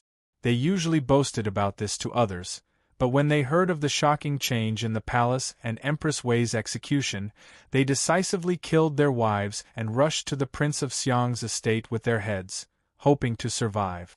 By daybreak, the purge in the city was nearing its end. Assistant Minister of War Chui Riyong, in order to express his loyalty to the Prince of Xiang, sent troops out of the city to kill the Wei clan of Fanchuan. The Wei clan of Fanchuan and Empress Wei originally had nothing to do with each other, but after Empress Wei took power, because her maternal family was sparse, in order to strengthen her maternal relatives, she sought kinship with the Du clan of Fanchuan. The Du clan of Fanchuan and the Empress were more than happy to have the same clan as each other. But who could have expected that it would plant the seeds of disaster for the clan? Wherever Cui Ryong's army went, not even the babies in swaddling clothes were spared, and all of them were slaughtered. Fanchuan's Du family and Wei family's mansions were adjacent to each other, so he was mistaken for a member of the Wei family by the confused soldiers who wandered around Wei family's mansion. They also mistakenly killed a lot of people, which made Du Jingting want to cry but have no tears. In the end, Li Longji was still young, and he wasn't as mature as Zhang Jianji and the others. He hadn't killed many people in the Dragon God's coup last time, and the heads hanging on Vermilion Bird Avenue were only the 5 Zhang brothers. This time, however, he had killed so many people that blood flowed like a river. However, this was also normal. When Zhang Jianji and the others rebelled, because Wu Zetian was bedridden, the officials had long been disloyal. Many people in the court and the army had responded, and the Li and Wu families had all participated. The relationship between the court officials was complicated, and it was really not good to start a massacre. But this time it was different. The Wei family had already occupied the entire court, and the loyal officials were all gone. This time, Li Longji didn't have any support in the court or the palace for his rebellion. Even his father was kept in the dark.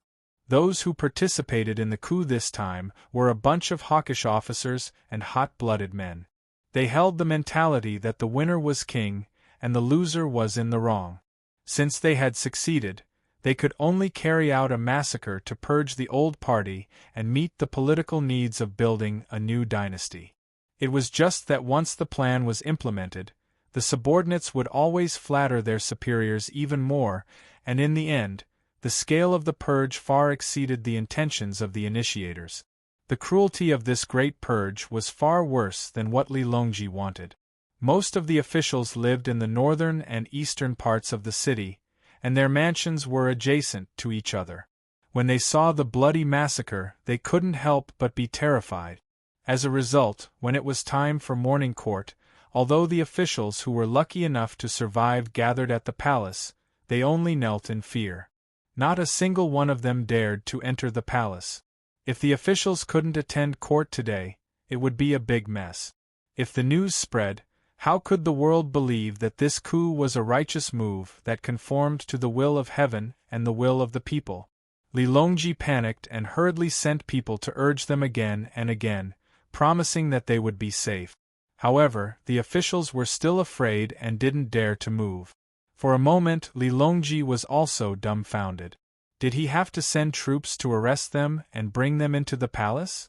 That wouldn't be appropriate. There were countless people of Chang'an watching outside. If the officials had to arrest them to go to court, they would still lose face. The capital was not like other places. In small places, a county magistrate could make the people tremble with fear. But the capital was an important place, and there were many civil and military officials. The people of Chang'an were used to it, so they were not afraid. They all gathered there to watch the show. Only then did Li Longji realize that the massacre had gone too far.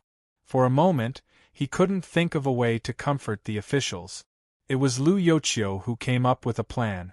Why don't you go to the Prince of Xiang's residence and ask your father to come forward? The Prince of Xiang is a person of virtue and prestige.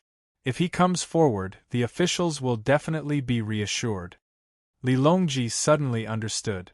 At the beginning, he didn't want his father to come forward because he knew that his father was indifferent and didn't care for power. He was worried that his father wouldn't accept his nephew's abdication of the throne, so he wanted the officials to go to court and force Li Zhongmao to abdicate. Once this was established, he would lead the civil and military officials to welcome his father's ascension. Now that the situation was out of control, He could only ask his father to clean up the mess. The cavalry was like a dragon, escorting Li Longji straight to the Prince of Xiang's residence. There were more than 1,000 retainer knights. At this time, Chang'an was in turmoil. No one could guarantee that the remnants of the Wei clique could be completely purged in such a short time, so Li Longji naturally had to be especially careful about his safety. The front of the Prince of Xiang's residence was currently empty. There wasn't a single servant, and the cinnabar gate was tightly shut, not even a crack visible. 2 people were kneeling on the stone steps in front of the gate. One was Secretary Li Yong, the other was Imperial Censor Do Tsomi. The 2 of them had their heads bowed to the ground, not even daring to raise them.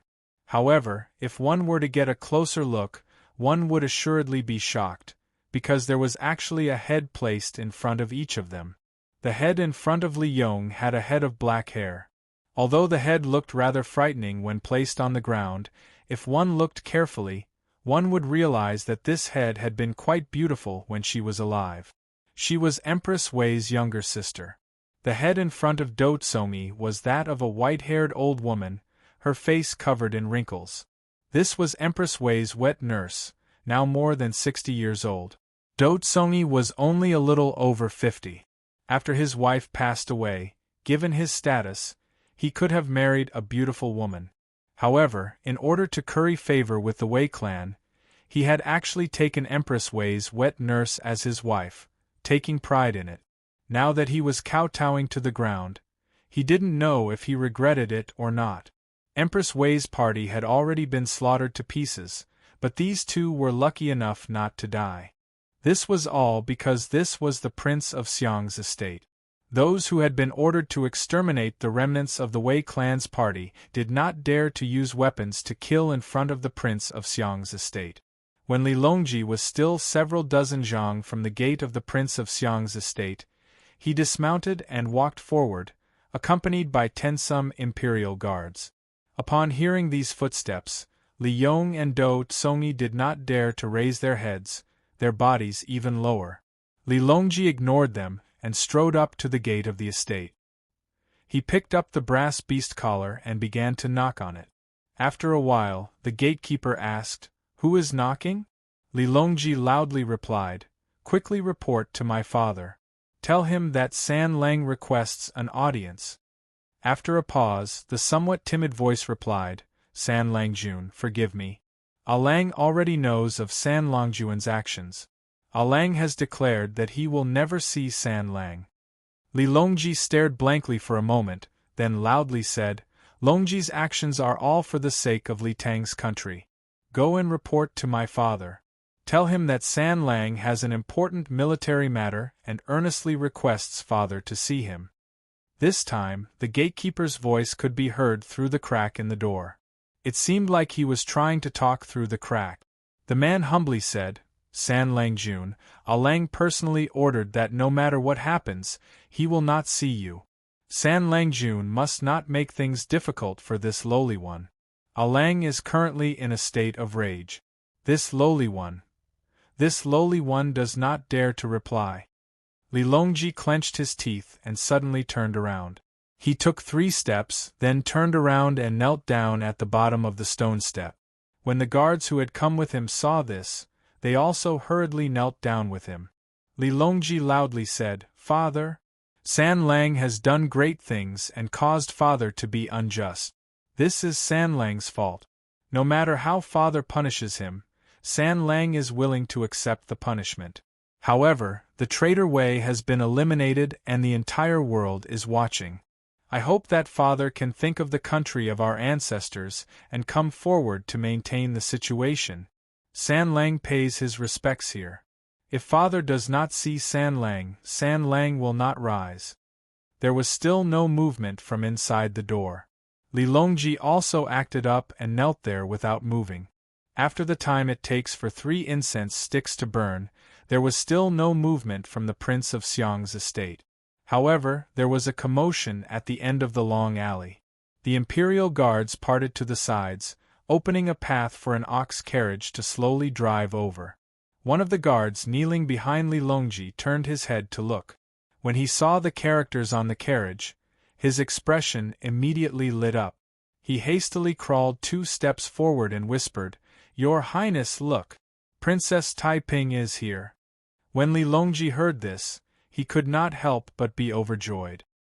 He turned his head and sure enough, he saw 2 old oxen leisurely walking over, pulling a luxurious light carriage. The carriage stopped in front of the Prince of Xiang's estate. The coachman jumped down and put down the step.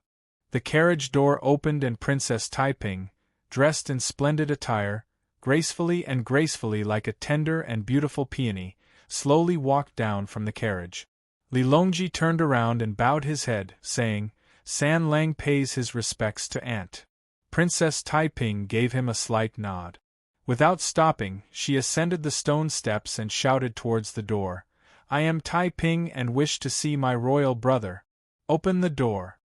Hurried footsteps could be heard from inside, presumably someone rushing inside to report. After a while, the hurried footsteps returned and the gate of the Prince of Xiang's estate opened with a bang. Li Dan, dressed in the robes of the Swallow residence, hurriedly came out to greet her. "Lingyue, why have you come?" Princess Taiping saw that he had arrived but ignored him. Instead, she turned around and raised her hand to help Li Longji up, amiably saying, "San Lang, please rise." Li Longji gazed at his father, not daring to rise. Princess Taiping glanced at her brother and coldly snorted. "Get up. Let's see if he dares to scold you." Li Longji hesitantly got up. Princess Taiping sternly said, "The survival of the clan is all thanks to you. If the spirits of my, Li Tang's, ancestors in the underworld will also be proud of you." Li Dan slightly frowned and grumbled, "Lingyue, how can you shield him like this? This little brute is extremely daring. Your brother is annoyed at his recklessness, yet you still praise him." Princess Taiping glared at him and said discontentedly, "Elder brother, if our Li family had a few more reckless people like him, we wouldn't have fallen to such a state today. Longji, this child, is more promising than you and me." Li Dan smiled bitterly. He could act like a father in front of his son, but in front of his younger sister who had cared for and sheltered him for many years, he did not have the slightest bit of confidence. Princess Taiping grabbed Li Longji's arm and said, "Come, let's go inside and talk." Princess Taiping did not allow any explanation. She grabbed Li Longji's arm and walked away. As soon as she stepped over the threshold, she looked back at Li Dan and teased, "What? Elder brother, as the master of this residence, is unwilling to come in?" Li Dan smiled bitterly and could only obediently follow in. Chapter 1203. Li Dan truly did listen to his twin sister Taiping. Taiping had been doted on by Wu Zetian since childhood and had a strong personality. Li Dan, on the other hand, had been cautious since childhood and had long since lost his edge. He found it difficult to refuse Taiping's insistence. In addition, Li Dan had been emperor for 8 years and crown prince for more than a decade. He had always been attacked and framed by the Wu clan, and it was all thanks to Princess Taiping's support. Li Dan was not a cold-blooded person like Li Xian. After receiving such kindness, he felt indebted and naturally could not be unyielding. Thus, under Princess Taiping's persuasion, Li Dan finally agreed to go to the palace and resolve the dilemma of the officials not daring to go to court. They quickly changed horses and left the Prince of Xiang's estate, entering the imperial palace through a side gate. When the Prince of Xiang saw young Emperor Li Zhongmao under house arrest in the Divine Dragon Hall, he first comforted his nephew and then went with him to the peaceful Fortune Gate to console the officials. Young Emperor Li Zhongmao stood on the walls and saw countless officials kneeling before him. He could not help but look in fear at his uncle Li Dan, completely forgetting what he had been taught. Seeing this, Li Dan could only sigh inwardly and repeat what he had been told. With each sentence Li Dan spoke, Li Zhongmao loudly declared, "Ministers, Empress Wei coveted the divine artifact and has been executed. I have nothing to ask of them. My subjects, please do not be too alarmed." Lu Youqiu whispered to Li Longji, Prince, we should have the Emperor publicly announce that Empress Wei killed Emperor Xian with poison. Only then can the verdict be sealed and there be no more doubt. Li Longji sighed softly and said with a wry smile, "My father's temperament. If it weren't for Aunt Taiping's persuasion, I'm afraid he would have cut himself off from the world and shut himself in to prove his innocence. How could I dare to ask for more?" Young Emperor Li Zhongmao spread his arms on the walls and loudly declared, "Many of the common people in the city have been harassed by the rebels. We are truly uneasy, and have specially exempted the people of the city from taxes for half a year to recuperate. Ministers, you may enter the Golden Hall and discuss the affairs of the state." After Li Dan's death, young Emperor Li Zhongmao had been a puppet in Empress Wei's hands. The entire world knew of this. Now that Empress Wei had been executed and he had fallen into Li Longji's hands, he was still someone who could not make decisions. The officials would not believe him if he were to go to the city to appease them. But this time, the Prince of Xiang was accompanying him to ascend the city. Who was the Prince of Xiang? That was Li Longji's father. Just by standing there, he was a guarantee of his credibility, so the officials naturally didn't doubt him. Therefore, when Li Zhongmao issued the edict, the officials all felt at ease. They all expressed their gratitude and accepted the edict, standing in line and preparing to enter the palace. Seeing this, Li Longji's worried heart finally relaxed. This farce has finally come to an end. The next day afternoon, a small boat on Longqing Lake.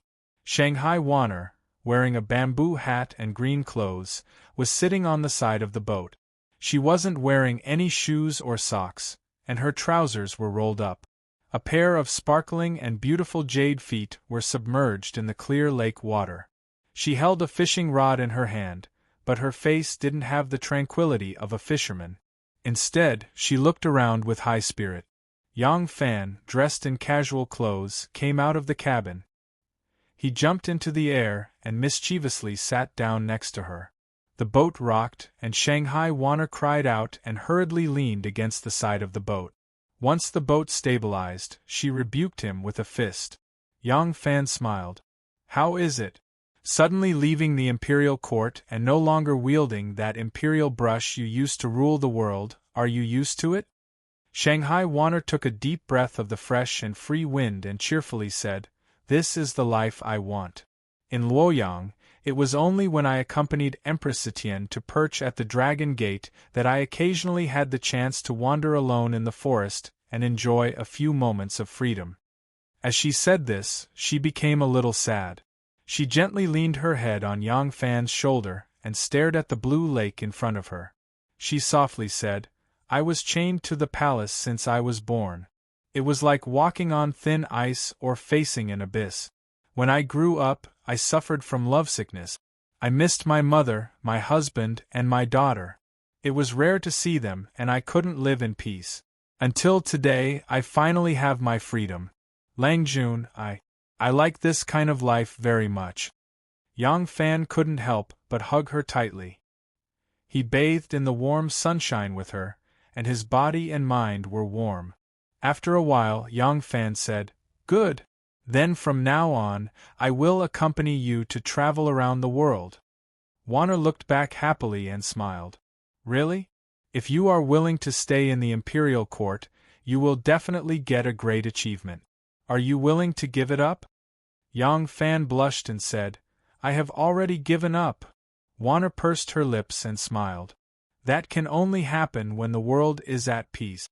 I heard that in the morning court today, there were palace servants and eunuchs who wanted to make young Emperor Li Zhongmao's mother Empress Dowager and assist him from behind the curtains.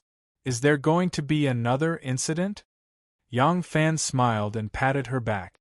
"Ah, you've just left the imperial court and you're already too lazy to think about politics.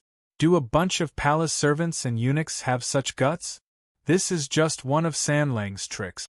Yang Fan stretched his back and said, "Li Sanlang's move forced the young emperor to immediately rebuke the suggestions and confess his innocence, thoroughly destroying the fantasies of some of the foreign officials. Moreover, He also borrowed the young emperor's hand to dismiss the subordinates of the princesses.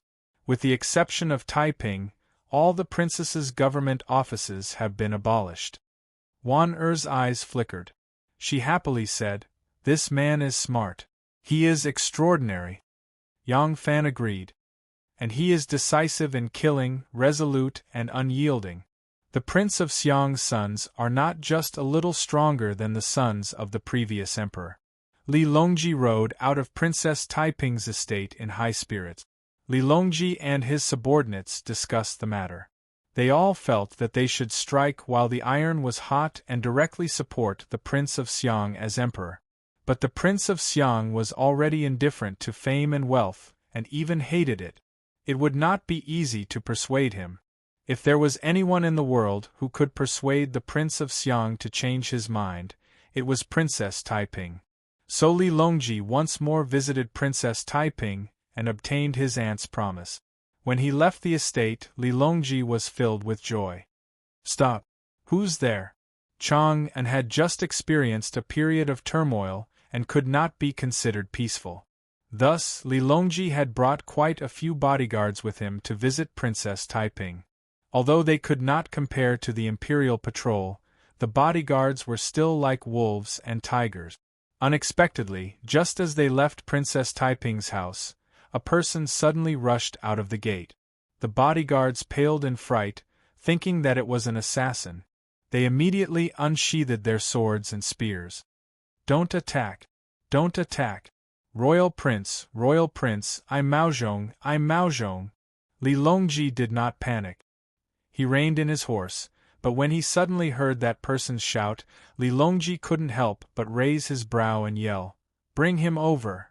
The bodyguards parted to the left and right, opening a path. The person who had been stopped immediately ran to Li Longji's horse, his face wreathed in smiles. "Royal Prince!"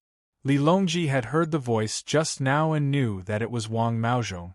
Now, he saw that this person was dressed like a traveling merchant and had a pouch slung over his shoulder. Although his appearance was rather disheveled, wasn't it Wang Maozhong? Li Longji's thick brows shot up as he angrily said, "Bastard thing, you still dare to come back!" Wang Maozhong dropped to his knees and cried bitterly as he kowtowed. "Royal Prince, forgive me, Royal Prince, forgive me. This lowly one has always been timid, and it's not like Royal Prince doesn't know this. This lowly one has always had this problem, a rat's gall. But this lowly one has always been loyal to Royal Prince." Li Longji angrily scolded, "Since you've already left, why did you come back?"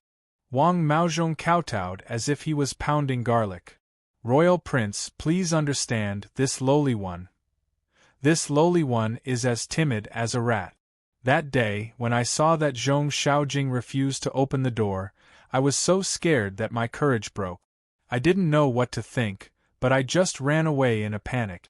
But this lowly one has served Royal Prince since I was young and never thought of leaving Royal Prince.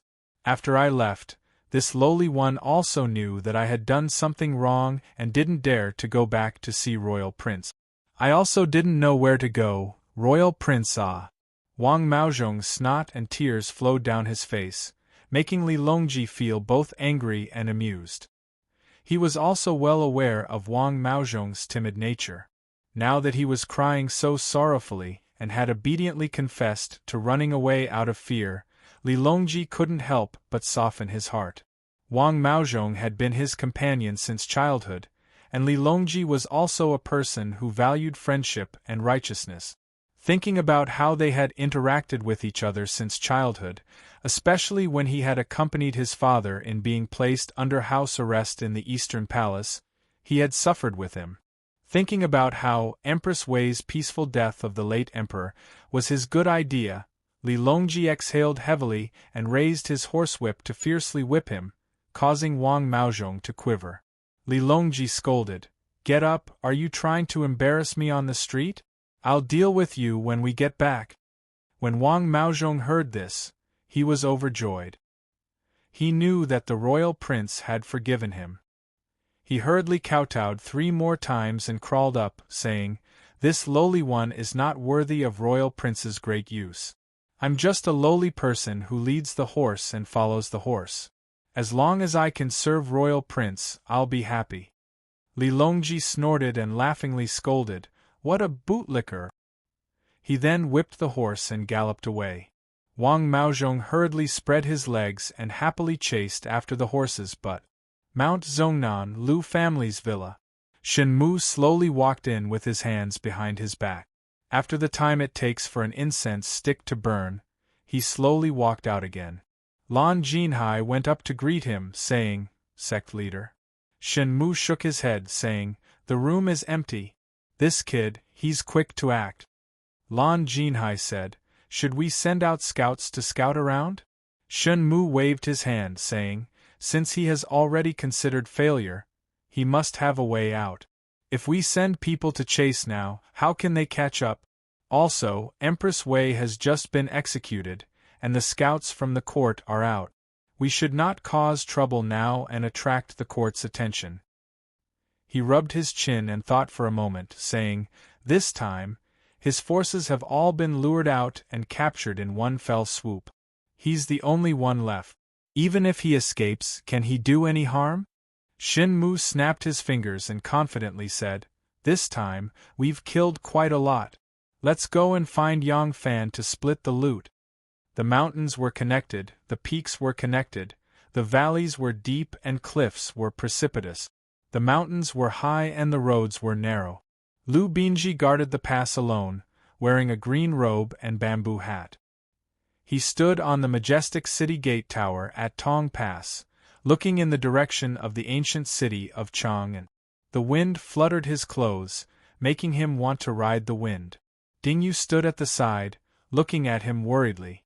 Lu Binji gazed for a long time, his eyes flashing with a trace of ruthlessness, saying, "Chang'an, Shen Mu, Yang Fan. One day I will return,